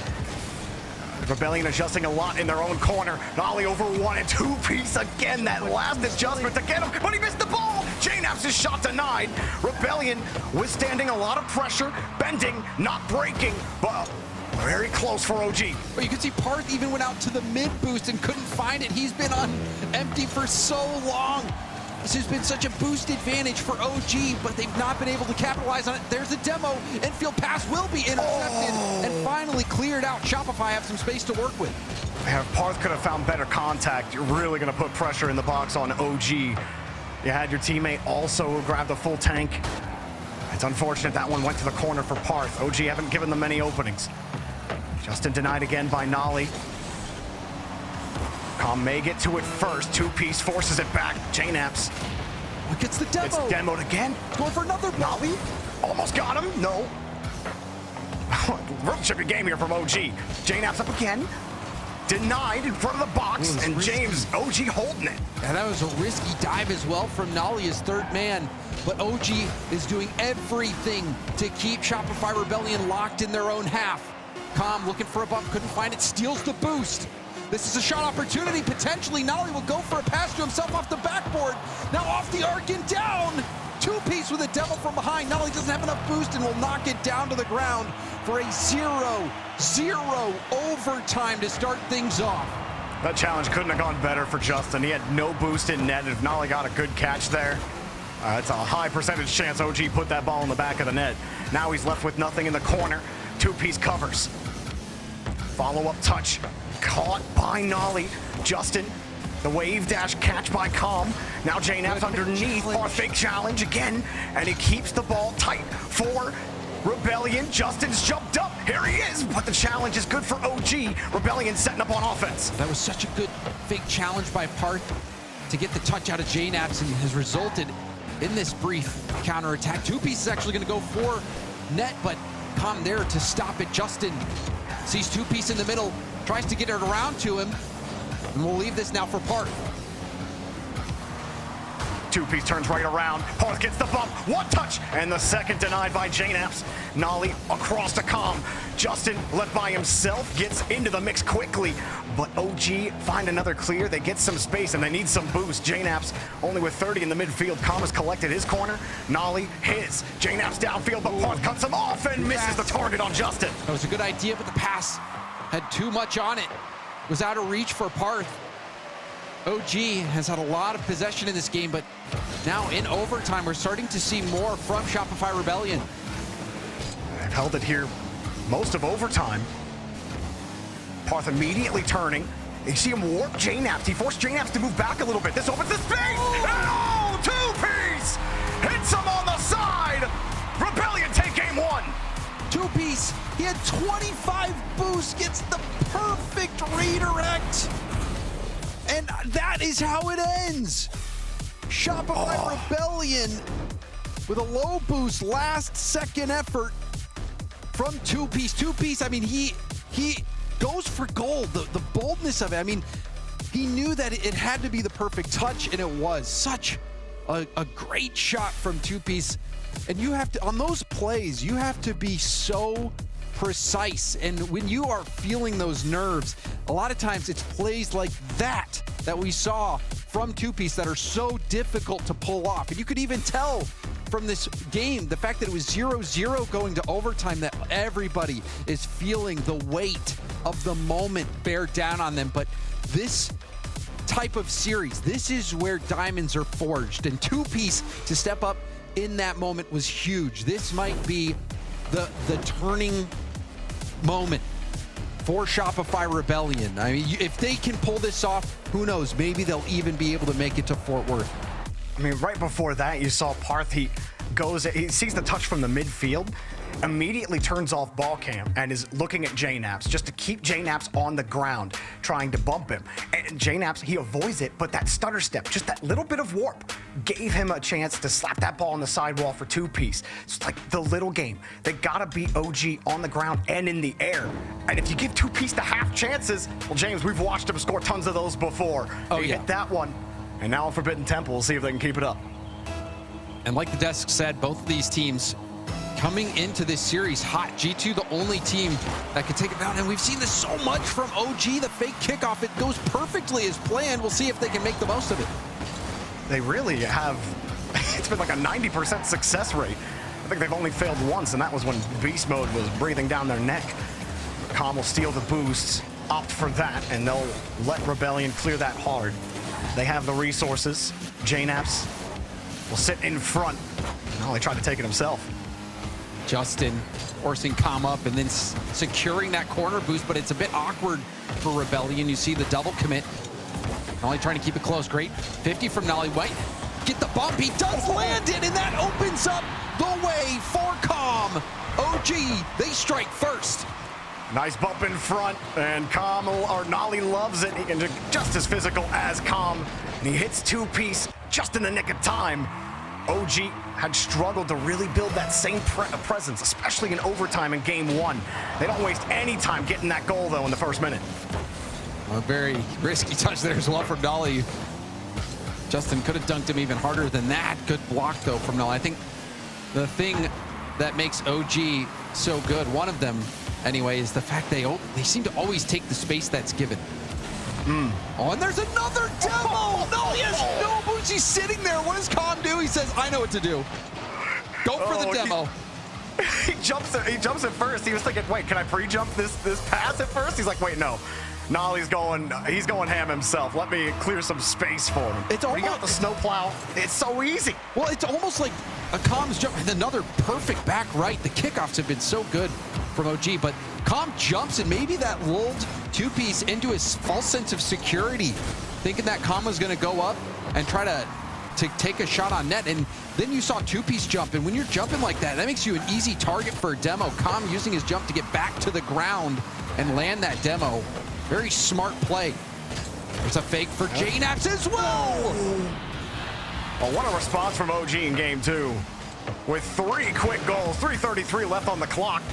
Com lets it go, and he's got fakes for demos. He's got fakes for shots. He's got all kinds of fakes in the arsenal. I mean, and JNaps, one amazing setup from Com, but then JNaps had the triangle of defenders in front of him and shot it right between all of them.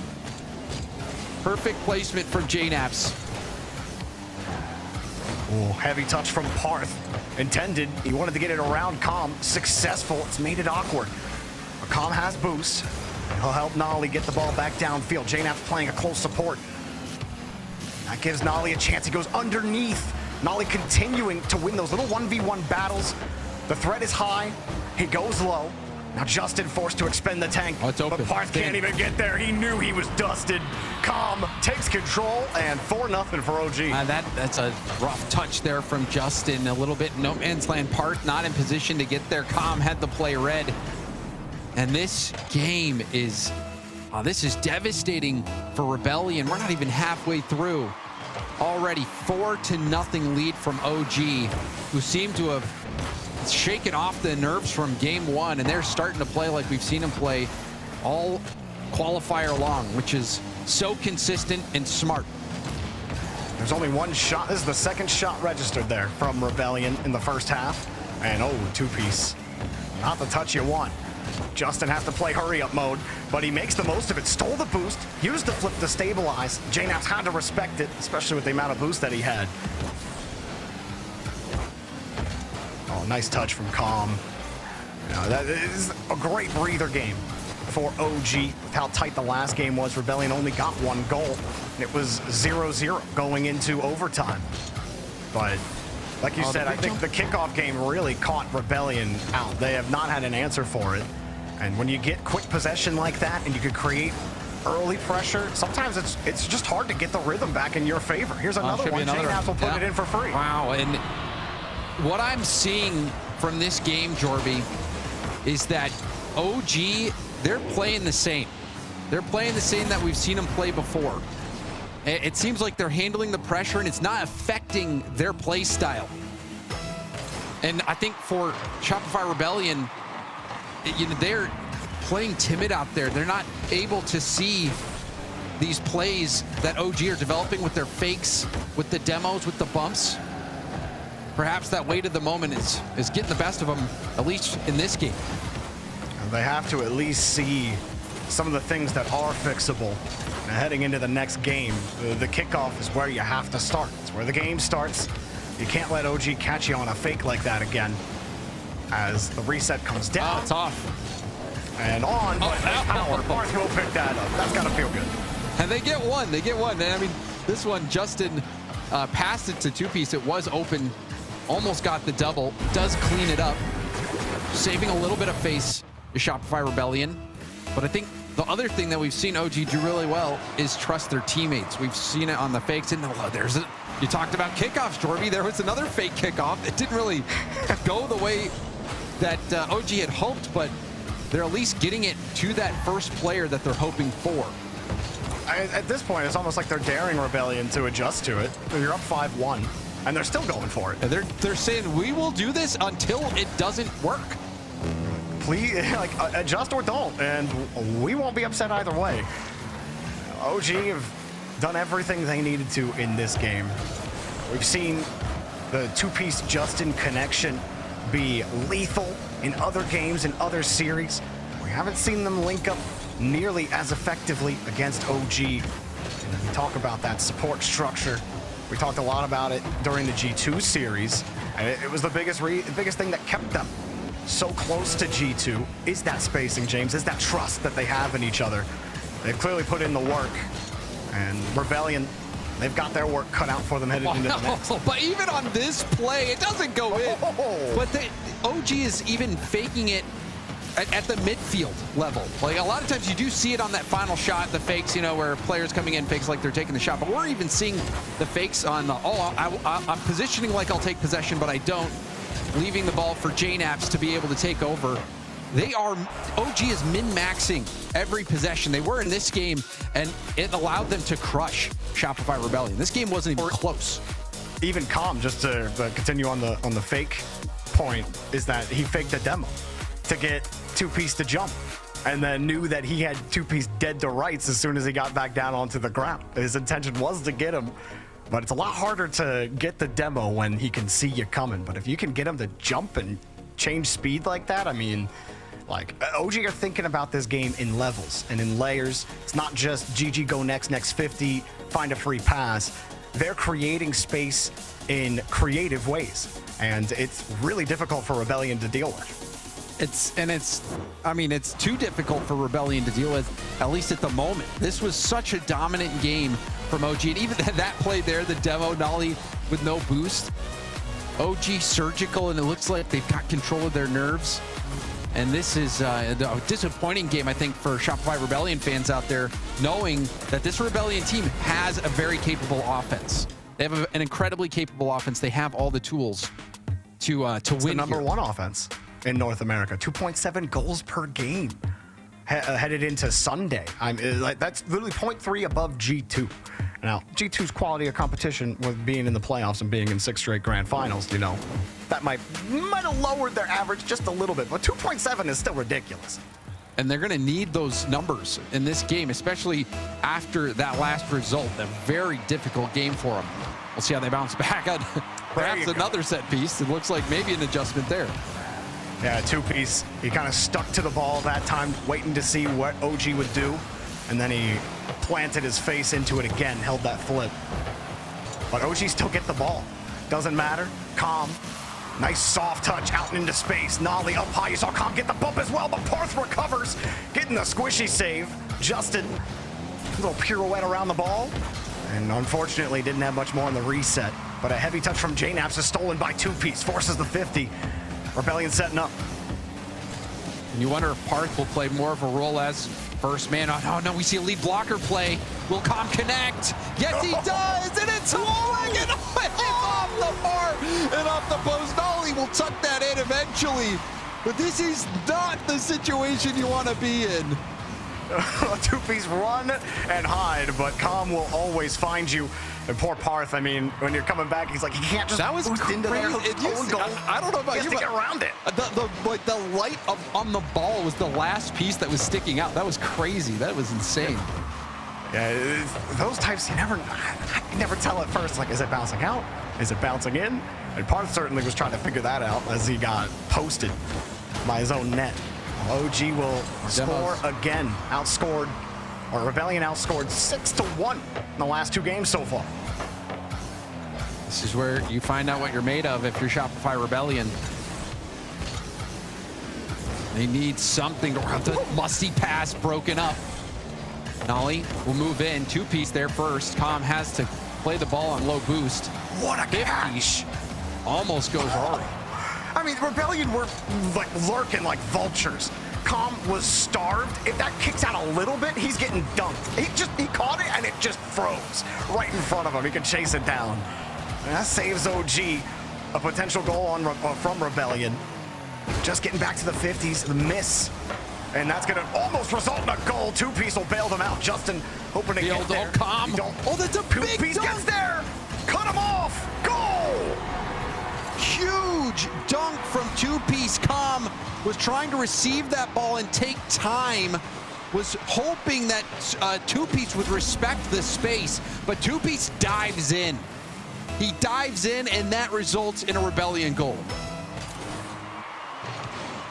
Rebellion find a way to get in. They find a way to break up that structure of OG.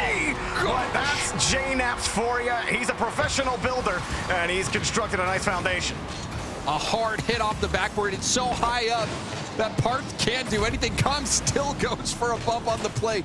But do not give JNaps a shooting opportunity. He is a legend of Rocket League when it comes to shooting. And more often than not, he will put it away, Jorby. Parth on the first man attack. Justin with the low 50. Oh, Nolly, good recovery, but you have to defend this shot. JNaps is there to cover. And it bounces right back to him.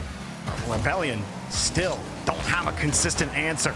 OG are playing with confidence. Every time Calm is first on the ball, you said it earlier, they're just taking shots, and Rebellion are reactive.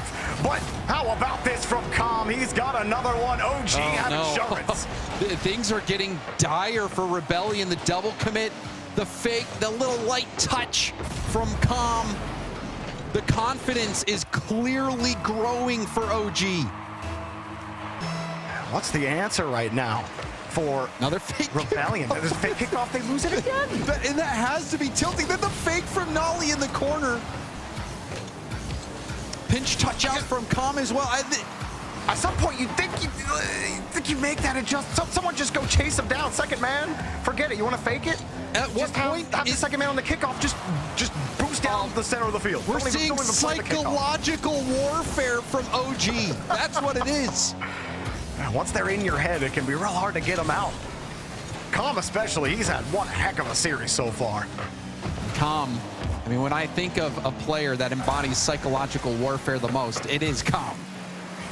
Whether he's yapping at you from across the stage, demoing whether you, he's clipping on you.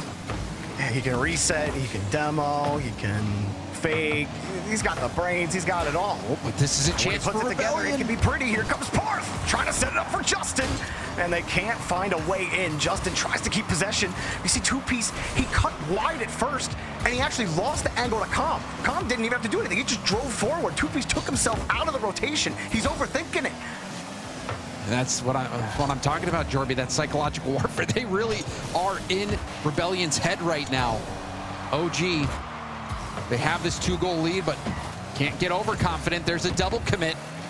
We'll have to rely on JNaps to get this ball out. Chip over Two-piece. Calm sends it towards net. Saved by Parth. Double tap from Nolly. Goes for a pass across. JNaps is there, who tries to hit it out.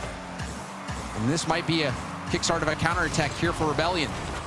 Oh, you saw Parth try to demo Calm there. He avoids him and gets the clear. And now JNaps got the touch from the midfield line. Parth bumps him off the play, but Calm also getting chippy on the box. Nolly comes in, might buy time and maybe a little bit more. He gets pull bumped into the pass, and JNaps cannot go. Too much drop on the ball. Good pass back from Com as well, letting JNaps take over. JNaps did his job beating that first defender. Ground pinch pass right over to Two-Piece. Great pass from Part. Two-Piece couldn't make the most of it. Oh no, Justin went high. Nolly didn't really have any boosts. Couldn't get back to recover. Rebellion are back on defense, and there's no time left in game 3. Two-Piece will try one more from the midfield line. Justin next up. Reset, but no time left. OG have complete control of the series. Rebellion have to find a way out. You wonder if the timeout's gonna be called at this point. I don't see it in the game chat. Perhaps the coach will be calling it in the Discord, and then that does seem to be the case. So timeout being called by Rebellion, and it was pretty apparent, I think, to everyone, Jorvi, that timeout was coming. Just looking at these last 2 games, both firmly in control by OG. OG is in the driver's seat right now, and they see that finish line over in London. It might be the one player, doesn't matter who it is. Someone's got to keep an eye on Com, because he's living rent-free in Rebellion's head right now. But if someone always knows where Com is, if they can keep that vocal about where he's sitting, that might help break down the structure. I saw Parth try to adjust near the end of the game, try to demo Com off. He was even taking himself out of a rotation when he saw Com on the wing in the last minute of that game. Wasn't successful in connecting on him in critical situations, but I do think that's a good recipe for success. If you can find a way to shut him down, force, obviously JNaps and Nolly are both playing well, but right now Com is the biggest problem on OG. Oh, Com, not only can he make the plays and hit the shots, but he'll demo you and he'll bug you. Then you layer in the fake kickoffs as well. Man, this is going to require a massive adjustment coming out from Shopify Rebellion. Honestly, just send second man. Don't even just double fake it. They're going to fake it. So, just send first man going down to the blue half and go take someone's head off. And then see how they adjust to that. There's some risk involved with that, but nothing else has worked on the kickoff so far. Something's got to change, and you can't let OG get free possessions every single time. You can't, and then you can't keep falling for the fakes as well. We did see, we saw Two-Piece not fall for one. Com tried to take the space. Right now, it appears like OG is abusing the nerves that Shopify Rebellion might be feeling by having the boldness to go for these fakes, for these hesitations. A lot of times, those are risky plays that when you are in these really intense situations, a lot of times you err on the side of caution and don't go for those hesitations. And like we're seeing OG be fearless in those moments. Shopify Rebellion are going to have to adjust. They still got some time to figure it out. That time is dwindling. OG have a chance to put this on match point. They certainly feel confident about their London chances. Only 2 more to go. Popped up high by JNaps to start the game, and he catches it. Having that threat, almost finding the bump on the Justin. Com gets a clean pass out. Nolly has to stretch, though, and can't get solid contact. Parth shut down. Panic touch over to the corner. Nolly trying to harass Two-Piece. Two-Piece, though, does get out with control. Parth trying to redirect. It's going to be too high for Justin to do much with. And Justin loses control. Com going for a bump in the air, almost did it. I wonder if that affected the challenge. Oh, and he takes it away again. Justin with a hopeful spawn. Only got bumped. Really just back into position. And there you go. Off the top of the net. Down to the midfield. Stolen by Parth. Racing back. JNaps can't get there. And Rebellion needed that one. Excellent 50 here from Parth. You saw Nolly flying off the backboard. Gets the touch, but maybe needed to position for the 50 instead. I think Nolly got a bit greedy trying to touch that by Parth instead of going straight for the challenge. It seemed like a little panicky because that did come right off after he got bumped. And I think he was hoping his teammate could cover it first. Maybe a panicky moment there for Nolly. OG get a challenge up in front. Oh, Justin is all over them right now. Got a nice little pop control touch. Two-Piece sends it. Two-Piece, no! He had to contend with a car, couldn't find his way to the net, and they break out. That could have been bad as somebody was there to clean up. But OG lived to fight another day. But this is a big lead for Shopify Rebellion to come out of a timeout from 2 games where they were really struggling and now have the lead. This might be Rebellion stabilizing. And now all eyes on OG to see how they respond to fighting from behind. JNabs and Nolly both ready for this touch. JNabs makes it look like he'll go. Nolly calls him off. Parth will just let that ball go. Justin with a perfect touch, but Two-Piece couldn't find the net. And another one, but save off the bar. You can't save them all. Two-Piece gets 2. The wheel's starting to fall off the OG wagon. You see Nolly coming off, trying to get the stop from above the crossbar. Ends up just turtling, sitting there, having to watch that play as it goes in. Very easily could have been a goal on the first shot. Rebellion are right back into this series. And Com got bumped as well by JNabs. You're all bunched up in the net there. Rarely good things happen for your team. What a response from Rebellion. It looked like OG had taken complete control, and they had. But now, some of the touches not going the quality direction for OG. Here's a quick pass, quick shot, saved by Justin, ready for it. Two-Piece expends the tank, and that will freeze Com on the back line. He was lurking, thinking about going, but even just going is enough to keep him on the ground. Justin takes to the sky, 3-0. Parth up there. You see him get the flip reset. Such a good pass. We've seen some fantastic passes from Parth in the series. This time it finally leads to a goal. Such great composure from Parth and a beautiful pass. Justin not going to let that chance slip away.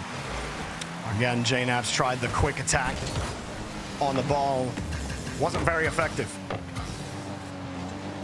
They do get the bump. Here's another shot off the cross and the post. Justin keeps control of it. Really trying to keep that ball tight to the chest. Ball security, something they were not able to do much of in the last 2 games. Now OG are the ones giving up touches. They're the ones facing pressure off the bar, into the net. Justin has 4. What on earth did Memory say to this team during the timeout? Because this is a different Shopify Rebellion team. They have gotten their vigor back. Gotten their vigor. OG don't have the ball. The fakes can't come out. OG have been on the back wheel since the start of this game. Whatever Memory said, James, they definitely got the boys fired up. Two-Piece underneath, almost creating more pressure. But you think about the 6th spot that OG put on Rebellion earlier. This has to feel great. Here comes that #1 offense for Rebellion, paying them dividends. Just got to make sure that defense is on lock. You have Whittle most of the time on the clock. You have plenty of insurance. You almost have another goal, but Two-Piece had to play wide. OG did well to handle that 2v1. We see a double commit from Shopify Rebellion, but with a 4-goal lead with just about a minute left, this game seems to be in the bag for Shopify Rebellion. And OG, I'm sure, probably trying to use this time to figure out what they're going to do next game, because they've not been able to keep possession. They've not been able to get Shopify Rebellion to shy off the ball. And no, the touch quality deteriorated as well. Even Com there at the midfield. You saw it skip as he tried to play underneath Two-Piece, but he just ended up hitting it right into him. Now JNabs gets a demo, forces Two-Piece flat, and JNabs opens the gates for Nolly to get the goal.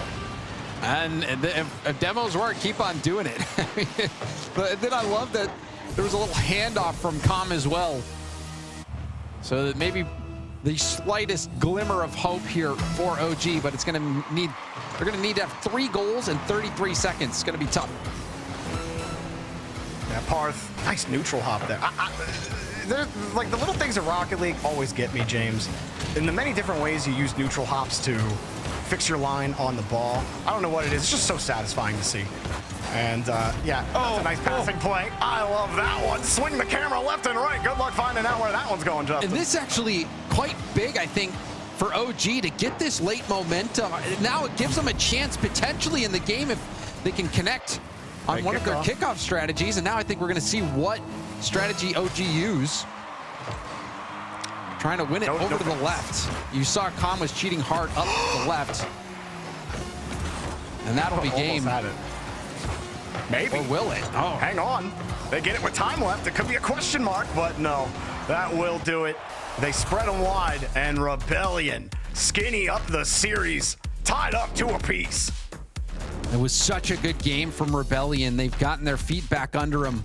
They're right back into this series, tying it up at 2 games apiece with London on the line, potentially Worlds on the line.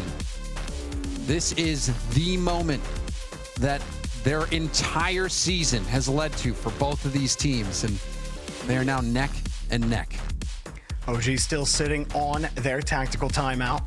They will not be calling it now. They'll be saving it just in case Rebellion do take them to match point. Rebellion have already expended theirs. Well, what a fight to get back into this. And like you said, James, and like we were saying, you know, ball security in the first 2 games, very solid for OG. They had most of the possession, but Rebellion, they love that quick attack offense.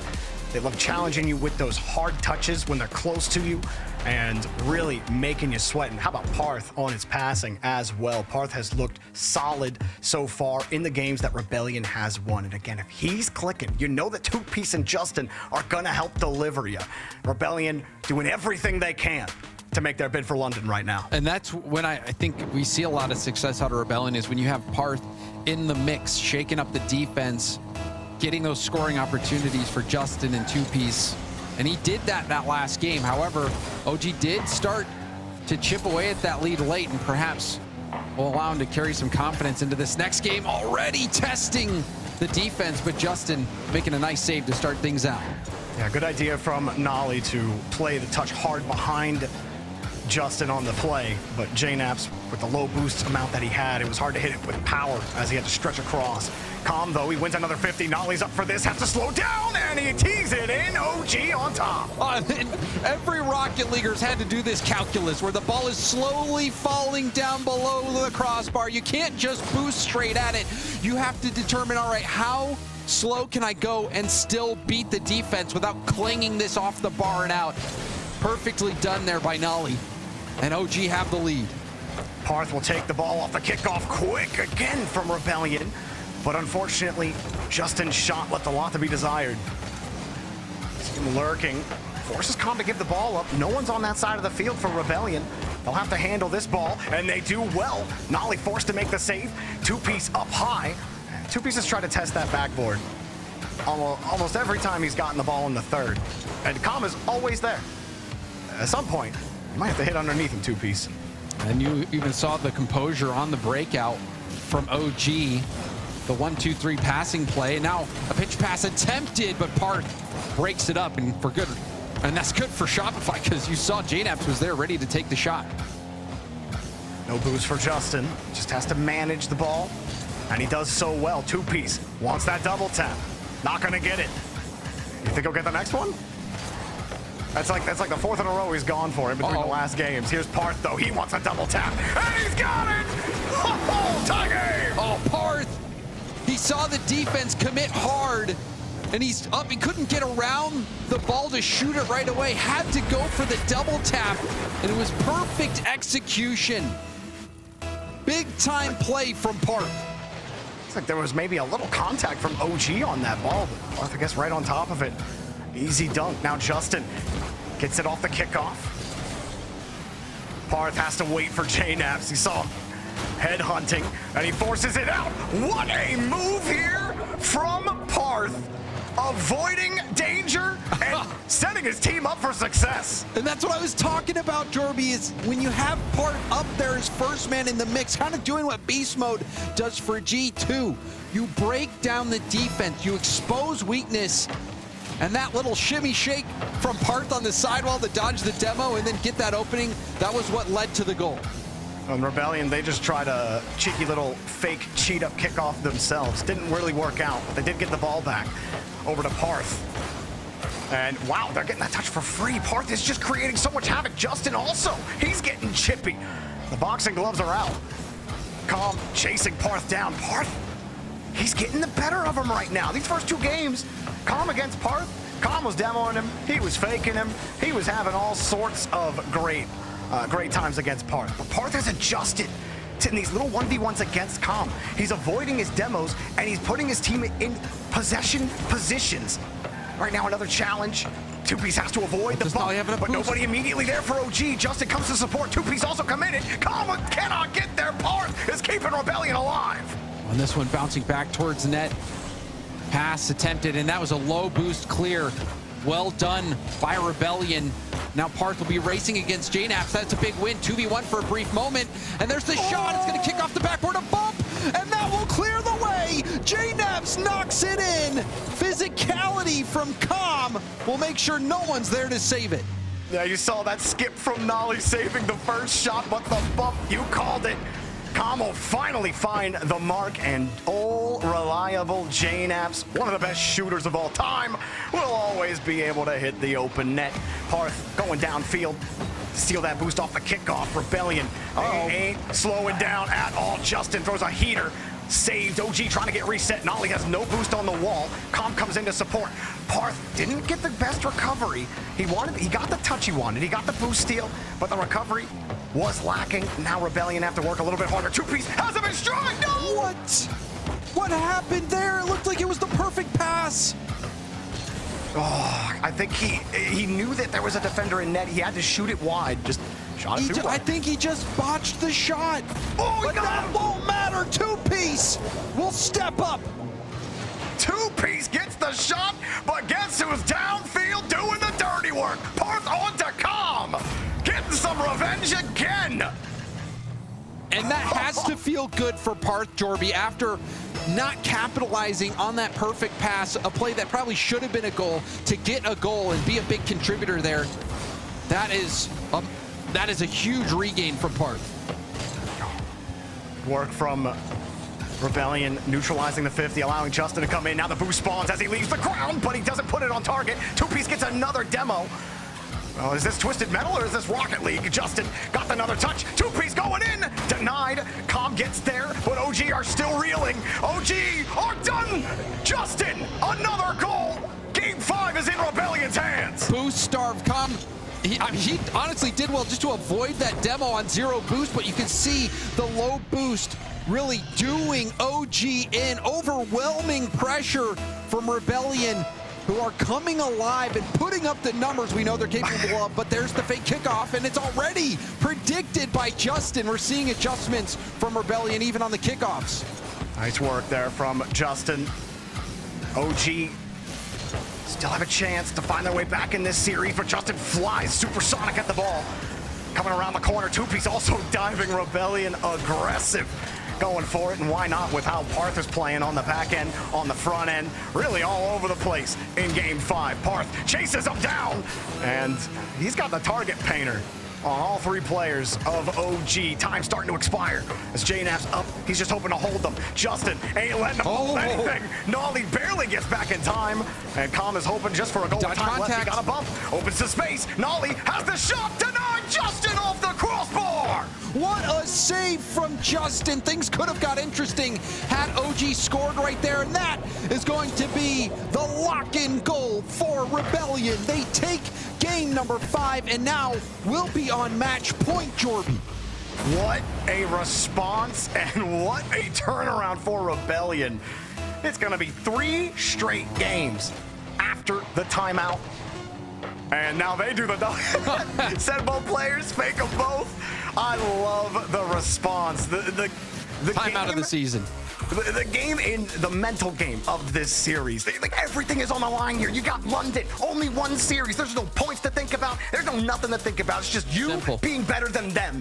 And Rebellion, they come back, they punch OG in the mouth. This is how you respond to a team that came out the gate swinging. Simplicity is one of the things I think that makes Rocket League such a beautiful game, and you have the simplicity of the situation as well. Like you're talking about, Jorby, all you have to do is win. You win, and you are going to London. And for Rebellion, if they do well in London, they might even be able to make it to Worlds. And it's crazy to think we might see Justin back in the copper box, the most famous Rocket League moment of all time. Justin might be having another opportunity to make history with a new team if they can just win one more game. And we have a timeout being called from OG. OG will take their 60. We'll see how they adjust. And JNaps on the other side been playing longer than Justin.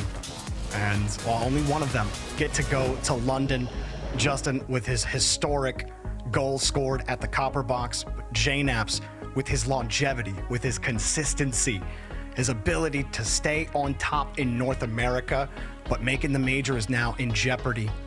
Only 5 minutes could separate Rebellion from London.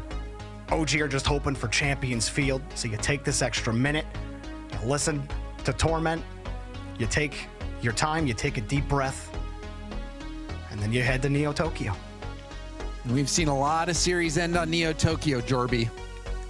We have seen a fair share of them. And, you know, I had said it, I just made a brief comment, the timeout of the year. We will, whoever is doing the post-game interview, I mean, if Shopify Rebellion wins, you've got to ask what was said and what adjustments did they plan to make, because they were a different team. There were 2 games there that Shopify Rebellion lost back-to-back where OG, it looked like they were playing with their food. Yeah, it didn't look like it was going to be close. It was kind of looking like what G2 were doing to teams a little bit. But then Rebellion did come back. Memory got the boys right. And here they are, 1 game away. Can you believe the season this team has had where you didn't even qualify for the top 16 at one point this season?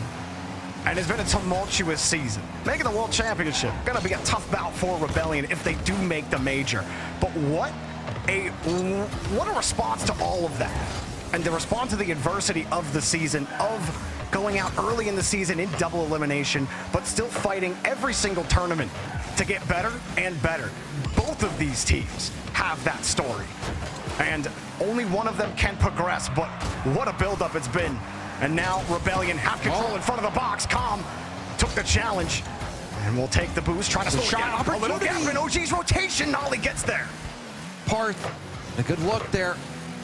We're seeing Shopify Rebellion come out swinging already. Nolly has no boost on the backboard. That's all he can do to get that little touch. Calm going to try to pinch it out, but Parth is right there to get this ball right back in. Nolly wants to go quick. He even gets a bump. He still has control, but could not get enough power to get around Justin, who misses all of his wave dashes and couldn't get back to the ball. Two-Piece also has no boost. Parth also gets deleted. Justin diving back. He barely gets there in time. Two-Piece rotating right back. OG, there were little gaps, but the timing in their rotation just wasn't there to take advantage of the boostless Rebellion. They're still getting back to the 50s. Rebellion are still getting demoed. OG cannot find the net. It looked like JNaps would have even pre-jumped that pass. Great first touch from Nolly. He's going to look for a pass as well, going for a demo, but that's cut off. Can Calm get back in time to save this? Does get it and clears it out to the corner. Great job by Calm, and also JNaps with the demo from behind. And Calm stealing that corner boost is going to do wonders for OG getting out. And you saw the pool shot actually help clear that ball out. There's like 30 different things happening on every touch. Both teams are trying everything they can to chew apart each other's layers. Calm and JNaps are sitting in the same area. Oh no, Calm! Okay, well, he still has the ball. Is that gonna work? Oh my God! Well, sometimes as long as you get out of the way and let your teammate cook, you'll still come up with a goal. Calm says, just give me the ball. Give me the ball, and Nolly is right there. Instantaneous reaction time. Perfect pass, right on the numbers from Calm. And OG, they have the lead, but this kickoff is heavily in favor of Shopify Rebellion. Justin going for the 50, it's off the backboard, over to Two-Piece, almost doubling that in. OG thinking they're lucky stars they got out of that one. Really trying to live by his namesake. Only his hit. Oh, it was a redirect. It wasn't even a double tap that he hit earlier off the side wall, and I think that was, what, game 4? Justin, get the touch here. But I love the idea because he did pull Calm out of the net. Calm did recover. What a fake here from Parth. Nolly diving onto him. That's 2 demos. It's a 3v1 momentarily. The infield pass, the shot is off the bar. Nolly jumped. He double committed, but the touch is not strong enough. JNaps won't get punished for it. Calm gets the turn around. He gets the backboard, but the bounce goes Rebellion's way, and they're barely barely holding on. Justin gets bumped out of the net. Parth gets back to it in time. Justin flipping by. He's got to avoid JNAPS. He can barely get boost. He finally has the midfield, but JNAPS has the ball. Rebellion keeps it in front. Nolly waiting for it, and 2Piece holds for his life. It is crazy that Shopify Rebellion were able to get out of that when they had such a little boost. And now Justin, he's trying to get in the way, and he does get enough of the ball, but you can see the panic, the double commit as well. This game getting gritty.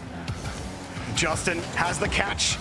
Trying to bait out the fake. He got the shot. Denied. OG trying to recover. They're bumping into each other, though. Low boost. Justin pass.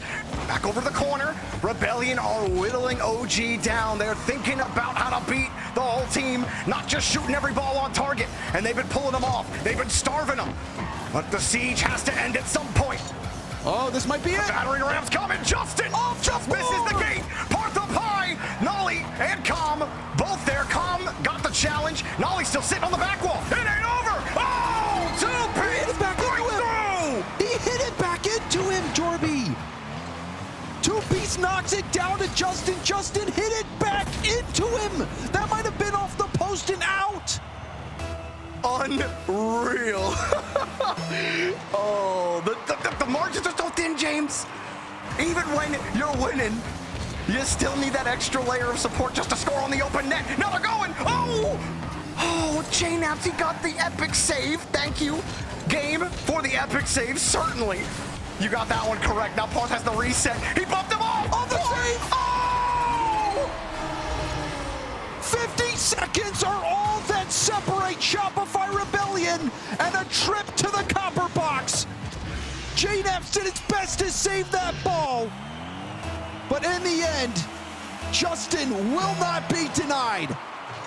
Parth gave him a piercing strike. OG, 1 goal, but 45 seconds left. All 3 on the pass. Nobody can get the goal. JNAP's going quick. 2Piece got the catch. Nolly there to meet him, but Rebellion keep getting back to the 50. Oh, that's pass, a pass. Stretch for it. Not the best pass from JNAPS. Little too soft on the pass. Hospital ball almost did him in, and now that shot will be off target. Com gonna wind up. There's Com shot, and it's good. OG tie the game.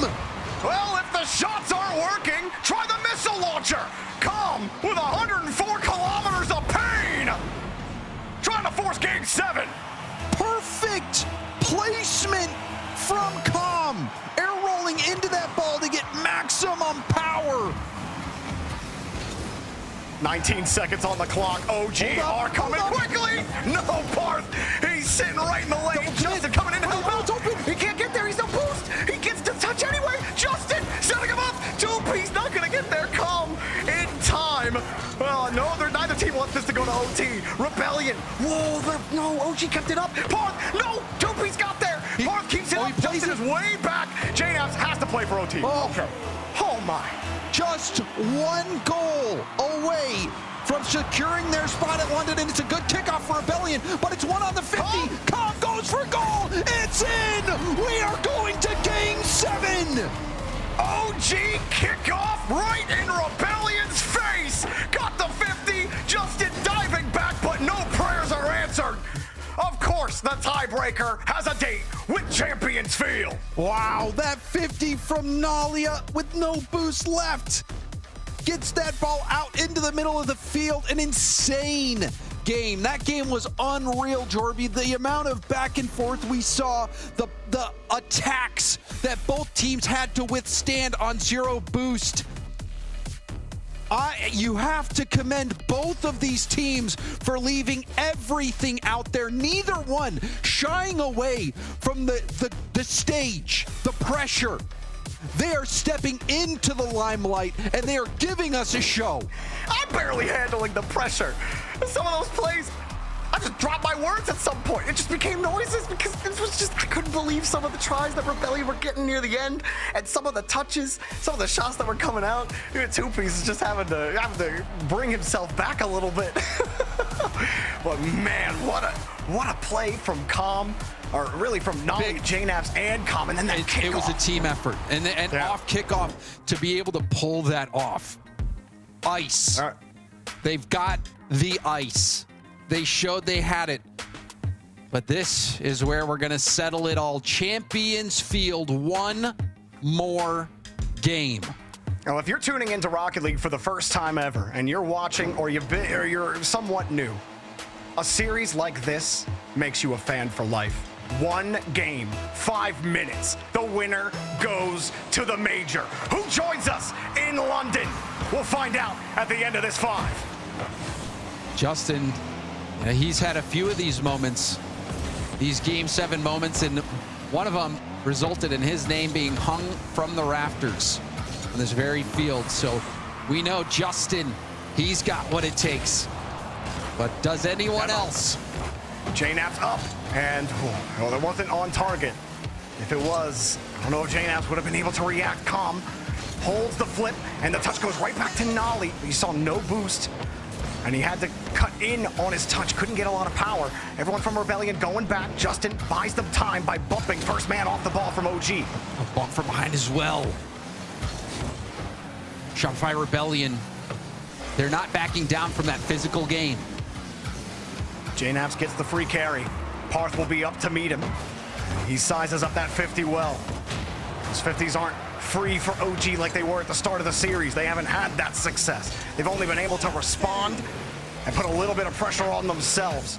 But Rebellion are thinking, they're working their way through. But OG from the midfield line, calm, soft touch. Justin's a little awkward. Nolly saw it, plays his touch instead. Justin protects his boost.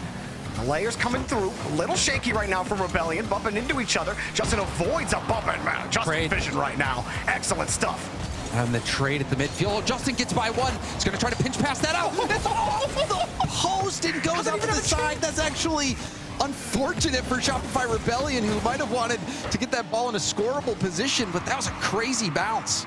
Oh, Parth just won the whole touch, the whole fail, and Nolly comes in at the last second to keep it tied. I'm not even sure how Nolly was able to even get that out. I wasn't even looking at him. What even happened? I don't know how he got there. Oh, 2-piece coming across on the dribble. Rebellion haven't given up possession. Now they have. Nolly, he gets bumped. Even when OG looked like they might have had the ball, Justin was there to cut them out, to take the ball away. 2-piece sends it far. Parth coming through, and he'll force Calm off the ball. And Parth steals that corner boost. That's going to be big for Shopify Rebellion. You can see Calm, not full tank to work with. Now 2-piece will move in. He's got plenty of boost. Parth not able to land a bump. Pinch pass attempt. Panic hit from JNAPS. Justin's there to collect. Justin flip reset. Justin denied by JNAPS on the goal line. I think Justin's starting to feel that vintage mode right now. JNAPS in front. It froze 2-piece. He had to respect JNAPS first on the ball. A high touch. He actually gets to the midfield uncontested. All of OG pulled back on that one. Are usually so good at handling that presence in the midfield. Calm expends the tank. He gets through Justin on the play, which has not been easy in Game 7 so far. 2-piece goes quickly through the midfield. Has a hard challenge, and Parth can't get there in time. Justin again, his third man, has to buy that time, but he's done it every time for Rebellion. JNAPS actually pre-jumped that. Calm has some space here. Flip reset, gets it by 2-piece. Justin comes trailing in now, and Nolly has to retreat and hit this ball over his shoulder. Looks for Calm on the sidewall. Calm didn't get that boost. This could be the start of something for Rebellion. Nolly no boost either. He's forced to clear it away. Parth, that one will be easy. That actually gives OG a little bit of breathing room. Calm gets to carry the ball. Rebellion just lurked though. Parth will not leave the third. And Calm dribbles it out, but Justin again is there. He's been so difficult to beat when it looks like OG finally get possession. There's Justin to air dribble it to the sky and buy time for 2-piece and Parth. Now OG left the ball. It goes across. So Rebellion risky. continue to build. So risky from Calm, trying to go for an unorthodox play. And it might just work out for OG. JNAPS. Pinch. No, he fakes the pinch pass. Goes for goal himself. It's a light shot. But Justin on low boost makes the save. Parth went quick. Calm's got nothing. JNAPS has to come in. Not the ideal touch. Calm actually got for boost. They're not going to get him at all, though. Rebellion, they positioned ahead of time for Calm. But OG are still winning the ball, and it's Justin again. Ball security. He's got it, and he gets the 50. They break out. That was such a high-pressure defensive situation for Justin. He's on his own back wall, cannot make a mistake. And he was even able to get that ball downfield. Final 30 seconds in the game. No goals. We're positioned for overtime. Parth grabbed his corner boost. Was hoping maybe his teammate could get there, but Calm is forced out to the side. Justin was ready. Parth is waiting in the midfield, two-piece back in his corner. JNaps progresses, drops it on the reset, but skips back out to Calm. Calm with the bouncer. He wanted to keep it tight. You see Nolly, he's playing safe. It's 0-0, and Parth takes it down to Justin. Justin forces Nolly to make the save. Two-piece will wait.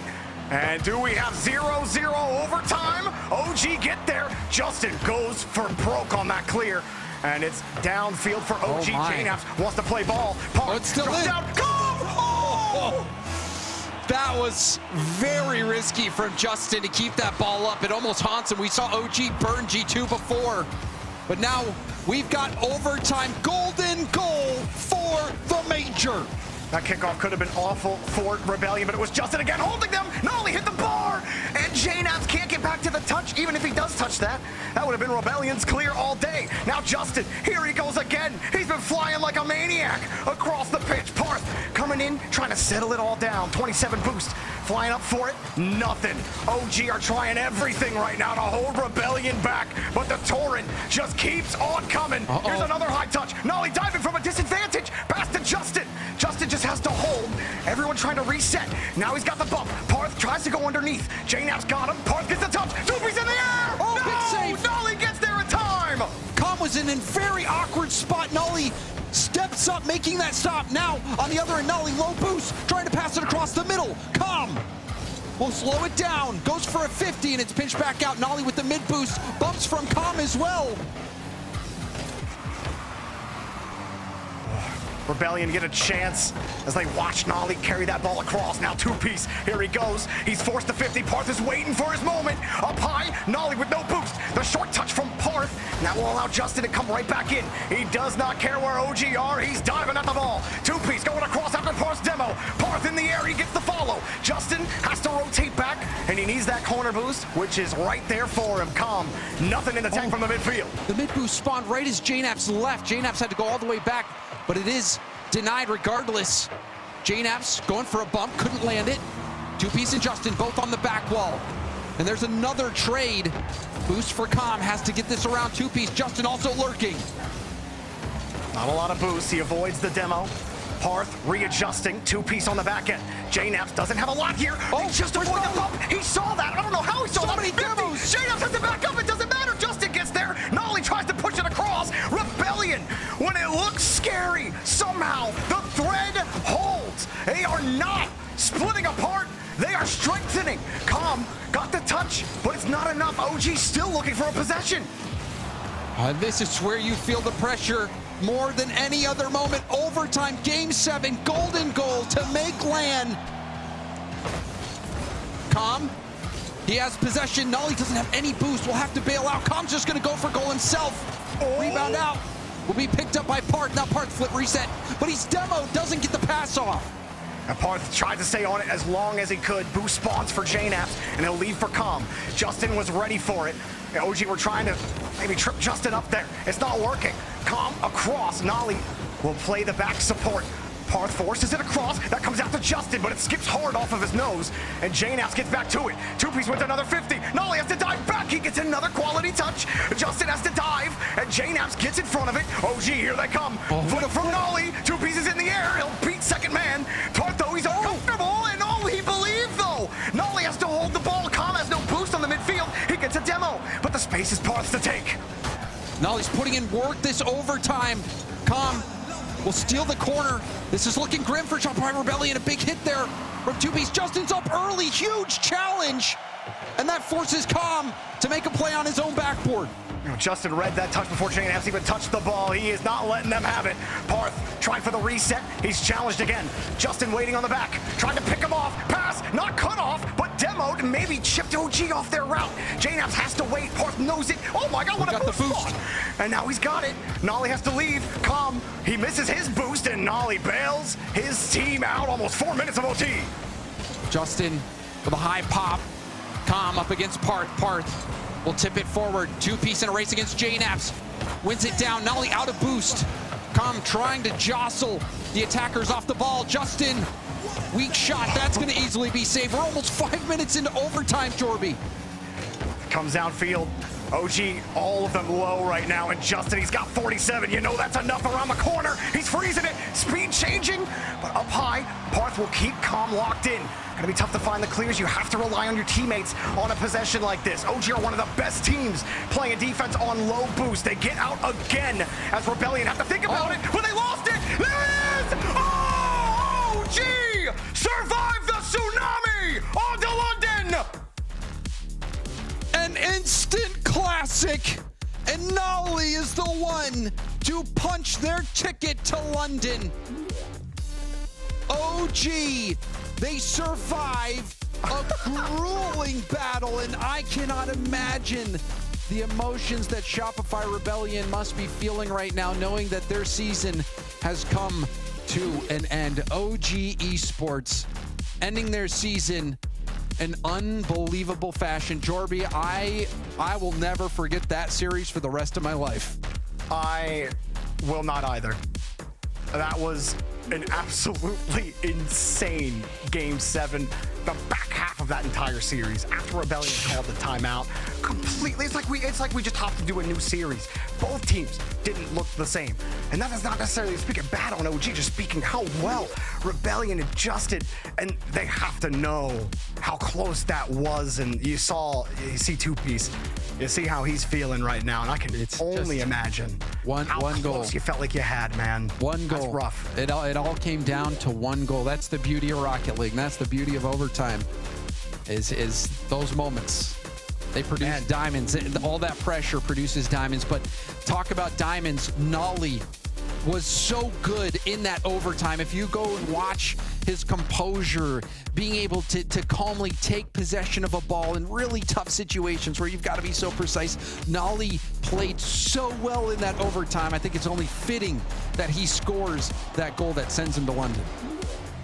What a series, and Rebellion, I think, made the best that they could of it. And you say Nolly and even that also save. Calm. Oh my! I mean, and how many low boost situations were OG in? Like Rebellion during that Game 7 just had like what felt like insurmountable pressure, but OG's defense somehow held every time. Calm, Nolly, and JNaps.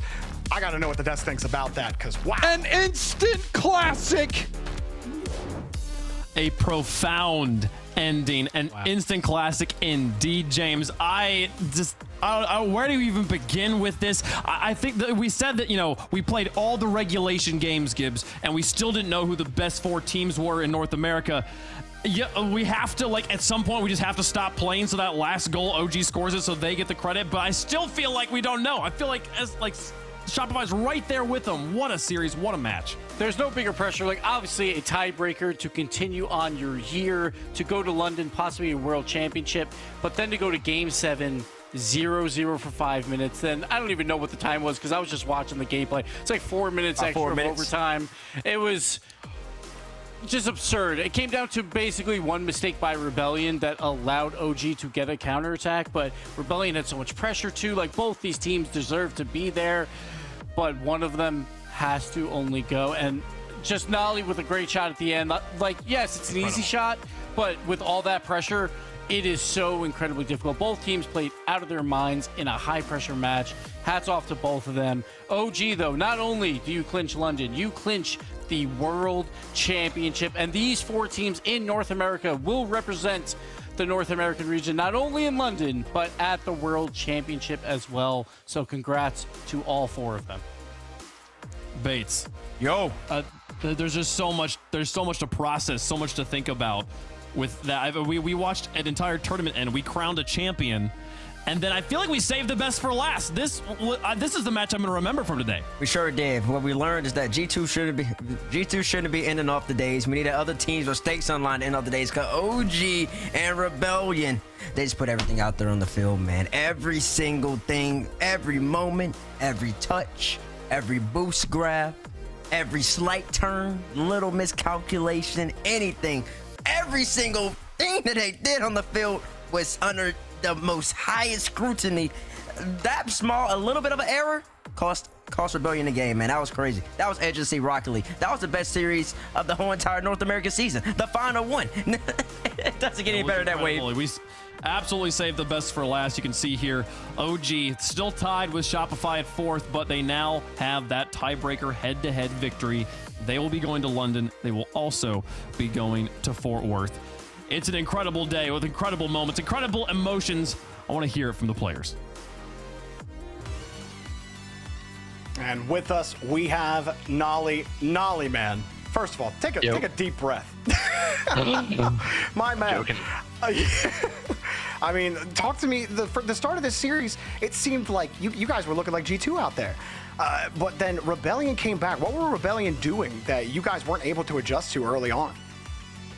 To be honest, like I don't want to, talk too much smack, but it wasn't really Rebellion. It was mainly us. We wasn't sticking to our game plan how we wanted to, and it cost us a few games. And so what are you talking with each other? Like you called the timeout down going into Game 6 on a Neo Tokyo. So what's the conversation going on with you and the team? Just reminding ourselves of our game plan, what we've been focusing on this past week, and trying to implement that, and then also just reminding ourselves that we are just better than they are. All three of us are better than each of those on that team, and we just have to believe that ourselves.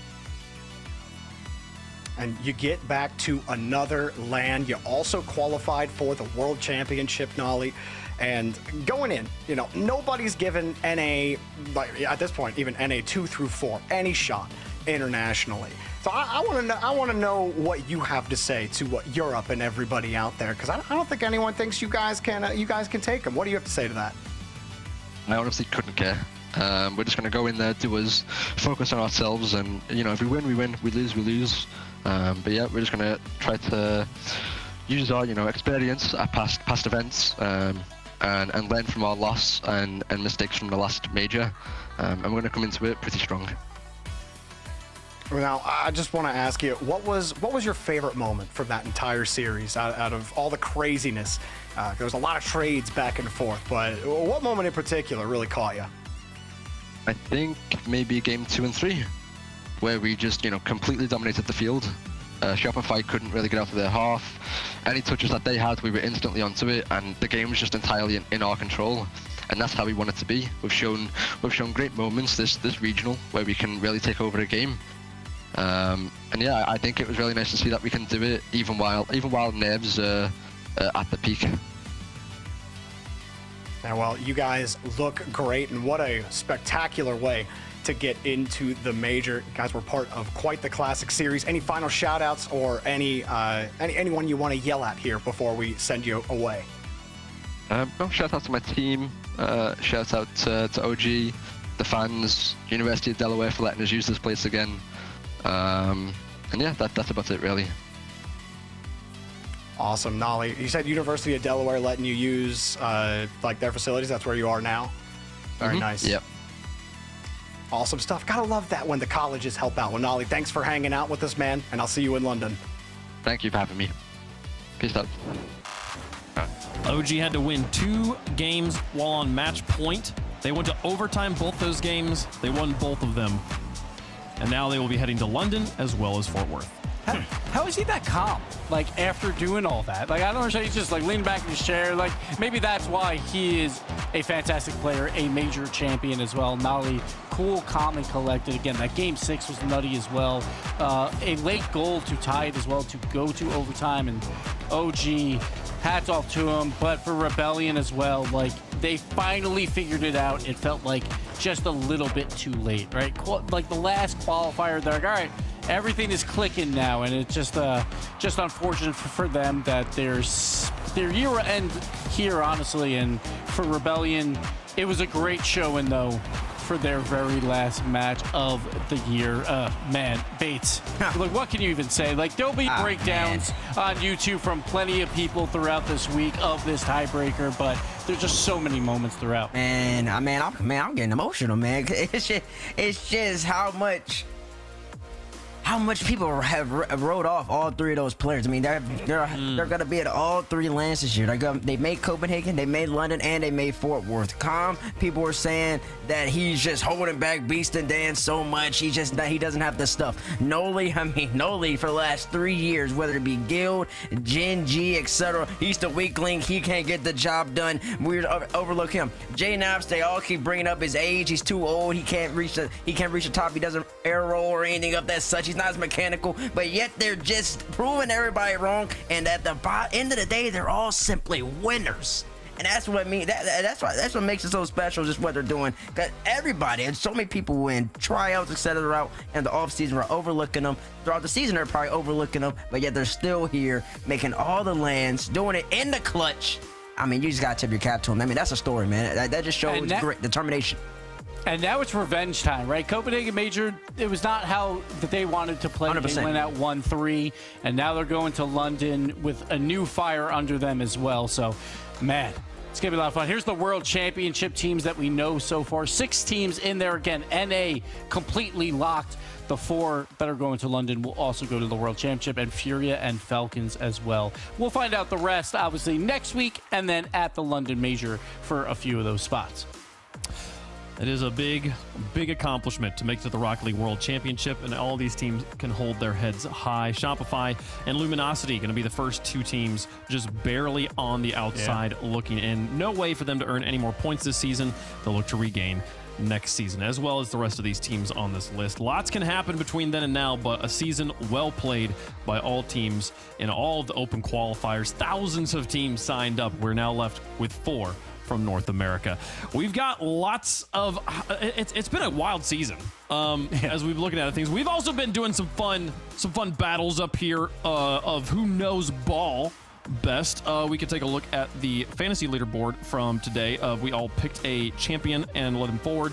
Dazarin on beast mode, it looks like, is going to be in first place. I think there's some corrections to be made there. Maybe production didn't see the full updated list, but that's all right. You know what? I'll just give it to Dazarin. That's fine. Dazarin, you could have this win. Don't worry about it. Like, I win enough. Don't worry about it. It looks so rigged if we just take this graphic down, we pull it back up, and all of a sudden I mean, that's a little bit that's there. It's probably right there. Anyways, it's a crazy one. Speaking of other things that you are gonna win, let's just move on to other results as well. I like it. I believe we're actually gonna get the correct numbers in on the other one, because there's so many people at home that are so emotionally invested in this fantasy leaderboard. We've got to give it to them. So here's okay. This is the predictions across the whole season. Chat somehow made it into the top 5. That bothers me, but they're tied with Let Me Keep Me Bates. It's fine. Bruh, how is chat keeping up with me? Wasn't chat incorrect today? No, they were perfect today. No, didn't chat just pick Rebellion? We didn't. No, Tiebreaker didn't matter. We didn't count that one. Oh, okay. I'm about to say, okay. So I see how they showed and made the word chat just keep all right, Bates, we'll give you the answer. There we go. Yeah, I should be tied. I should be up there with a 16 with James, but thank you. I'll take that one. Yeah, James Bott, who didn't get to predict that tiebreaker. We'll just give you that extra point there. That's right. Thank you. My goodness. Yeah, Gibbs, how does it feel? This is like a 4th season in a row or something like that. I don't know. You got to dress for where you're going to place, right? And that's why, I'm dressed in the suit for the first place, and, it just feels great. It feels great. See what happens. We'll see what happens in London. We saw it in Copenhagen. We'll see what happens in London. We saw it here. We'll see it in London again. It's all right, Bates. It's all right. He's on a win streak right now, Bates. This is a problem. Folks, there's only 2 things left for North American players to do in the Rocket League's Championship Series for 2024, and that's play in London June 20th through 23rd and play at the World Championship September 10th through 15th. So we'll still have some online qualifiers for OCE, for APAC, and for Europe next weekend, but as far as North America goes, this is all that's left. Playing in person and trying to be the only team in the world to hoist the World Championship trophy. We've got 2 big events that we just talked about. You can be at both of them. There are tickets available at 2 different locations. Ticketmaster.co.uk if you want to get tickets for Landon 3.0. You can get tickets for one day, for both days, whatever fits your schedule best. And then also for World Championship mid-September, you can go to rl.gg/RLCS Texas and get those tickets there. You're not going to want to miss it. It's going to be an incredible experience. The Dickies Arena, I mean, Bates, that was your first World Championship, right? In Dickies? It sure was my first world championship. It was an absolute great time just having 12,000 people who really love Rocket League all together, all celebrating a game that we all enjoy and love and have grown to just be a part of. It's a part of our lives. It's a very special moment. If you have the ability to go, you never know how long everything in life's gonna last. So listen, just go. Live it, bring some friends. It's a great time. You get to see all the talent. You get to see the players. You get to see friends from online. It's just a hub. It's a culmination of Rocket League. It's a celebration. And of course, you get to see us crown the new RLCS world champion. Or unless it remains the same with Vitality, which could be fixed. We'll give him a second. We'll give him a third star there. If they're able to pull that one off. Folks, memories will be made. Stories will be told. You gotta be there to have those experiences with us. Hope to see you there. This is what's going down next week. We're gonna have a First Touch podcast, 11 a.m. Pacific, right here on twitch.tv/Rocket League. That always happens on Wednesdays. That'll be happening May 29th. And then we got Europe as well as the other broadcasts happening across the Twitch category. But here on twitch.tv/Rocket League, 5 p.m. Central European time, you can be checking out that event there. Going to see which of the 4 teams from Europe are going to be representing their region in London. There's so much on the line over there. It's going to be a wild weekend. That's our show, though. Thank you so much for watching. We'll see you guys next week for Europe as well as for First Touch. Thank you so much. See you guys there.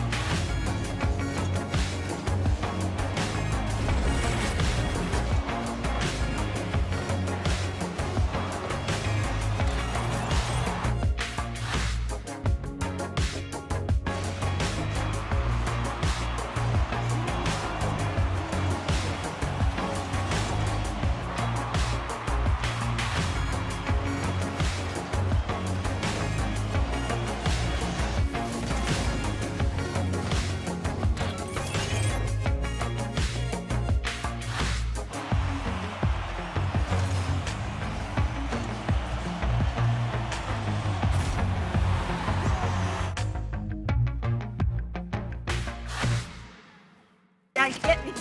Nice play. Right, go. There we go. So cute. At Ally, we're helping millions save more for the things that matter most to them. Whatever you're saving for, we're all better off with an Ally. Get back to work. Oh.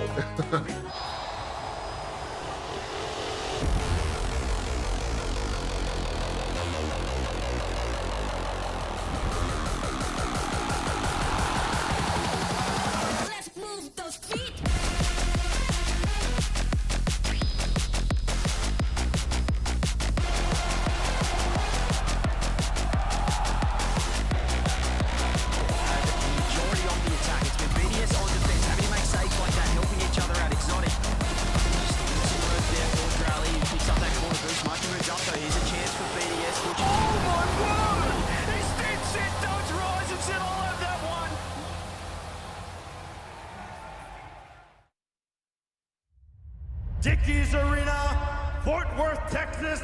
Welcome to Championship Sunday. This is the moment. Here, now, the final countdown to the final chapter. No back and forth. It's turn after turn. Bumps it off. Now comes the follow. No one from G2's there. They went for the dunk. Now Monkey moves downfield. A pass in front.